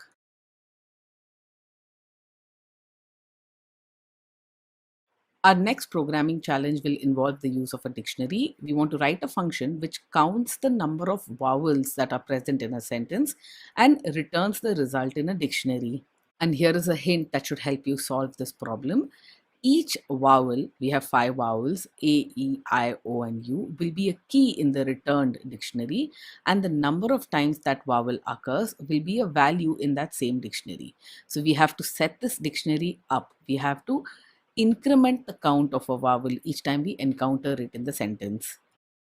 Let's define the count vowels function first. Here we see a slightly different signature for the function. If you haven't heard this term before, the signature of a function is nothing but the name of the function and the input arguments of that function. So the signature of this function is count vowels and send the sentence variable which we pass in as an input argument. Now, one thing you might have noticed when you pass in values to your input arguments is that you have no idea what type of value is valid for a certain input argument, and you have no idea what type of value you're going to get as the return value from that function. Python 3 allows you to annotate your input argument with the type that it expects. So the sentence variable should be of type string as specified by the :str. The return value from this function is of type dictionary as indicated by the dict that you see on screen. The colon, which starts the nested block of the function, comes after this. It's important for you to know this so that you don't get thrown if you ever see this in some Python code somewhere. I haven't seen very many people using it, but it might become more common with time. In order to make things easier for us, instead of checking every vowel individually, we'll just initialize a list of vowels. Then all we have to do for every character is to check whether that character is present in this list. We'll then initialize vowel count to an empty dictionary. This is the return value from this function. The first step is to initialize all of the vowel counts to 0 before we parse the sentence that has been passed in. This we do using a simple for loop. Iterate through all the vowels, set their counts to 0. We want a count of all vowels in our sentence, whether they are present in lowercase or uppercase. A very easy way to do this is to iterate through the characters in the sentence by converting the sentence to its lowercase. All our vowels have been initialized in lowercase. We'll just work with lowercase all the way through. Checking whether a character is a vowel is very simple. We simply check whether that character is in our vowels list. If yes, then we increment the count associated with that vowel character. So we index into our vowel count dictionary using the character and increment the count by 1. And that's it. The for loop will take care of iterating through the whole sentence. Our vowel count dictionary will contain counts for this sentence. Let's try this out. We'll invoke this on the sentence. Today is a bright and sunny day. And you'll get as a result the count of vowels. A occurs 4 times, E occurs 0 times, and so on. For practice and to check that this function indeed works on capital letters, test it with a sentence which has vowels which are capitalized. This next programming challenge, which will be the last one for this set of questions, is a tough one. However, this is also an extremely common interview question, which is why it's worth your while to pay attention to how exactly this works. Here, you want to write a function which takes in two sorted lists as input. And the result of that function is a list which is once again in sorted order, in ascending order, but it has merged the elements of the original two sorted lists together. The idea here is that because we are working with two lists which have been sorted already, they're already sorted in ascending order, You should not have to call sort on the entire merged list. You should be able to recreate that merged list using the original sorted list by going through the sorted list exactly once. This you'll do by having an index into each of the original lists. At every step, compare the element that is present at that index across two lists, pick the smaller of the two, and store the smaller element in the final list. There are, of course, some more nuances here. What if the elements in one list runs out first? What do you do then? Make sure you handle all of that. As is usual with complicated problems, I'll first explain the code and then walk through the code with an example. Here we are going to write the function merge list. It takes in two lists as input, list A and list B. Instead of assuming that these original lists have already been passed in sorted form, I'm simply going to sort them right here using the built-in sorted function. This will give us sorted list A and sorted list B. I'll then initialize two indexes, index A and index B. Index A will iterate through the elements in sorted list A.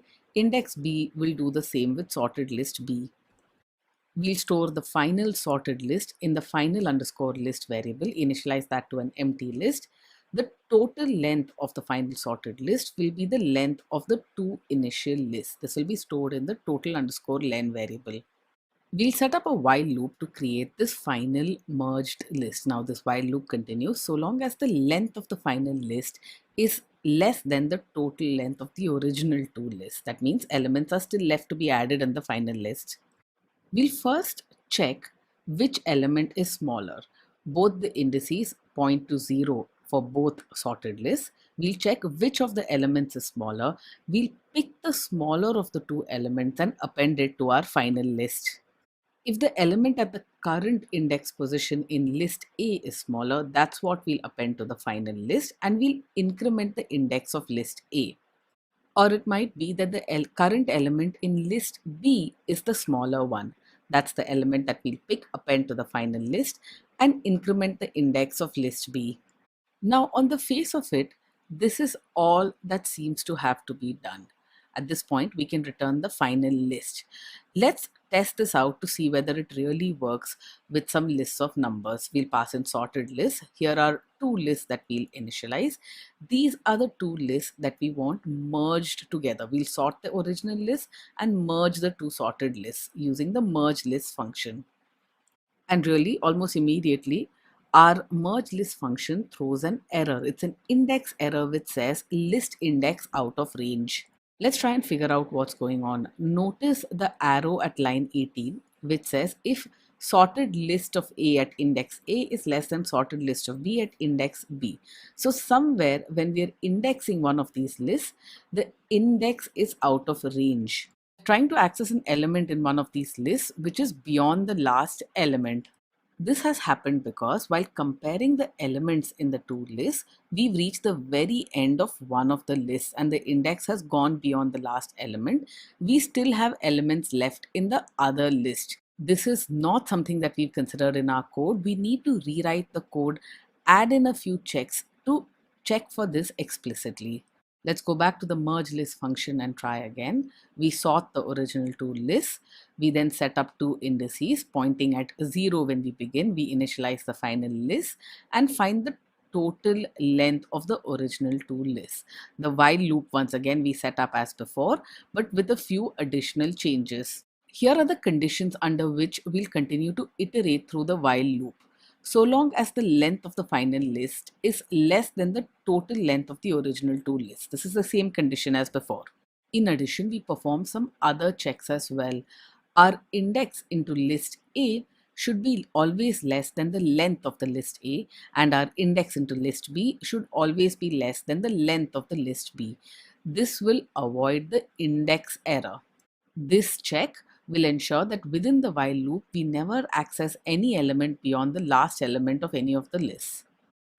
Some checks remain the same as before. We check to see which element is the smaller of the two at the current indices in each list, pick the smaller element and append it to the final list. Now, when we break out of the while loop, we have to perform some additional checks because we could have broken out of the while loop for a number of different reasons. It's possible that index B move beyond the last element of list B, which means when we break out of the while loop, index A might still be less than length of A, which means all elements in list A may not have been considered and may not have been added to the final list. We'll fix this using a separate if check. If index of A is less than length of A, then we set up another while loop which basically appends the rest of list A to the final list. It's also possible that we broke out of the loop when index of B was still less than length of B. That means we haven't looked through all elements in list B. We broke out of the list because we had reached the end of list A.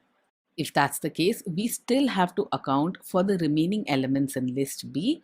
Within our if check, we'll set up a while loop. So long as index B is less than length B, we'll append the elements at the end of list B to our final list. At this point, it seems that we've accounted for everything. We return the final list. Let's test this out on the original list that we tried earlier. Here are the same numbers. These are the same two lists where we originally encountered an index error. Let's try merging both of these lists together and you'll find that this runs through just fine. We've accounted for all the edge cases. We get the final merged list as the result.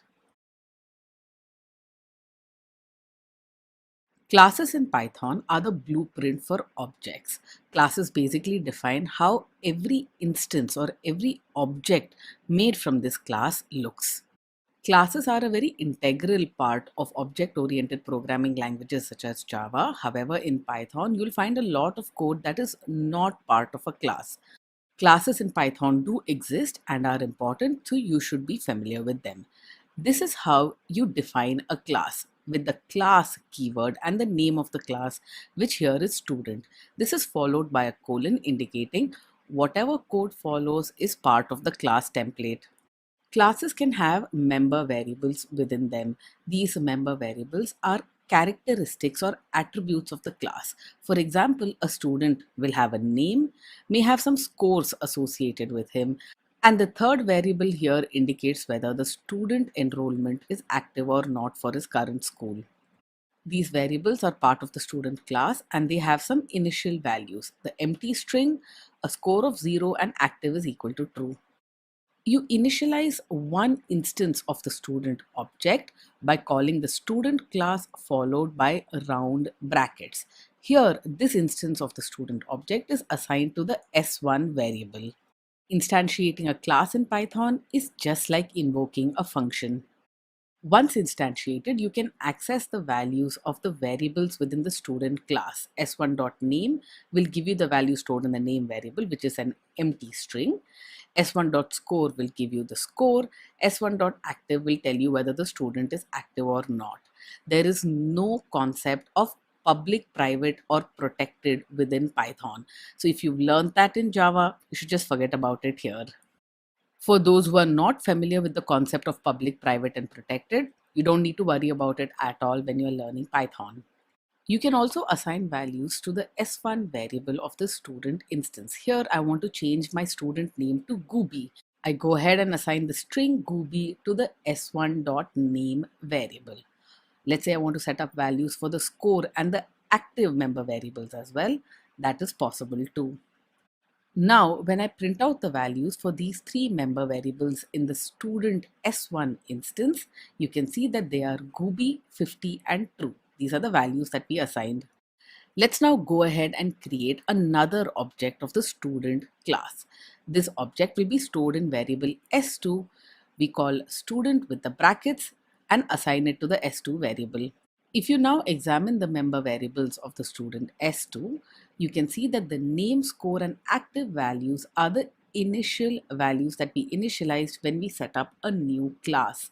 The values for the student object S2 are completely different than the values for the student object S1. Every student object is a completely separate entity. They are from the same class template, but they have their own memory and they are completely separate from one another. Remember that class objects are different houses from the same architectural blueprint, which is the class itself. I can now go ahead and change the name value for student to S2. I'm going to name Reggie. If you print out the values for student 2, you'll see that Reggie has a score of 0 and is active. Changing the name of student 2 does not affect the values in student 1. Student 1 is still Kubi with a score of 50 and active is equal to true. It's exactly like changing the interiors of one room in villa number 1 does not affect that same room in villa number 2, even though both villas may be constructed from the same blueprint.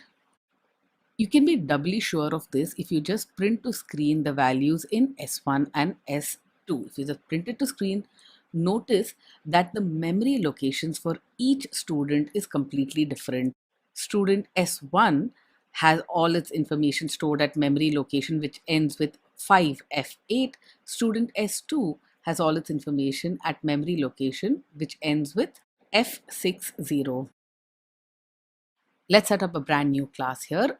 This is a class dog which represents a dog. And if you want to add a comment about what this class does and describe this class a little bit, you can do this within the triple quotes. The triple quotes allows you to add multi-line comments in Python. You can use the triple quotes for regular comments, but they're typically used for multi-line comments which describe functions, classes, and so on. I'm going to store two pieces of information within the dog class. The first is the breed of the dog. This will have an initial value of Labrador. The second is the name of the dog, which will have an initial value of Nemo. This is the default breed and name that any new instance of the dog class will get. Any class encapsulates member variables as well as functions. In this example, we'll see how we can define a function within a class. The function definition that you see here on screen, even though it's indented to be within this class, has actually not been defined correctly.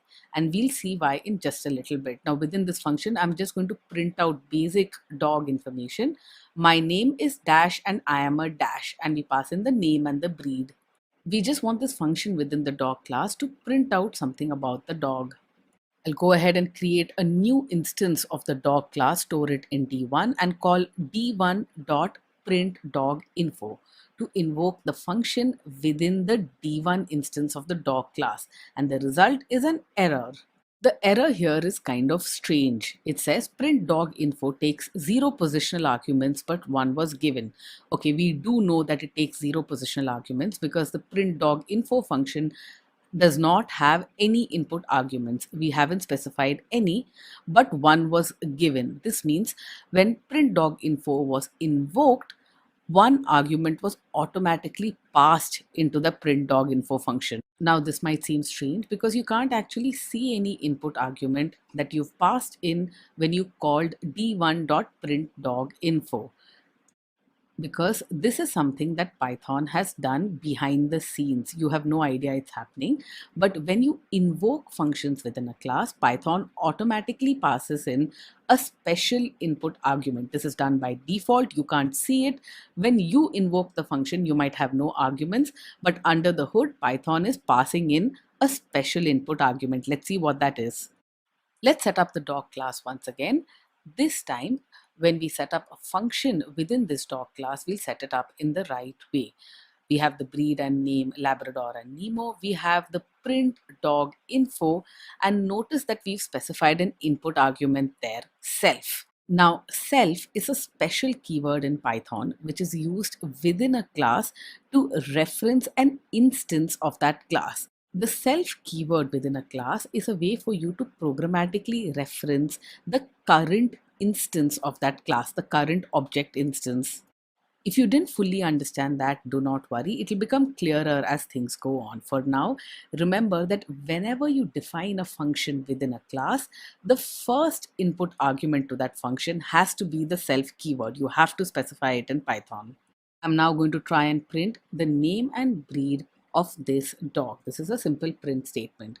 Now let's set up an instance of this dog, that is D1, and call d1.printDogInfo. Once again, this results in an error. But this time the error is different. Notice that our function definition is fine. It has managed to invoke printDogInfo. The error is in the print statement within our function. The error here is a name error, and it says Name, the name variable, is not defined. That means when we try to print out the name and the breed, it could not actually find those variables that we defined within the class. Now, why is that? All right, it's time for us to make one more attempt to set up this class correctly. There is a class dog. Here is the breed and the name, which are member variables within this class. Here is the print dog info, which takes in self as the one input argument. And here is the print statement which caused the error the last time around. Notice now how I've accessed the name and breed variables which are members of this class dog, self.name and self.breed. Name and breed are not global variables. They are within the class dog. And when you want to access the name and breed values for this particular object of class dog, you have to use the prefix self, self.name and self.breed. This is from within the class. And this should make clear to you why you need the self passed in as an input argument. Again, self is a special keyword, so make sure you don't use it to name your other variables. Now let's go ahead and set up an instance of this dog class. We'll assign it to the variable d1 and call d1.printDogInfo. This time our function executed just fine. The name that has been printed out is Nemo, that is the default value, and the breed is Labrador. Once again, the default value. Our d1 dog instance holds the default values for name and breed. We haven't changed these values yet. Let's now assign a new value to d1.name. We want our dog to be named Oba and not Nemo. Now when we call d1.printDogInfo, it'll say my name is Oba and I am a Labrador. If you remember how we implemented the printDogInfo function, the print statement referenced self.name within printDogInfo. This name variable has picked up the new updated value that is present in the name variable, that is Oba. If you've ever worked with object-oriented programming before, you know that accessing the member variables of an object instance like we do here, d1.name is equal to oba, is not good practice. A class is supposed to be fully self-contained and you want those member variables to be only updated using functions. You don't want outsiders to access these member variables directly. Now, how do we make that happen with Python? What we really want is to make the name and breed member variables private. We do not want code outside of the class to access the values of name and breed. Now, if this were Java, we would simply make these member variables private. But the concept of private does not exist in Python. So what do we do? The standard practice in Python is to specify your member variables by prefixing them with the double underscore. So you have double underscore breed and double underscore name. Now the Python interpreter, whenever it encounters the double underscore, it will simply scramble that field so that outsiders will not be able to access that field directly. Outside code, that is. Outside code will not be able to access these member variables because it does not know the scrambled name. It does not know what the Python interpreter has renamed the member variable to. Whereas when you have code within the class, it will know what the scrambled name is. Python just takes care of this. Now, this is not true protection, but this is what Python offers. Let's go ahead and define the member function within this class, the print dog info, and we print out my name is dash and I am a dash. Notice how we access the member variables self dot underscore underscore name and self dot underscore underscore breed. This bit of code, which is within the dog class, can access name and breed even when it has the double underscore prefix. We'll set up a new instance of dog, assign it to d1 and call print dog info, and it should print out my name is Nemo and I am a Labrador. Things work just fine. Now let's go ahead and try and assign a new value to the underscore underscore name variable. We want to set it to oba. When you execute this bit of code and then call print dog info, you'll find that the name hasn't changed at all. The name of our d1 dog instance is still Nemo. It hasn't been updated to Oba. That's because the underscore underscore name has been secretly renamed to something else within the class. Code outside the class does not know what that renamed variable is, which means we can't affect it. But what if you want to change the name of your dog once you've set up an instance? You can do this, but you need to specify a member function which changes your member variable. We'll set up a new class dog instance. We have the breed and the name set up as before. The initial values are the same. Print dog info does exactly the same thing. Print out the name and the breed of the dog. We'll also define another member function or method in this class, which will update the name of our dog. This method or member function takes in two input arguments. The first input argument, remember, is always the self argument. The second input argument is the updated name of the dog, which we specify in the name variable. This change name method has been defined within the dog class, which means it can access self dot underscore underscore name and update its value with the value that is present in the name variable that is passed in as an input argument. The most important thing to note here is that self is still an input argument and it has to be the first input argument. Let's instantiate a new object of the dog class once again. D1 is equal to dog and we print dog info. They have the initial values. My name is Nemo and I am a Labrador. I'm going to go ahead and change the name of my dog to Oba using d1 dot change underscore name.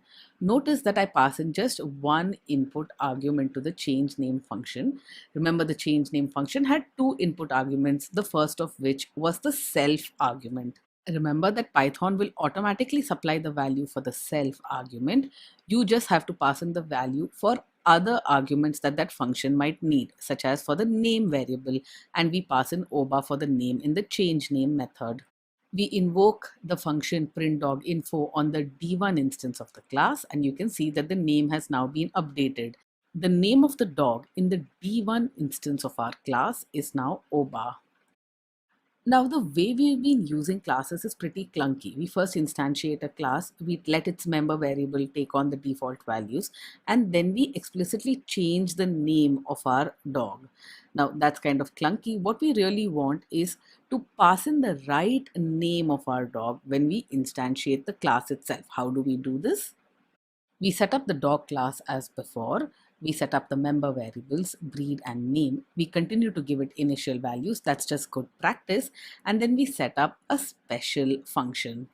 This function, the underscore underscore init followed by two more underscores, is a special function within the dog class which allows you to initialize the dog class when you set up a new instance or a new object of this class. You have to define this function with a special name to initialize your class as it's instantiated. The init function takes in three input arguments here. The first is the self argument, which is always required, and then is the name and the breed. This is because these are the two variables that we want to initialize. If there are more variables, you'll pass in more input arguments. We use the values passed in the name and breed input arguments to initialize our class member variables. We'll set up the other member function or method that we are familiar with, print dog info, which will print the name and breed to screen. We'll now try to initialize the dog class and assign this to the d1 variable. But if you hit shift enter here, you'll see that this is an error. And this is because the dog instantiation, which calls the init function under the hood, requires two additional arguments, name and breed, which we haven't specified. Notice the empty brackets after dog. We haven't really specified any arguments there. We need to. The init function in Python is very similar to the constructor that you might have encountered in Java. It's still a little different though, so I wouldn't equate init with the constructor, which is why I haven't mentioned it before. But if it helps you remember it, you can think of the init as a constructor. It is not though. So just remember that when you go for programming interviews. The init function is simply an initialization function which is called after the Python object is constructed. And here is the right way to instantiate an object of the dog class now that you have the init function set up. We have d1, which is set to dog. We have to pass in the name as well as the breed of the dog. Here my dog is Moj and he is a golden retriever. And if you call d1.printDogInfo, you'll find that the name and breed variables have Moj and golden retriever respectively. Now, the Init function is a function like any other, which means the input arguments can also have their own default values. Let's set up the dog class once again. We'll set up the breed and the name, but we won't specify any default values here. We'll simply initialize both of these to the empty string. We'll set up the init method to initialize the variables of this class, but this time the name and breed input arguments will have default values. By default, the name of our dog will be Nemo and the breed will be a Labrador. This will allow us to create dog objects without having to specify name and breed values as input arguments. We'll continue to have the print dog info function that is kind of useful for us. Now we have some flexibility in instantiating the dog object. Here, D1 is a golden retriever named Moje. We've passed in values for both the name as well as the breed. And print dog info will confirm that the dog's name is Moje and he is a golden retriever. You can also set up a new instance of the dog class. We assign it to the D1 variable once again, but this time we haven't specified either the name or the breed, which means it will take on the default values of Nemo and Labrador. We've studied a fair bit about classes, and at this point in time, you should be pretty comfortable. It's now time for me to tell you that the way we've been declaring the member variables of a class has been wrong so far. The problem is, many people in the world of Python make this mistake, and you should clearly understand what the mistake is and how you can fix it, which is why that's what we'll address here. This is how you've been declaring member variables of a class so far. The problem is that these variables are actually shared by all class instances. You don't realize it unless you have a list variable. In this example, you'll see proof that these member variables are shared by all class instances. That means all instances of the dog class will share these variables. Earlier, when we worked with the student class, you saw that when we updated the name of one student, it did not affect the name of another student instance. This is because name is a string, name is an immutable primitive. And the same thing will be true for immutable primitives such as numbers and booleans. However, when you're working with mutable data structures such as lists and dictionaries, if you declare them in this way as member variables of a class, these member variables will be shared across all instances of this class. Let's prove it. We set up the init function as before. It takes name and breed as the input arguments. We also set up the print dog info, which will print the name, breed, as well as the tricks that the dog can do. We'll have a change name function that updates the name of your dog. We'll also have a function called add trick, which will allow you to add a new trick that you've taught your dog. Add trick will take in the new trick as an input argument and append it to your underscore underscore tricks list. This is the list that we said will be shared across all class instances. Let's instantiate the first dog class D1. This is Moje, our golden retriever. And when we print it out, you can confirm that Moje, the golden retriever, knows no tricks at this point in time. We'll set up another instance of the dog class. This time, this is Nemo, the mongrel. This is stored in variable D2. When we print out D2, you can see that Nemo is a mongrel and he doesn't know any tricks as well. Now, after we got the dog, we realized that the dog was really very dumb. So we decided to change Moje's name to Dumbo. So d1.change name will change Moje's name to Dumbo. When we print this out, we now get my name is Dumbo and I'm a golden retriever.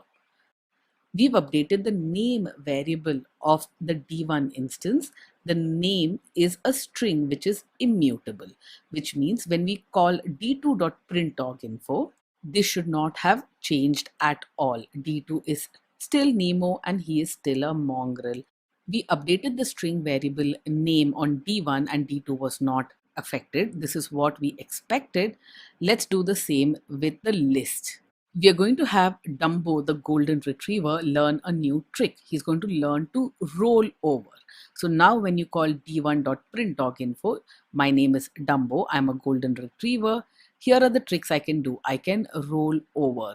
Note here that we have updated the tricks list in the D1 instance. We haven't touched D2. Let me call d2.printDogInfo and see what has happened there. My name is Nemo. I am a mongrel. That is correct. Here are the tricks I can do. Roll over. But we never said that Nemo could roll over. Updating the list in D1 has affected D2, which means that the member variables, the way we've declared them, end up being shared across all instances of your class. This is typically not what we want. We need to fix this. Let's see how in the next example. We now know something. We know how to set up variables which are shared across all instances of a particular class. And that's a useful thing to know because we might need to use it. We set up the dog class as before, but this time we want to hold some information which is true for every instance of the dog class. We want to store this in the kind variable. We say that dog is of kind canine. This is true for all dogs. All dogs are canines after all, which is why we'll have this variable shared across all dog instances. Those member variables which are specific to a particular class, which we do not want shared across all instances of the dog class, we specify in the init function. There are three such variables here: the double underscore name, double underscore breed, and double underscore tricks. Notice how we've specified them with the prefix self. This will ensure that these variables belong to a particular instance of a dog. They are not shared across all objects of the dog class. The remaining functions in this class are the same as before. We'll print out information about a dog. We'll have a function to change its name. We'll have a function to add a new trick. And here is our first dog object, Moje the golden retriever. We print dog info. Moje doesn't know any tricks yet.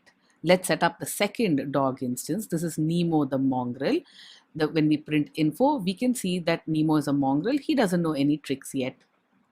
Let's now teach Moje to roll over by adding a new trick to the D1 object. And here when we print dog info, you can see that Moje now knows how to roll over.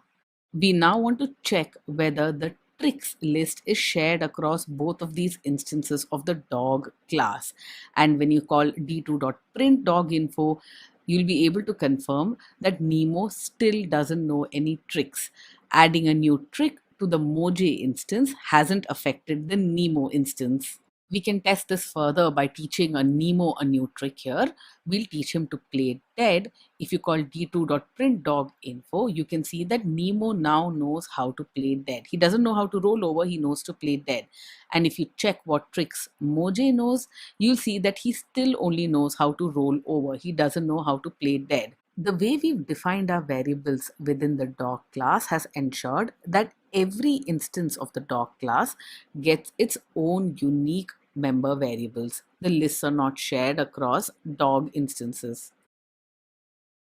One last thing about classes. Just like we can invoke member functions or methods of a class from outside the class, you can also have these functions invoke each other from within the class itself. Let's see an example of this. We'll use the same dog example as before.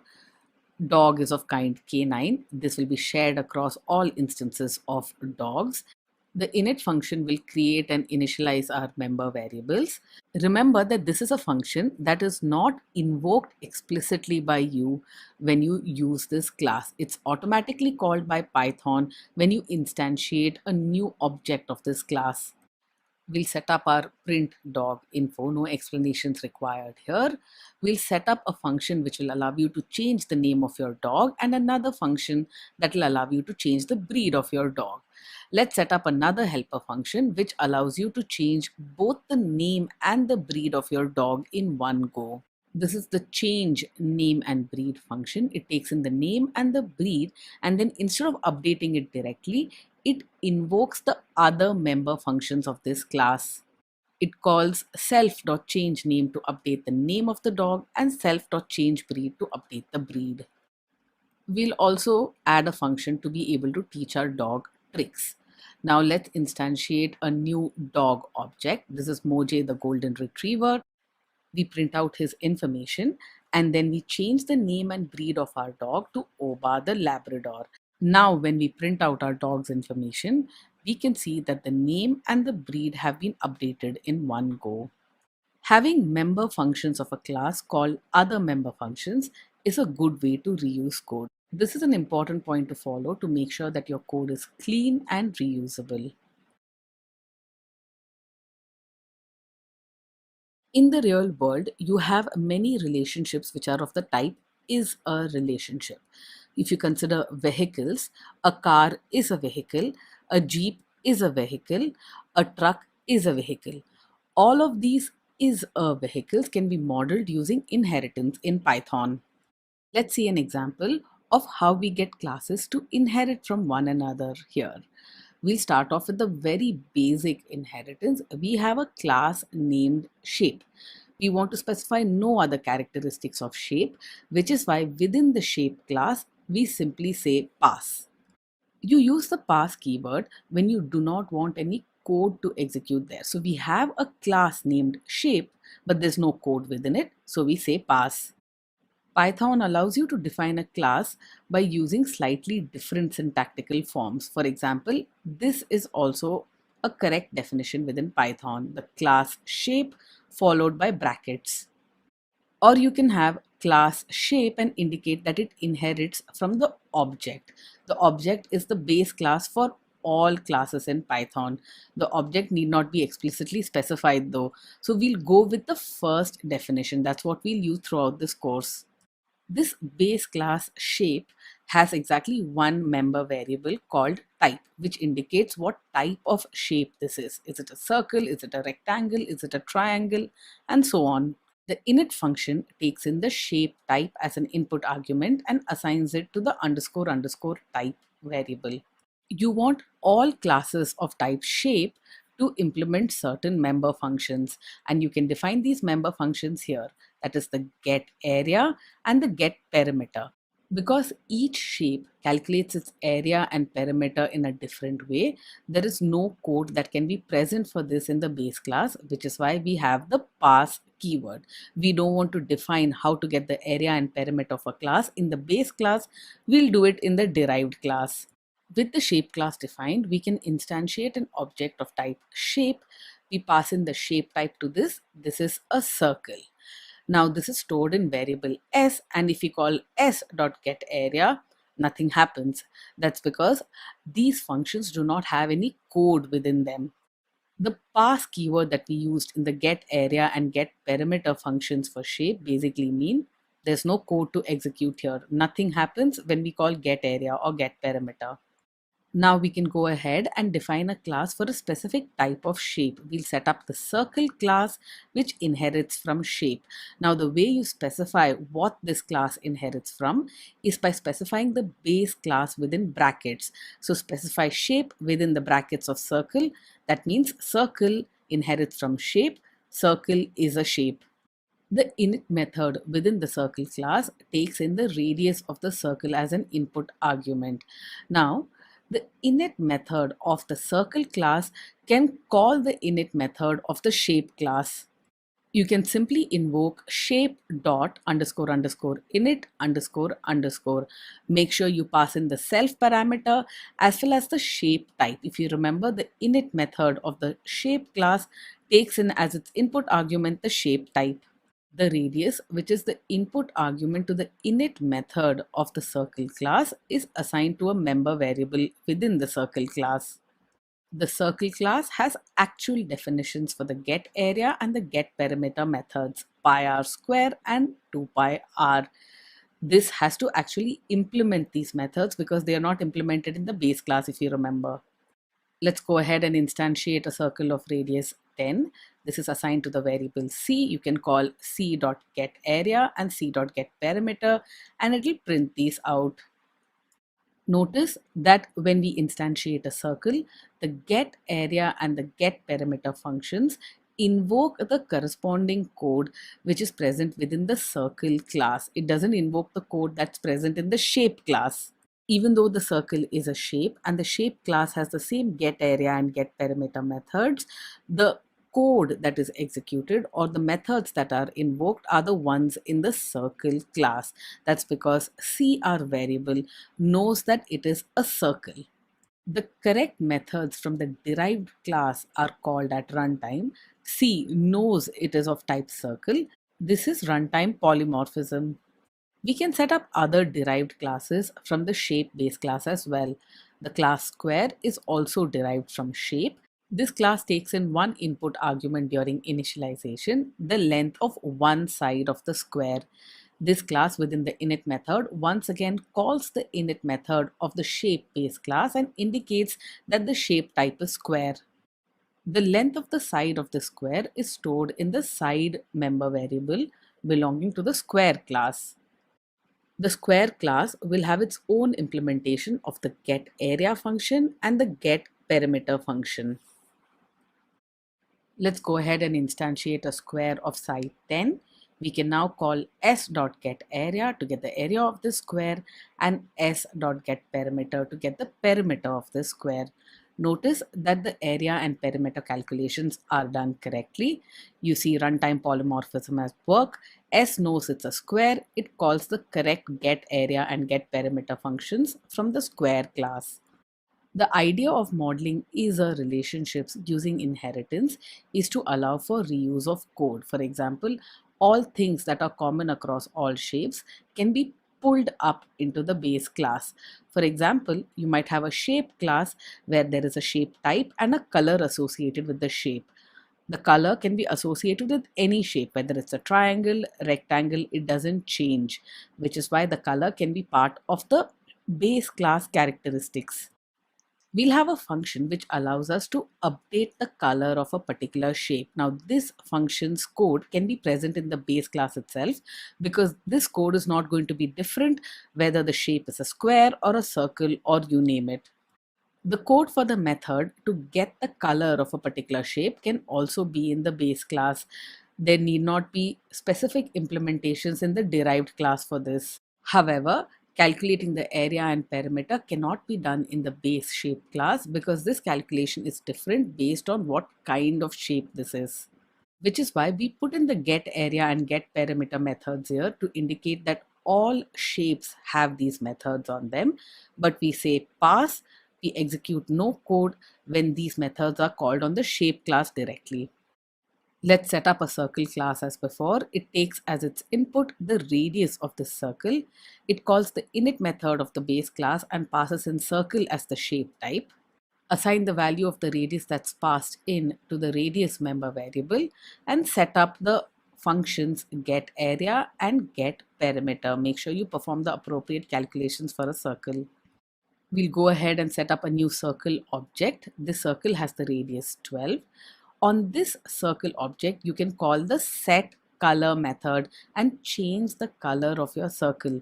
This set color will invoke the code that is present in the base shape class. You can invoke this method on the circle object because a circle is basically a shape and the methods on the shape class is available in circle as well.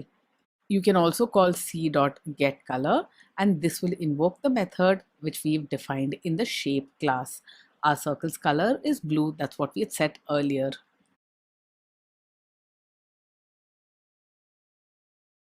Let's practice all that we've learned about classes so far by solving some problems.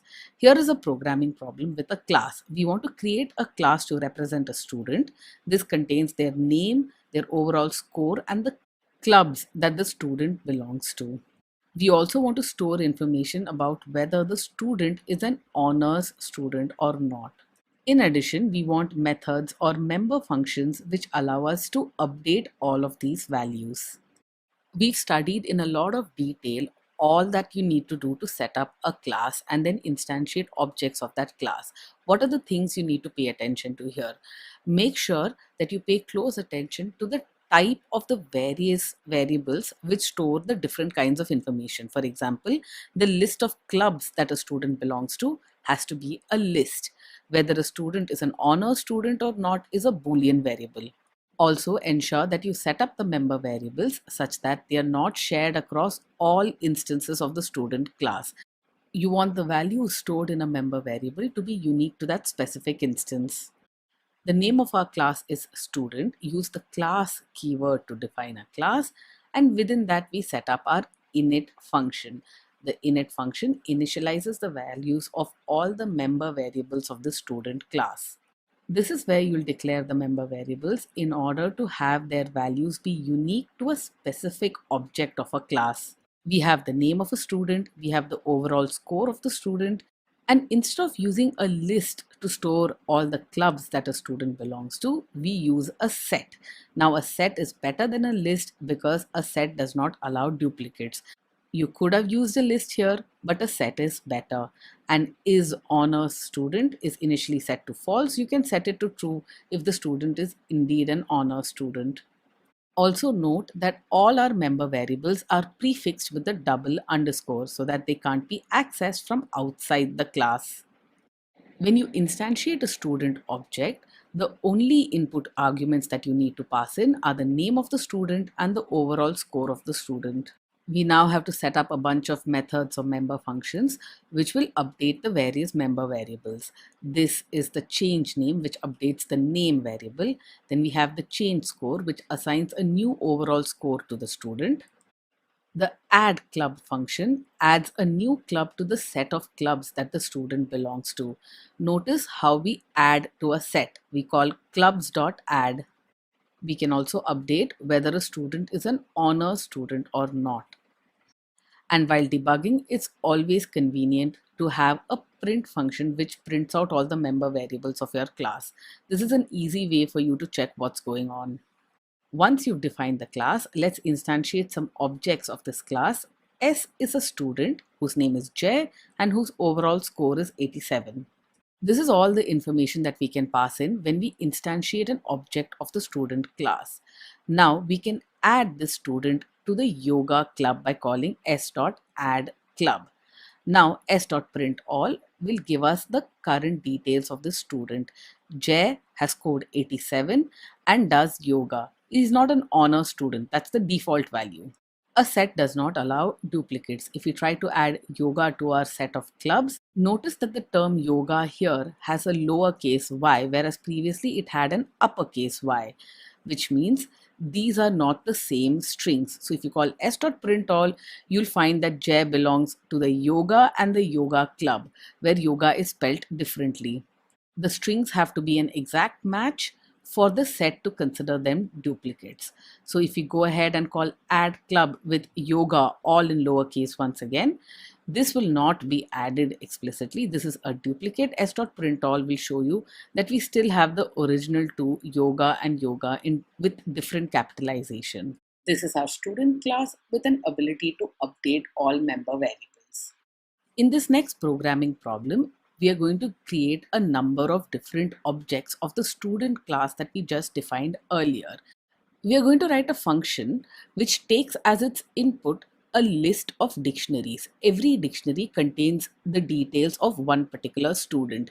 We have to convert this list of dictionaries to a list of student objects, where every element in the list is an instance of the student class. This programming challenge is actually pretty straightforward. There are no additional details. You just have to bring together everything that you've learned so far about dictionaries, about classes, and so on. Here is the list of student details called the student details list. You can see that it's a list because of the outer square brackets, and within the square brackets, we have a number of different dictionaries. Each of these dictionaries contains information about an individual student. For example, the first student is Seema with an overall score of 89, who belongs to the yoga and chess clubs. Notice that the name and the overall score is present for all students, but for the student Ajay, we don't have the clubs that he belongs to. We have to account for this when we instantiate our student objects. We'll name this function getStudents because it takes dictionaries and returns student objects. The input argument to this function is the list of student dictionaries, the student details list. Within this, you'll instantiate an empty list, the students list. This is what we're going to return from this function. We can iterate over the dictionaries in the student details list using the for in loop. Each dictionary will be assigned to the student details variable. From the student class that we defined earlier, we know that the name and the overall score are compulsory or mandatory arguments.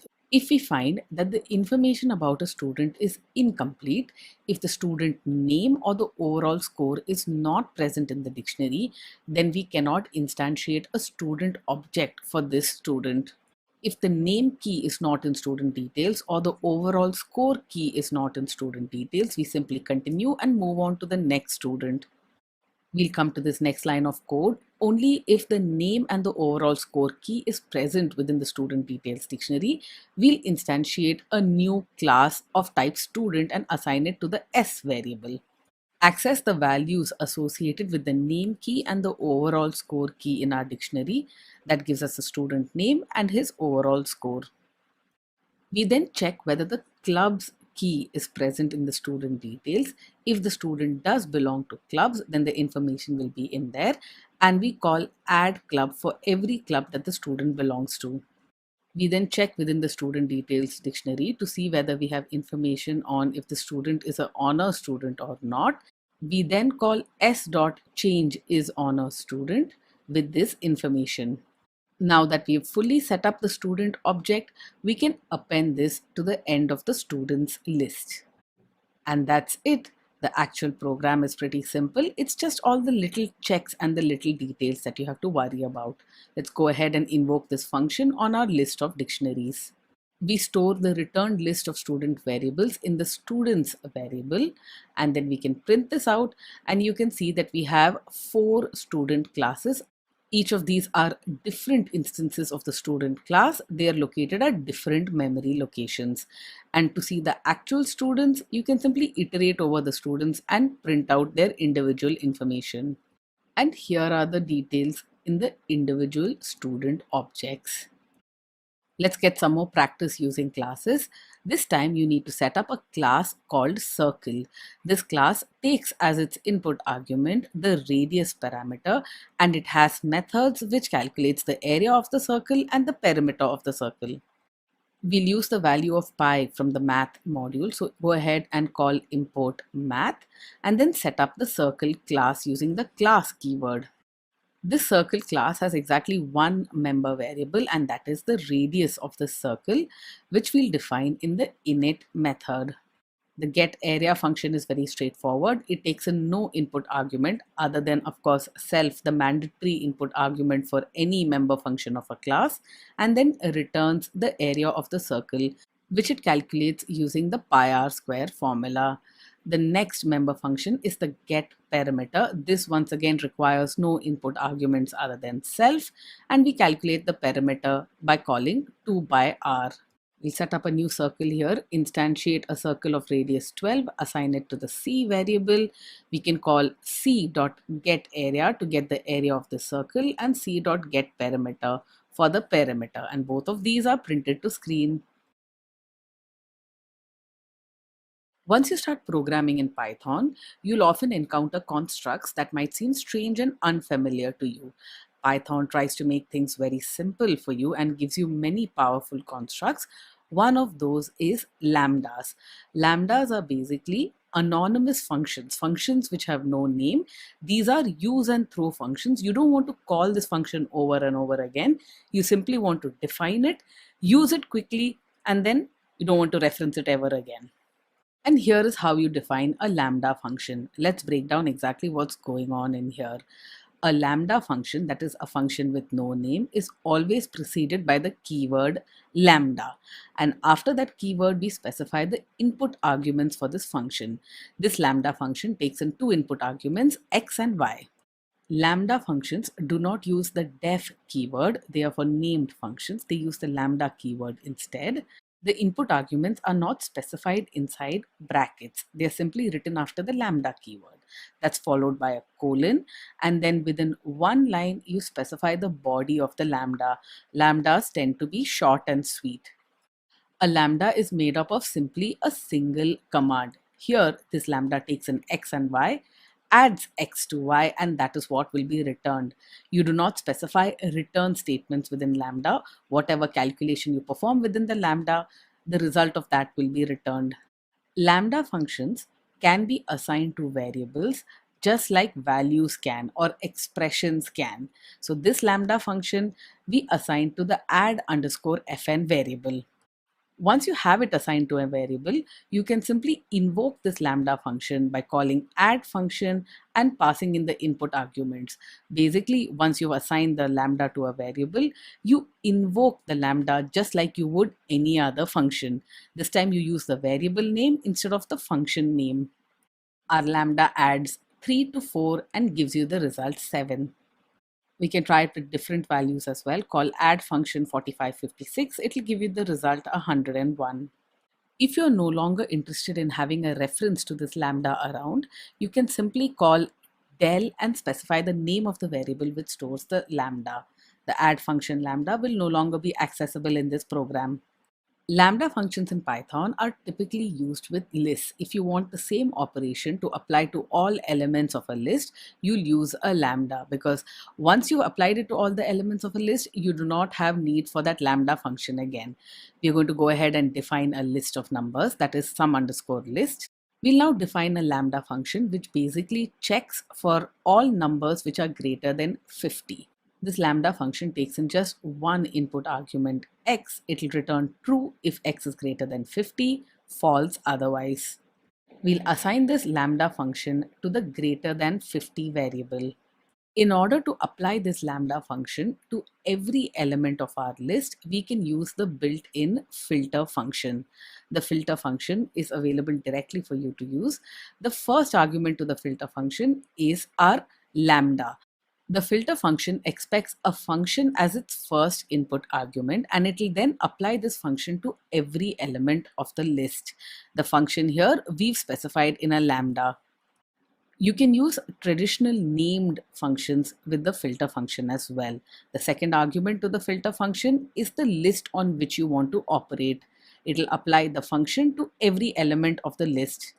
The function that it applies is basically a conditional evaluation of what elements will be present in the resultant list, and this is stored in the result variable. Print out the result, you'll see it's some kind of filter iterator class. An iterator basically goes through every element of the list. If you want the actual list, simply pass the result to the list function. And there you get it, a list of all the elements from the original list which are greater than 50, which were true for our conditional evaluation using the lambda. You can define lambda functions to work on any kind of list. Here is a list of names. We want to find all names which have length greater than 4. In Python, you can do this with one line of code if you do not use intermediate variables to store the values of your lambda functions, of your result, and so on. The expression or the command that you see on screen is pretty complicated. Let's evaluate what's going on. In order to evaluate this, we have to start from the inside and move outwards. Notice that the innermost function is the filter function. The filter function takes in two input arguments, a function and a list. The function we've defined in the form of a lambda, a use and throw function with no name. The lambda basically takes an element of the list, that is the name element, finds the length and checks whether the length is greater than 4. If that element of the list has length greater than 4, it will return true, it will return false otherwise. This lambda operates on the names list. That's the second argument to the filter function. The result of the filter function is an iterator, and this result is what is passed into the outer list function, and we get as a result the actual list of all names with length greater than 4. Lambda functions are not just for conditional evaluation. You can also use it to act on elements of a list and get a new element derived from the old element. Here is a lambda function that I'm assigning to the increment by 3 variable. This takes as its input an element and adds 3 to it. So the return value from this lambda is the original element incremented by 3.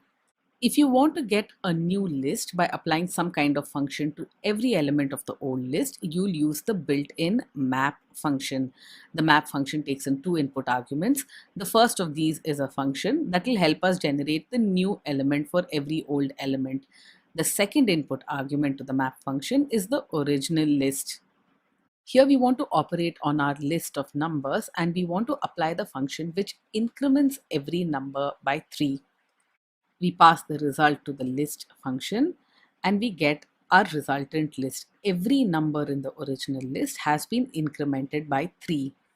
You can do a quick comparison to check whether this is true by printing out the value of the original list. Here are the numbers in some list. Notice that every corresponding number in the resultant list is the number in some list plus 3. Here is an example where we've used the map function on a list of names. We want to append boo to every name on our list and get a new list with boo appended to every name. Once again, you should parse such functions from the inside to the outside. The inner function is the map, which takes in a lambda and a list of names. The lambda adds the string boo to every name. We then pass the result of the map function to the list function to get the list of names with boo appended. Another common place where you'd use lambdas is in the reduce function in Python. Here is a list of numbers. We'll now see how to use the reduce function in order to find the sum of all the numbers in this list. Here is how you define the lambda to use in the reduce function, which finds the sum of all numbers. This lambda is a little confusing though, because it takes in only two input arguments, x and y, and returns x plus y. How does it find the sum of all numbers in a list? When this lambda function is used with the reduce function, the variable x holds the cumulative sum, that is the sum of all the elements that we've seen in the list so far. The variable x does not refer to an individual element, it refers to the cumulative sum of all the list elements that we've seen so far. So if we are on the third element, x represents the sum of the first two elements. When we are on the fifth element, x represents the sum of the first four elements. The y variable in the lambda, when used in the reduce function, refers to the value of the current element that we are encountering in the list. When we add x to y, we are adding the current element to the cumulative sum and returning a new cumulative sum. The reduce function is in the functools module. So we import reduce from functools, and this is how we use reduce. We pass in first the sum function, and then we pass in the list on which we want it applied. And if we print out the result, we'll get the sum of all the numbers that are present in this list, which is equal to 277. Here is another example of using a lambda with the reduce function. This lambda tries to find the longest name in our list of names. This lambda takes in two input arguments, a and b. The variable a will hold the longest name that we found so far across all the elements that we've already seen. Let's say we're looking at the third element, then the variable a will contain the longer of the first two names. The value in variable b will be the current name that we are processing in the list, the current element in the list. Observe closely the syntax of the command that is within the lambda. We want to return the value a if the length of a is greater than the length of b, else we want to return the name b. If you run the reduce code, you'll find that the longest names in the list of our names is Pranati. You can compare this against all the names in the list. Pranati is indeed the longest. Python has a very interesting feature called list comprehension, which is basically an elegant and interesting way to define and create new lists. If you're using Python for data analytics, you'll come across list comprehension really often, and it's important that you understand what exactly is going on. List comprehension allows you to generate a list of numbers from another list of numbers. Let's say we have a list that looks like what you see on screen, some numbers. And let's say we want a list which contains the squares of every individual number that you see on screen. You could have used a lambda to generate the list of squares. However, another elegant way to do it is using list comprehension. List comprehension requires that you specify the expression within the square brackets of the list. The square bracket indicates that whatever elements you generate using list comprehension become part of another list, which is the result of this operation. It also helps to understand list comprehension if we read this from the right to the left. First, we want to iterate through every x in some list. For x in some numbers, x will take on the value of every element in the some numbers list. Read further to the left. We want to find the value of x raised to the power 2 for every x in some numbers, which means this list will contain the squares of all numbers which are present in the sum numbers list. And that is indeed the case. 1 square is 1, 2 square is 4, 3 square is 9, 4 square is 16, and so on. If you want to generate a list of all numbers from 1 to 10, you can use list comprehension for this as well. Notice the outer square brackets. Then you want the list to be made up of num, where num is in range of 11. Once again, read from the right to the left to understand list comprehension. For every number in the range 11, these include numbers starting from 0 and going up to 10. The number 11 is not included. We want the list to be created from all of these numbers in this range, and that is our resultant list. All numbers from 0 up till 10. As you can see, list comprehension allows you to use for loops to generate lists. You can also use nested for loops as well. Let's set up two lists to see how we can use the nested for loop in list comprehension. We have a list of colors and we have a list of things: house, car, and tree. Here is how we can generate a list where every element in the list is a tuple. This tuple is made up of two fields, T and C. T is a thing and C is a color. Notice the nested for loop here for T in things, for C in colors. This will generate every pair of thing and color from the two lists. Let's view the resultant pair list.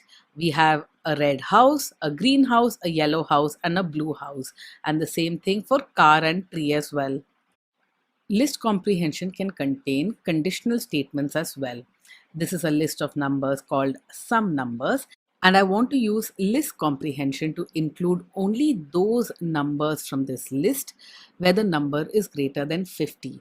We've accomplished exactly this using a lambda function and the filter method. This time we'll do it using list comprehension. We'll store the result in a variable numbers over 50, and we want to include all those x's where x is in some numbers only if x is greater than 50. So we have the for loop as before for x in some numbers, but that x is included in the final list only if it's greater than 50. The result of this statement will be all numbers from the original sum numbers list which are greater than 50. Just three of them here: 63, 84, and 96. Here is another example of list comprehension using a condition. This time we'll use the pairs list that we generated earlier using list comprehension. So now we have a list of pairs where the first field in the pair is a thing and the second field is a color. We want to find all of the red things in this list of pairs. We have the for loop for pair in pairs, which will iterate through every element in the pairs list. Every element is a tuple. We only include that element in the final list if the second field in the tuple is red, only if the color is red. That is, pair of 1 is equal to red. And if you print out the results, red things, notice that we have a red house, a red car, and a red tree.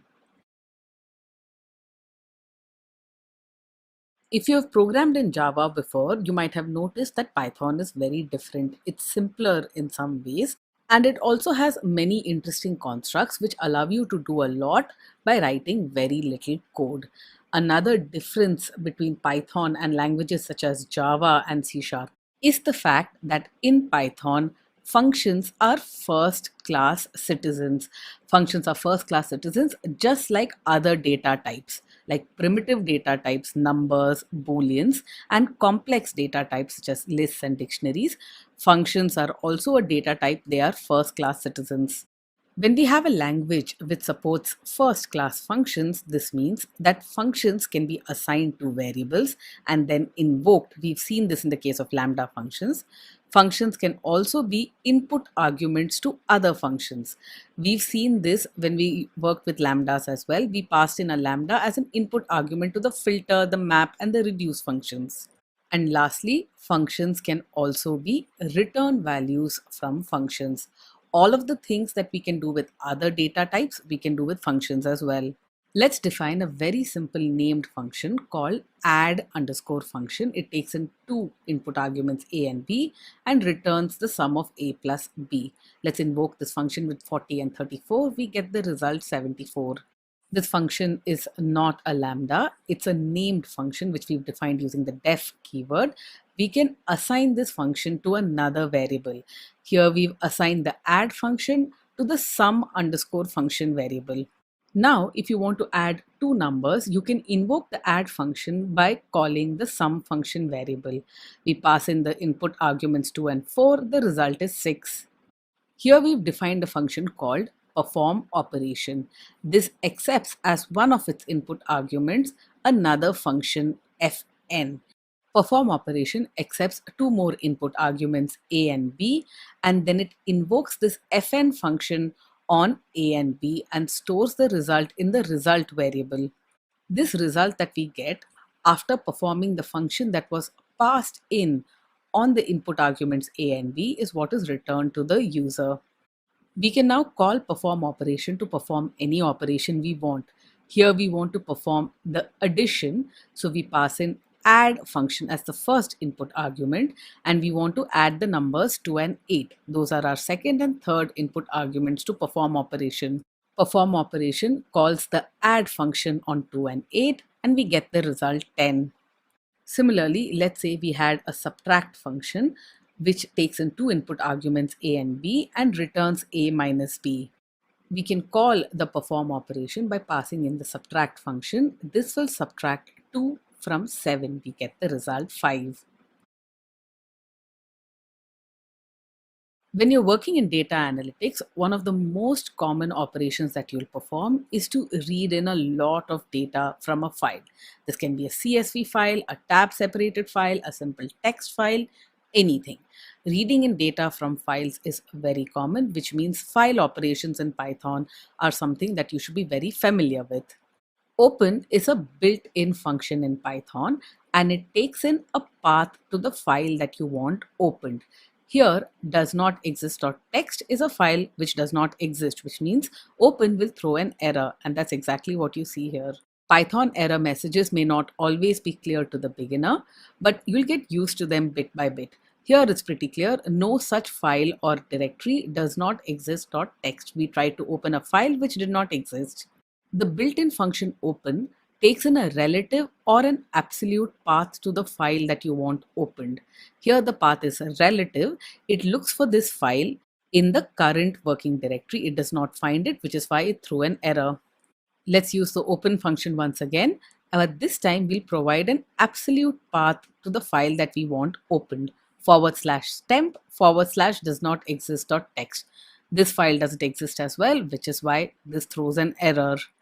Under my current working directory, I have a directory named data within which I have a file named students.txt. Jupyter notebooks allow you to execute shell commands from within your browser. So you can execute shell commands from within Jupyter as long as you prefix those commands with the exclamation mark. On Unix, Linux, and Mac machines, cat is a shell command that allows you to view the contents of a file. And I'm going to execute this cat command from within Jupyter. Notice the exclamation mark that I prefix this command with. The students.txt file contains information on 4 students, Kishore, Ajit, Virat, and Sachin, and their corresponding scores in 3 subjects. Let's open this file by calling the built-in open command. We specify the relative path to this file. It's under the data directory under the current working directory, and the file name is students.txt. Just a heads up for when we are working with paths. If you're on a Windows machine, use backslash to separate the path elements. If you're on a Linux or a Mac machine, use the /. So here you would specify data backslash students.txt if you're on a Windows machine. The path separator for Windows is the backslash, which is different from the path separator that we use in Unix, Linux, and Mac machines.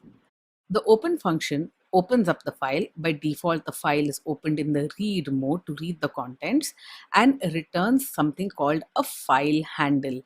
A file handle can be thought of as the gateway into the file. The file handle is what you'll use to read and write from a file. Let's examine the contents of the file handle. What is printed with F is, notice that it says that it's a text IO wrapper. It's reading a text file. The name is data forward slash students.txt. Mode is equal to R. This is the default mode. This indicates that the file has been opened for reading. And the encoding shows how the file is encoded. This file happens to be in UTF-8.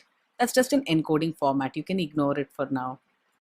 The file handle exposes a number of functions that you can use to operate on the file. For example, f.read allows you to read all contents of the file. Here are all the contents, the 4 students, their corresponding scores. Notice the \n special character after the record for every student. The \n stands for the new line. This new line character indicates the start of a new line on which the next record is present. Think of the file handle as a pointer which points to some position within the file. When you first open up the file and initialize the file handle, that handle points to the very beginning or to the start of the file. And as you read characters or bytes from the file handle moves over those characters as you read them. Let's say you want to read a certain number of bytes from this file. You'll call f.read and you pass in 7, indicating you want to read 7 bytes from the current position of the file handle. But the file handle previously has been used to read the entire file contents. We just did that in our previous command, which means the file handle is currently at the end of the file. When you try to read 7 more bytes, you get nothing. You've already reached the end of file. You can reset the position of a file handle back to the beginning of a file by calling f.seek and passing the position where you want the file handle to move to. If you specify 0, it'll go to the beginning of the file. If you specify 5, it'll go to the beginning of the 5th byte of the file. You'll mostly want to use f.seek to go back to the beginning of the file, as we've done here. And now if you try to read 7 bytes from the beginning of the file, you'll get the name Kishore. Every character is stored in a single byte. When you read 7 bytes, you get all characters of the name Kishore. Now, just by looking at the file handle, you can't really tell what its current position is. You don't know whether it's at the beginning of the file, middle, or the end. The tell method on the file handle will tell you what its current position is. Here it's 7 because we've read 7 bytes. Our file handle is now at position 7. Let's say we call f.read4. We want to read 4 more bytes. We'll start off with the current position of the file handle. That means we'll start off at byte 7 and read 4 more bytes. After Kishore comes the comma, the space, and the number 33. If you call f.read now without passing in some number for its input argument, we'll simply read from the current position till the end of the file. Let's go back to the beginning of this file and try some other stuff. We'll call f.seek and pass in 0. This takes us back to the beginning. Now, what if we wanted to read this file one line at a time? We just don't want to read all of the bytes in the file. We want to process this file one line at a time. And once again, we encounter the for loop. You can iterate over every line in a text file by simply calling for line in f, where f is the file handle. Here we iterate over every line in this file and print it out. Notice that when we print out the line, each of these lines are separated by an extra empty line. This is because of the print statement. The print statement automatically adds a new line after every line that it prints out. In addition, the line itself had the /n character at the very end, which is a new line. 2 new lines, which is why these empty spaces between the lines exist. After one line of text is printed, the first new line takes us to the next line. The second new line leaves that line empty, and we move on to the line after that, which is where the next line is printed. We'll use f.seek once again and go back to the beginning of the file. This time we want to read line by line from this file using the readLine method. The readLine reads one line at a time.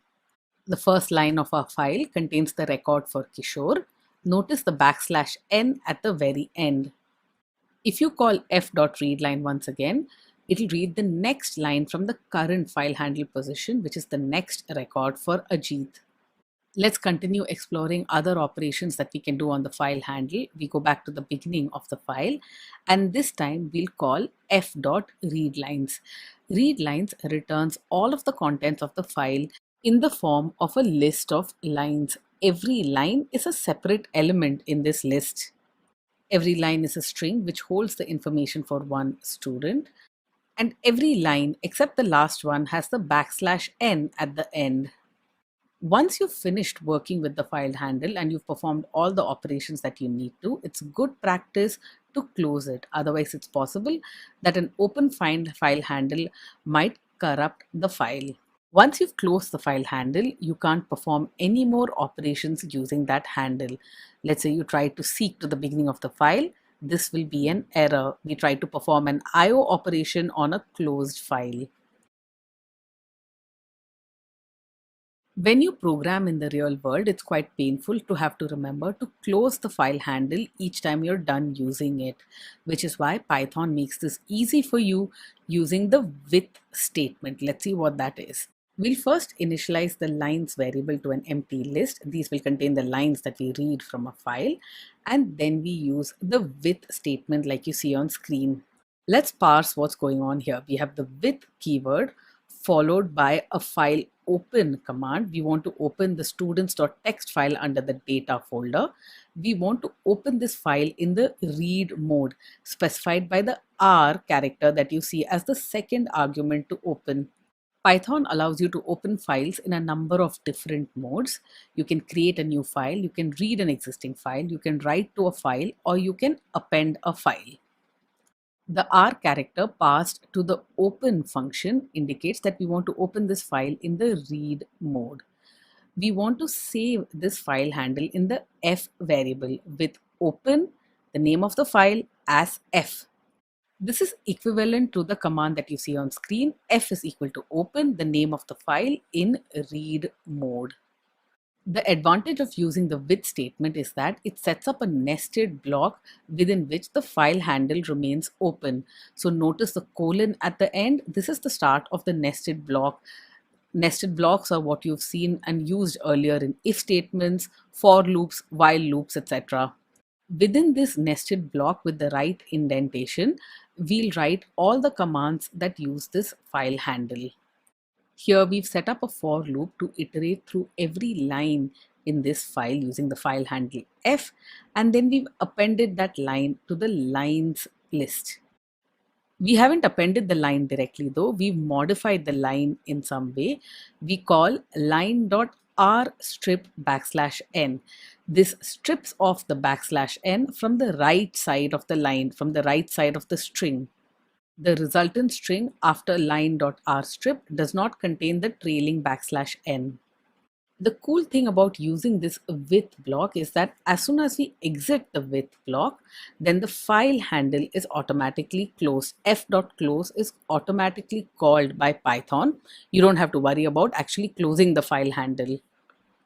If you now examine the contents of the lines variable, you'll see that it contains all the lines from our text file, but notice the \n at the very end has been stripped out, has been removed.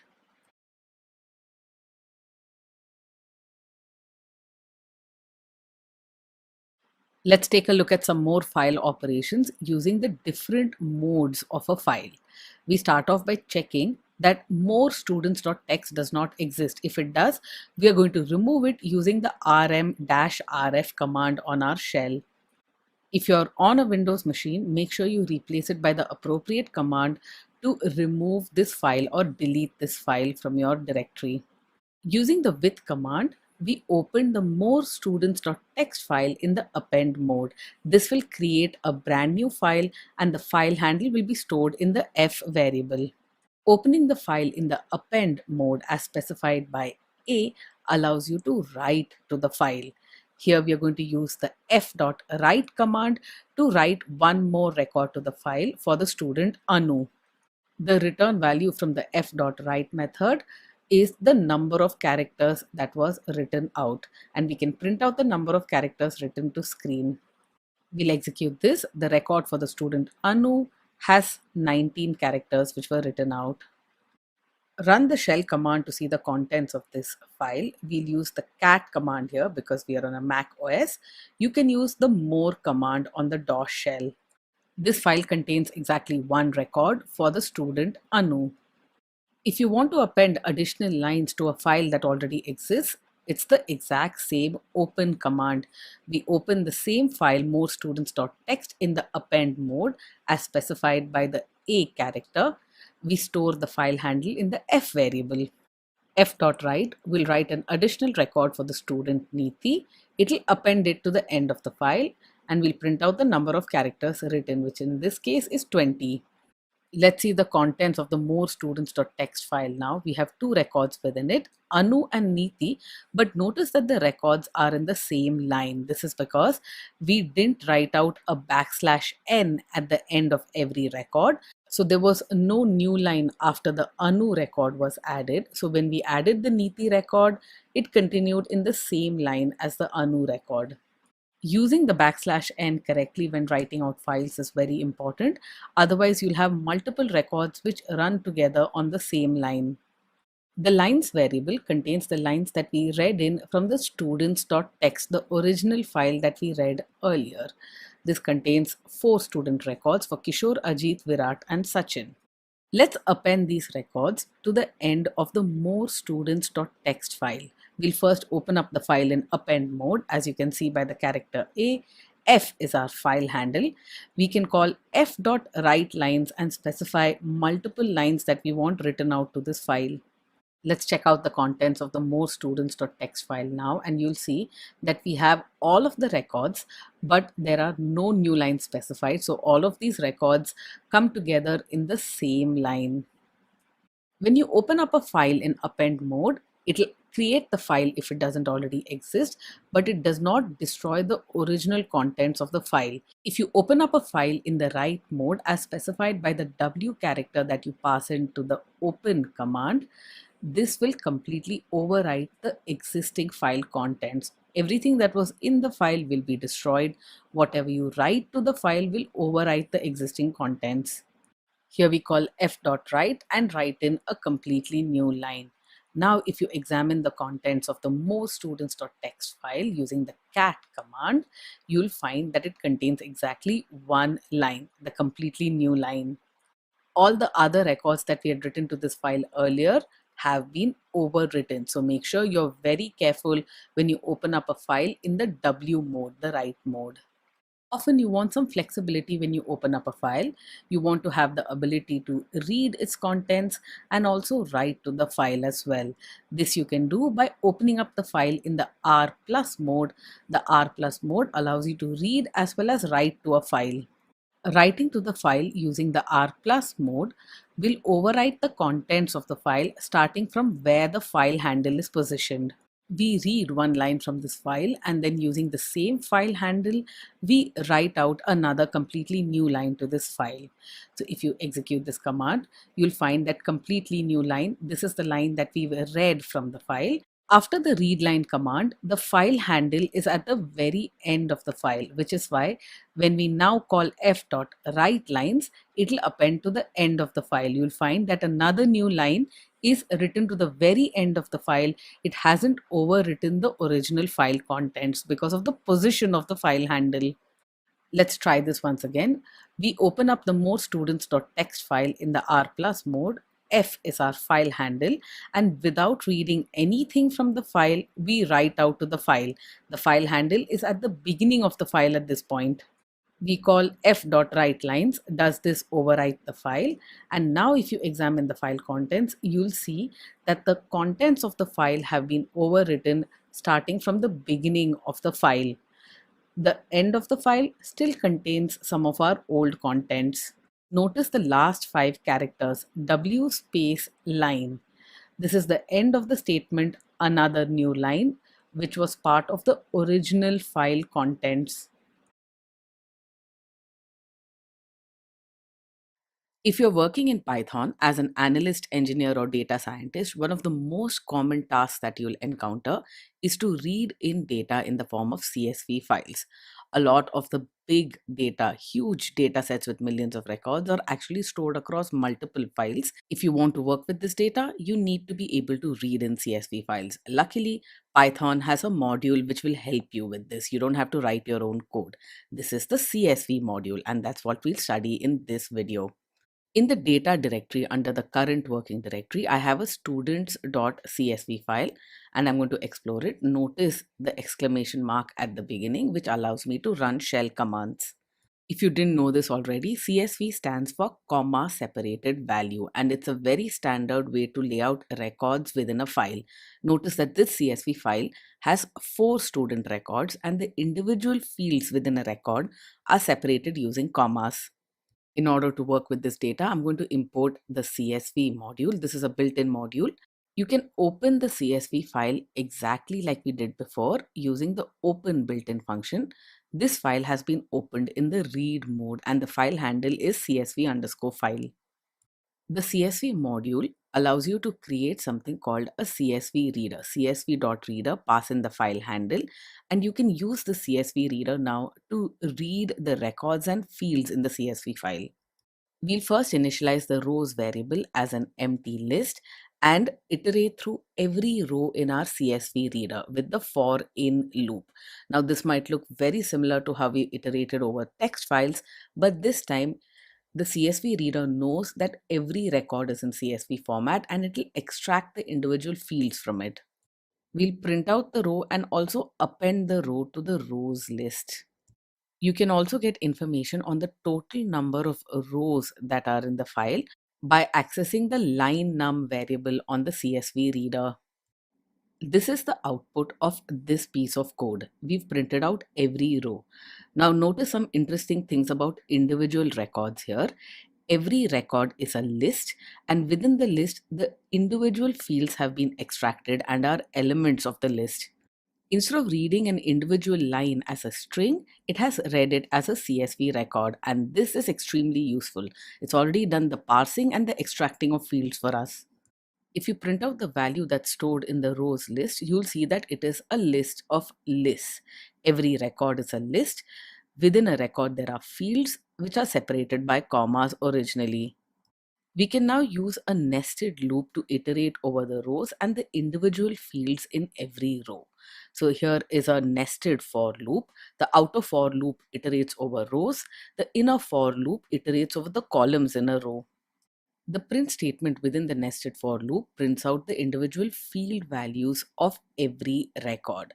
The end parameter is an input argument to the print statement, which you can use to define what you want that print statement to be terminated with. By default, we end with a new line. If you want to change that, you have to specify a value for this end parameter. Here we've specified that after every field has been printed out, we should print out a space. That is the end of our print. After every row, we have an empty print statement which takes us to the next line. And here are all the records where individual fields are separated by spaces thanks to the space that we've specified as the end input argument to the print function. Within the data folder, there is another file called students_delimiter space.txt. This is a text file which has records, but the individual fields within the records are separated by space, not by comma, which is why this is kind of like a CSV file, but it's actually a text file. This file contains the same 4 records that we are familiar with, but every field in a record is delimited by a space from the next field. Python CSV module is smart enough to interpret this as a CSV file as well. You can open the file as before, and then you can use the CSV reader in order to read it as a CSV file. The one change here is that you have to specify that the delimiter is a space. The delimiter by default is assumed to be a comma, indicating that it's a space. We'll treat it like a CSV file with a different delimiter. The rest of the code is the same as before. We use the for in loop to iterate through every row. We print out the row, append it to the rows list, and we'll also print out the total number of rows in this file. And when you see the result, you'll see that we have successfully read the CSV file, which has space as a delimiter rather than the comma. As an analytics professional or a data scientist or an engineer, you'll encounter CSV files over and over again. Exactly like that. Another file format that's really common is the JSON file format, and Python has a built-in module to deal with this as well, the JSON module. The term JSON is often pronounced JSON, so you shouldn't be confused there. It stands for JavaScript Object Notation. JSON is very commonly used with web programming frameworks where you're writing your client code in JavaScript. So, how does a JSON file look? Here is an example on screen of a string which is in JSON. This is the JSON data string. There are a couple of interesting things going on here. This contains information about one employee named Ashish. The information is entirely in one line. Notice how we have the curly braces which denotes one record. Within the curly brackets, we have a number of key value pairs. Name Ashish, age 39, city Delhi, and degree BE. Every key is a string, it's enclosed in quotes. Values can be strings, they can be numbers, they can also be more complex types like other JSON formats or even lists. Now, if this seems familiar to you, it should. The structure of a JSON file format is very similar to how you set up your Python dictionaries, the curly braces and the key value pairs within them. Every key is separated from the value using a colon, and every key value pair is separated from the next key value pair using a comma. I've assigned this JSON string to the JSON data variable. There's one last interesting thing to note here. There is a backslash after the equal to. Now, this tells the Python interpreter that whatever comes in the next line is a continuation of the current command, the current assignment command, where we are assigning this JSON string to the JSON data variable. If you want a single Python statement or Python command to span multiple lines because that makes it more readable, you'll use the backslash at the end of the line so that you can continue in the next line. The JSON module in Python allows us to parse JSON strings and convert them to Python dictionaries. And this is how we do it. Here, JSON.loads or JSON.loads parses the JSON data string and converts the key value pairs to dictionary entries. The resultant dictionary is stored in the details underscore dict variable. By using the type function, you can tell that details dict is of type dictionary, and you can print out the value of this dictionary as well. It'll contain all the information that you saw in the JSON data string, but this time as a Python dictionary. We now know how to parse a JSON string using the JSON module. How about when we have to deal with JSON files? Here we have a file called singleentity.json. This contains exactly one line of JSON, the same JSON string that we passed earlier, except that this line is now present in a file. We now want to read this JSON file and parse the employee information and create a list of employees. We open the file as before, exactly like we did with text files and CSV file. This file is opened in the read mode. We read exactly one line from this file and store it in the line variable. This line contains a JSON string, and we can pass this JSON string into a Python dictionary using the json.loads function. Employee is the Python dictionary, and we append this to the employees list. Employees is a list of Python dictionaries. As of now, it contains exactly one employee's details within it, the details for Ashish. It's also possible to work with JSON files which have multiple employee records. Here, every record is in JSON format and every record is present in one line of the file. Here we have three employees, Deb, Abhay, and Vijay. Every employee record is enclosed in the curly braces of JSON, and the details for each employee is on a separate line in the file. Let's read and parse this JSON file and store the resultant employee details in the employees list. We open the file as before using the file handle and read in all the lines using the read lines command on the file handle. Every line in this file, which has been read in as a string, contains JSON data, and we can parse this by calling json.loads. We store the resultant dictionary in the employee variable and append this to a list. We now have all employee details in the form of a list of dictionaries. So far, we've seen how to read in JSON files and parse a JSON string into a Python dictionary. The reverse is possible as well. You can have a Python dictionary and you can write it out as a string to a JSON file. Here are the details for a new employee Nisarg. This is a Python dictionary that we have available in our code. The first step before writing this out to a file is to convert this Python dictionary to a JSON string format, which we can do by calling the json.dumps method. This simply converts the Python dictionary to a line, which is a JSON string. You can print out the value of line and see that it is indeed a JSON string. Once we have the Python dictionary in string format, writing out a string to a file is an operation that we are familiar with. We'll open up the list of entities.json in append mode so that we can append this record to the very end. We'll use the f.write function to write out the single line with a \n at the end. This will add a new line to the end of the line that we just wrote out. Now, if you examine the contents of the file, you'll find that the new employee Nisarg's record has been added to the very end of this file. This employee's record is also in the JSON format.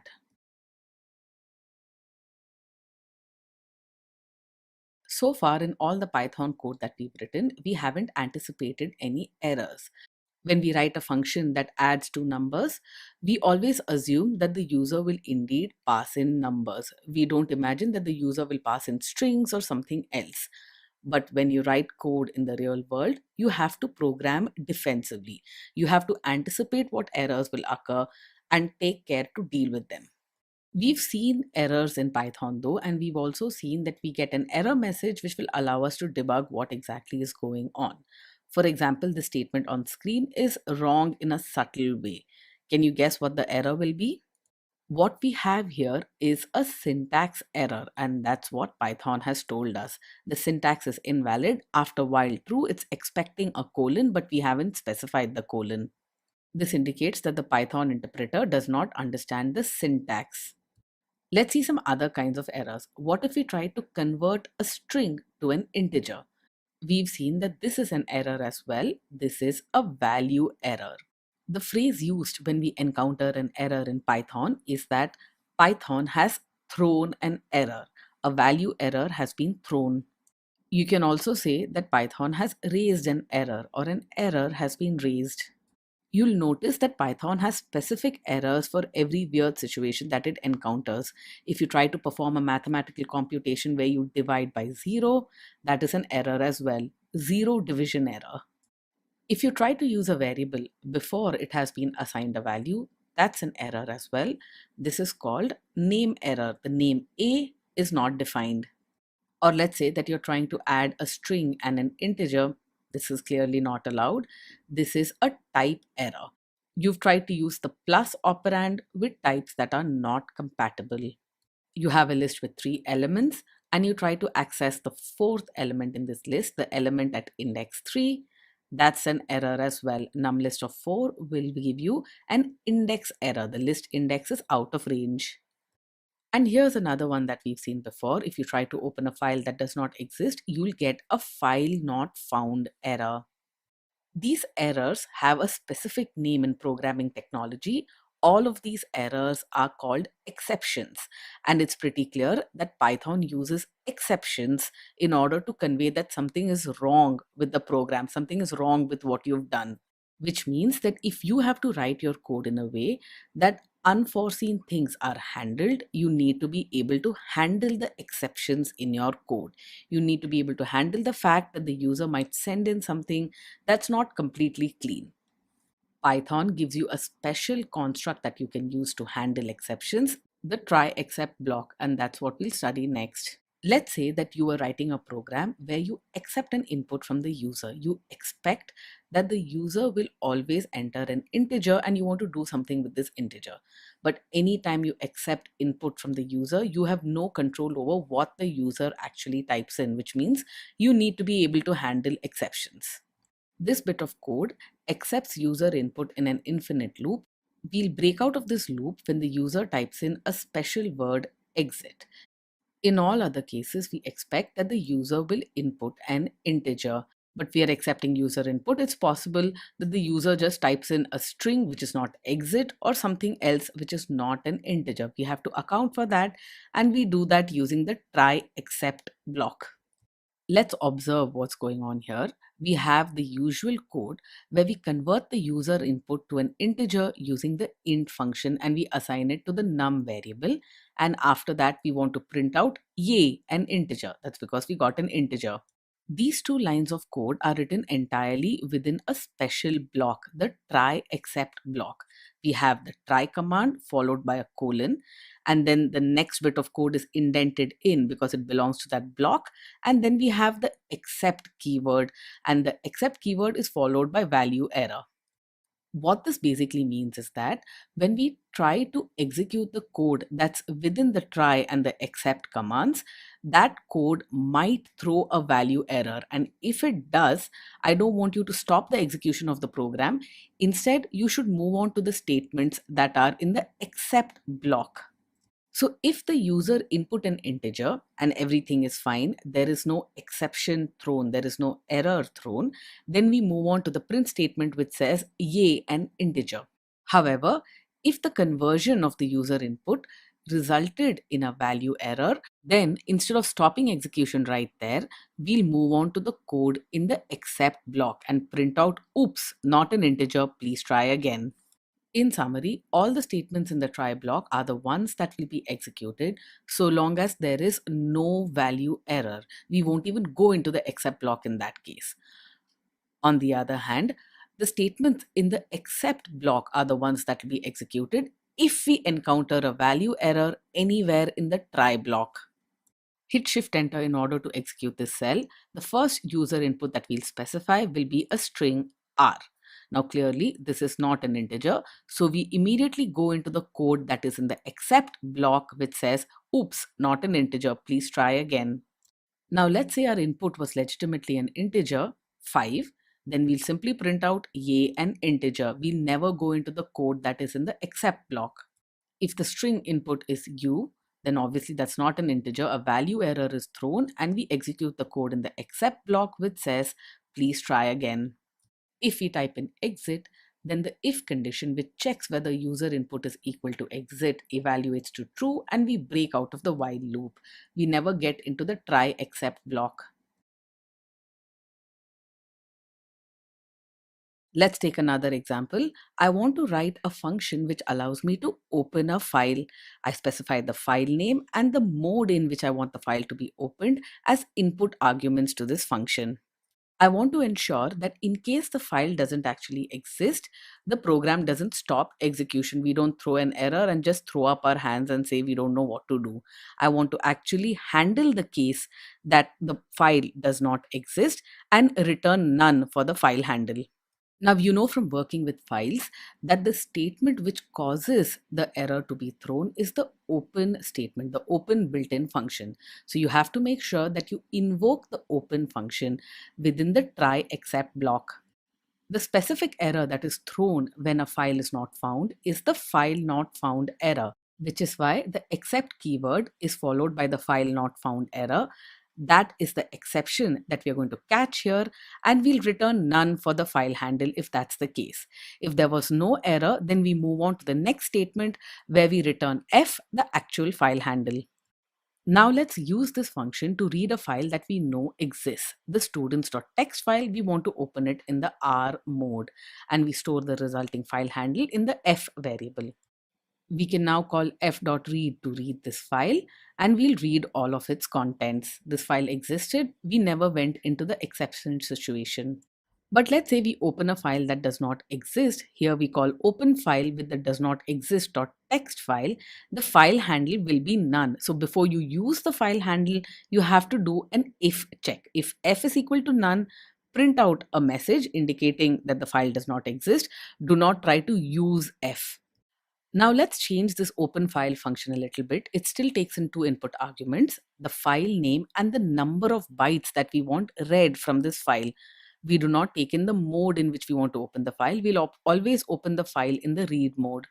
The first thing that we want to ensure within our function is that num bytes is indeed a number, an integer. So we try to convert num bytes to int using the int function. If by some chance the conversion does not work, num bytes cannot be converted to an integer, then this will be a value error. Once we've converted num bytes, we try to open the file in read mode. This can also throw an error, the file not found error, if the file name doesn't exist. We'll then print out all the bytes that we read from the file using the f.read operation. Now here, the except block has to account for two different errors. You can have the file not found error because of the open function, and you can have the value error when you try to convert num bytes to an integer. So the except block has to account for both of these. You can also save the error in a variable using the as keyword. So we are going to save whatever error occurred as the error variable. Within the except block, we'll print out the type of error that occurred and return none for the file handle. If we manage to open and read from the file successfully, we return the file handle f. Let's try to open a file that does not exist first. We want to read 2 bytes from this file. Here we get a file not found error. This is the type of the error that has been printed out to screen. We've moved into the except block and printed out the type of error. We'll try to open the file once again, but this time we pass in a string that cannot be converted to an integer, which means when we try to open this file, we'll get a value error. The error variable is of type value error because that's what was thrown. Let's consider the exact same function that we've seen so far. We want to open a file. This might raise a file not found error if the file doesn't exist. It might raise a value error if the num byte specified is not an integer. The one difference here is that we've initialized the file handle f to none before the try block. Now there is an implicit branching going on here that you're aware of. If there is no error, all the code in the try block will be executed. If there is an error, the code in the except block will be executed.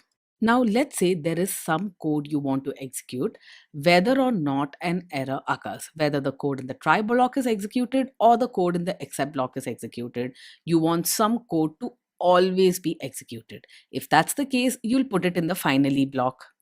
The finally block contains the keyword finally, the colon, and then the code you want executed. Here we are printing out in the finally clause. And if f is not none, that is, if the file handle is valid, we want to close the file. We first try opening a file that does not exist.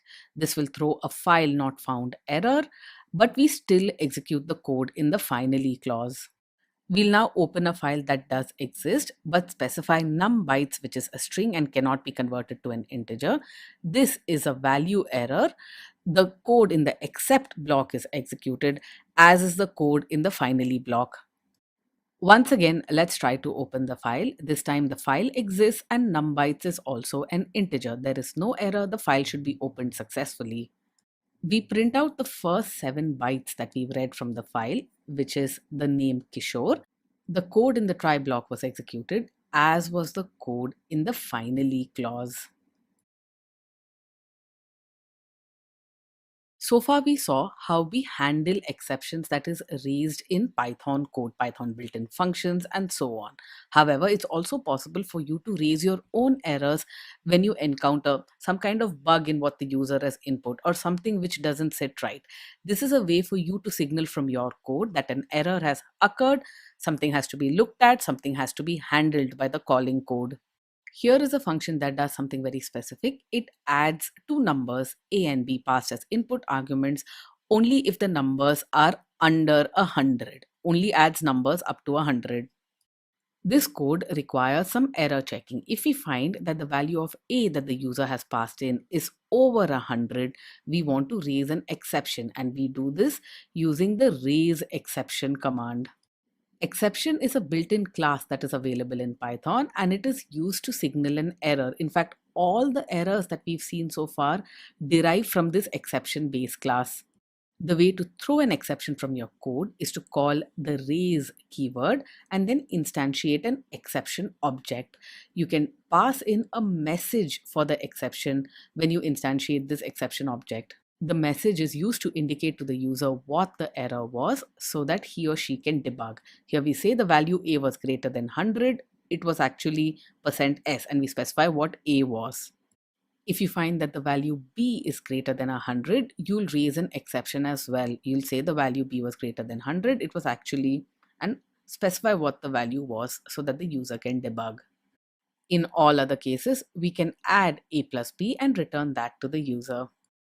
Adding two numbers here, 2 plus 55, this should work just fine. 2 and 55 are both under 100. We get the result 57. But what if we want to add 101 and 23? This will be an error. Our exception has been thrown. Notice that the error type says exception because we instantiated an object of type exception. And the message is the value A was greater than 100, it was 101. Or let's try passing in a value of B that is over 100. We pass in 230.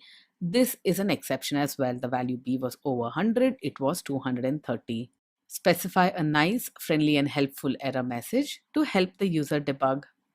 Let's say both of these numbers are over 100. A is 101, B is 230. Then notice that the exception which is encountered first stops the execution of the program. We first check for the value of A and raise an exception because it's over 100. The execution of the program has stopped. We never check the value of B. Let's say that your code can throw any number and any type of exception, and we only handle a few of them. Here we have a class called raise exception, and here are the list of exceptions that it can throw: keyboard interrupt, value error, index error, file not found error, and type error. All of these exceptions are built-in exceptions in Python, and we've stored them in the exception list. Now, based on the value of the input argument num that has been passed into the raise exceptions class, we raise that exception from the exception list. If num is equal to 0, we'll raise a keyboard interrupt. If num is equal to 1, we'll raise a value error. Num is equal to 2 will be an index error, and so on. We raise this exception within a try except block. But in this try except block, we only handle the keyboard interrupt. We do not handle the other exceptions. This means that if we raise any of the other exceptions other than keyboard interrupt, the exception will not be caught. The program execution will stall. Let's try this. Raise exception and passing in a num value of 0 will raise a keyboard interrupt, which is handled. And you'll find that this works just fine. We go into the except block and print out handled only keyboard interrupt. Let's say we invoke the raise exceptions function. We pass in a num value of 3, which means this will raise the file not found error. The file not found error is not handled by our except block, which means the program execution will stall. Our Python program raises this exception and just stops. Notice that our file not found error does not have a corresponding message. This is because when we instantiated the file not found error object, we did not pass in an error message. The error message is empty. We are going to define the same function once again, the raise exceptions, and we have the list of exceptions, but we want to write code such that all of the exceptions that have been raised or can be raised will be handled with one except block. In order to handle any and all exceptions that might occur within the try block, you will have the except block, but you will not specify a specific error or an exception after the except keyword. You'll simply have the colon. This means handle all exceptions. When you omit a specific exception after the except keyword, all errors are handled by that except block. We'll call raise exceptions and pass in a value of 0 for the num variable. This means that keyboard interrupt will be raised. That has been handled. As an exercise, you can call raise exceptions with other values for num, and you'll find that all of the exceptions are handled. Our code goes into the else block and we print out the statement. We'll go through the same demo once again, but this time you want to handle exceptions, but you want to customize the handling for some of the exceptions. Let's say you want to treat value error a little differently and the rest of the exceptions in a certain way. You can do this as well by specifying multiple except blocks. We have the same list of exceptions as before, and we want to raise a specific exception as specified by the value of num that is passed in. But this time, when we encounter a value error, we want to print out handled value error. So we have a specific way to handle the value error. If the exception that was raised was a type error, we want to handle that a little differently. We want to print out handled type error. In all other cases, though, we want to handle it in a general or a generic way. In all other cases, such as keyboard interrupt, index error, file not found error, we want it handled by this last exception block, which doesn't have a specific exception type associated with it. The most important thing to note here is that the general purpose except block, which doesn't handle a specific exception such as a value error or a type error, should be specified at the very end after all the specific exception blocks. Think of it as the fall through. Let's invoke the raise exceptions function. We pass in a value 1. This will cause a value error which is explicitly handled. We pass in a value 4 for the num variable. This will cause a type error, once again explicitly handled. Let's try raising exceptions with the value 2. This will go into the general purpose block, which handles all kinds of errors. In this topic, we'll cover Python regular expressions. You might have heard of regular expressions before. They are generally used with strings in order to find strings that match a specific pattern. Regular expressions are very commonly used if you want to find patterns which match an email address, for example. You want some alphanumeric characters, then the at the rate sign, and a dash.com or a dash.in. Regular expressions can also be used to check for valid phone numbers, valid addresses, and so on. Python offers a very powerful regular expression support in the RE module. RE stands for regular expressions. However, we are only going to touch on the very surface of regular expressions in this particular lecture.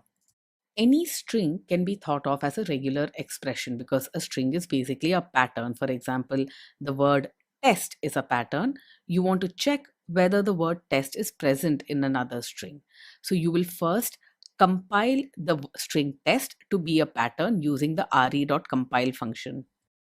Once you have a pattern object, you can check whether other strings match this pattern. For example, pattern.match will check whether the string boo matches this pattern. The pattern had the word test in it. The match function will check whether the string boo starts with the pattern specified by the string test. The string boo doesn't start with test, which means the pattern.match will return none. No pattern was matched, which is why no pattern was returned. Our pattern is the word test. Let's check whether this pattern matches the word test itself. This is clearly a match. Test begins with test, and we get a pattern match object as our return value from pattern.match. The pattern match object contains a number of pieces of information. It says that the span of the string from index 0 to 4 is what matched, and the original pattern which matched was the string test. Our pattern is still the test string. Let's check whether this pattern matches the string test someday. Test someday starts with the word test. This should be a match, and that's what you see on screen. It clearly says that the pattern matched the test someday string. The span of the match was from index 0 to 4. The match function explicitly matches from the beginning of the string. So if you try to match the test pattern with the string some test, the return value will be none because some test does not start with test. Once again, let's prove that the pattern.match function only matches the beginning of the string. This will not be a match as well. Test is present in the middle of the string. It's not a match. The return is none. If you want to match a particular pattern, not just at the beginning of a string, but anywhere within a string, you'll use the pattern.search method. Pattern.search will search the entire string to see if there is a matching pattern. Our pattern was simply the string test, which of course matches the string test. This will return a match object, and the match object will indicate that the pattern was found in the span 0 to 4. Let's do a pattern.search on the some test string. Test is present at the end of the string. When we use the search method, there will be a match. And notice the span of the match is from index 5 to index 9. The search function will find patterns which occur in the middle of strings as well. Here, the string test occurs in the middle of the string. This is a matching pattern as well, and you can tell the span of the match is from 5 to 9. Now let's make our patterns a little more interesting because that's what regular expressions are all about. You can specify a pattern which says, I want to match any of these characters. You'll specify square brackets and all the characters that you want matched within square brackets. This regular expression basically says that within a string, you want to find any of the characters A, B, C, D, or E. You specify all of these characters within the square brackets. A string will match this pattern only if it contains one of these characters A through E, all in small case. This pattern is stored in the variable P. Let's find a match with a string which contains only numbers. Remember, the match function only checks the beginning of the string. No match was found. This function returned none. Let's try finding this pattern within another string. The string is A345. It starts with the character A, which is one of the characters that we are looking for within square brackets. A match object is returned, and it clearly says the span of the match is from index 0 to 1, and the match pattern that was found was the letter A. Let's try whether this pattern matches the string that you see on screen. P.match, remember, looks only at the beginning of the string. The beginning of the string is numbers. Clearly, this should not be a match and none is returned. Instead of the match function, let's say we use the search function to see whether this pattern exists within this string. The search function scans the entire string for matches and a match is returned. In the span from index 4 to 5, we found the character A, which matches our pattern. Let's call the p.search function once again, but this time we pass in a string which has all numbers except for the single letter G. If you remember our pattern, it considered all characters A through E. It did not consider G, which means this pattern should not be a match, and that's what is returned. Let's set up a new pattern. This time we're interested in searching within a string for all alphabets, whether they are capitalized or in small case. Notice how we can use the dash to specify a range of alphabets.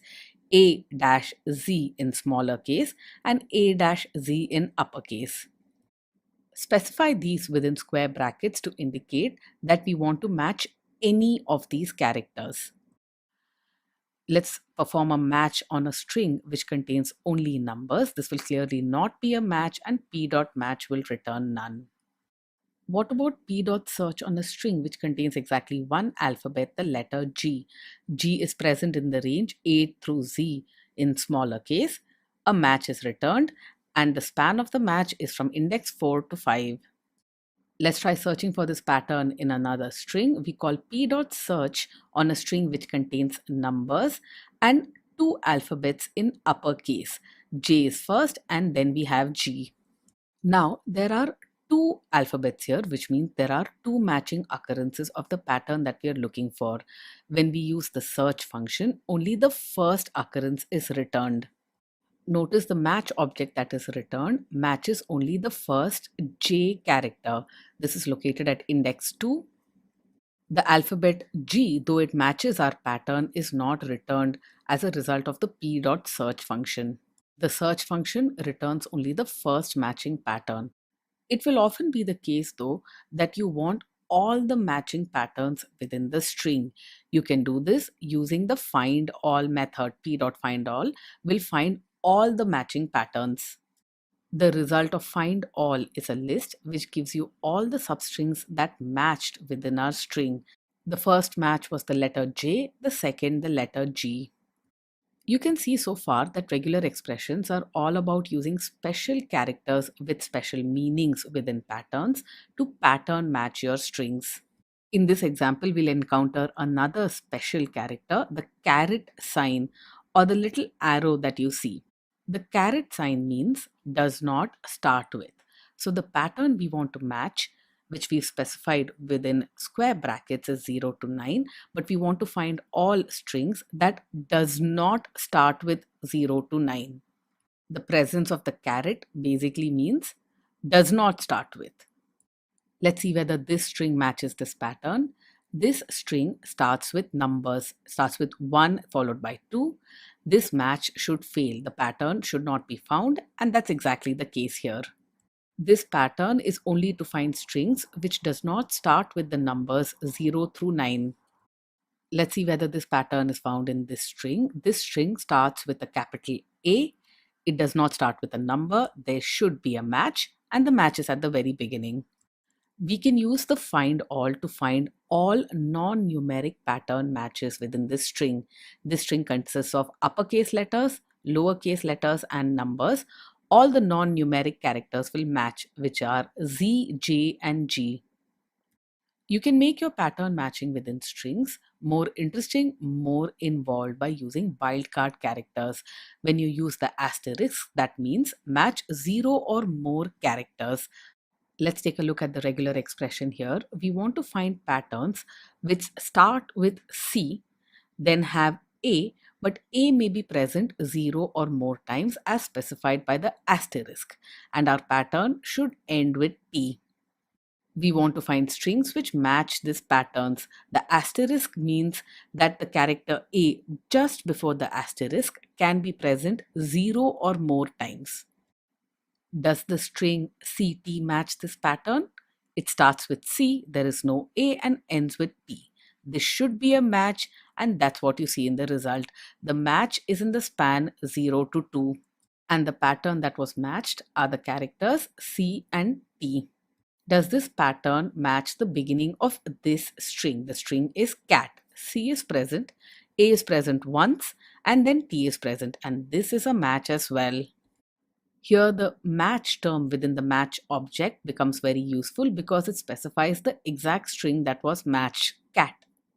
Let's try with another string here. It starts with C, it ends with P, and it has A 3 times. Since A can be present 0 or more times, a match is confirmed. It returns a match object. What about this pattern? It starts with C, ends with P, and has a B in between. But our pattern allowed A 0 or more times. CBT will not match. That's why P.match returns none. Remember that the match function always looks for a match at the beginning of the string. So here we have the string ASD cat. Cat is not present at the beginning. There'll be no match. P.match returns none. In order to match anywhere within a string, we'll use the search function. Here we have C followed by 4 A's. That is a match because A can be present 0 or more times. You can use the find all method to find all matches of that pattern within a long string. Here there are multiple matches. Let's see if you can guess what they are. CT, CAT, and CAT. Remember that the matches have to match the case as well. So we have a cat with a capital C. That will not be a match. Regular expressions in Python are incredibly powerful, and what you've seen so far in this video is just a small sampling of what regular expressions can do. If you're going to use it heavily, I suggest you study it further. In fact, you can have an entire course on regular expressions. This serves only as an introduction. Now at the end of this course on Python, and hopefully it brought you from 0 to a good solid intermediate level. You got plenty of chances to practice. We first studied built-in functions, we studied variables in Python, and primitive and complex data types. We then saw how loops can be constructed in Python, for and while loops. We saw how we could use these to iterate over lists and dictionaries. We then studied how we can make units of code reusable by using functions, and how we can represent entities in the real world using classes. We also studied how we can set up inheritance to have multiple classes of the same base type. We studied a bunch of special features that Python has to offer. We saw how we could report errors using exception handling. We also saw how we could log to console and to disk in Python. We also worked with CSV and JSON files. We learned how to read in information from files and then print them out to screen or perform some additional parsing. And what you really got at the very end was lots and lots of programming practice with common problems. This programming practice is what makes you a good programmer, and that's what this class tried to offer you.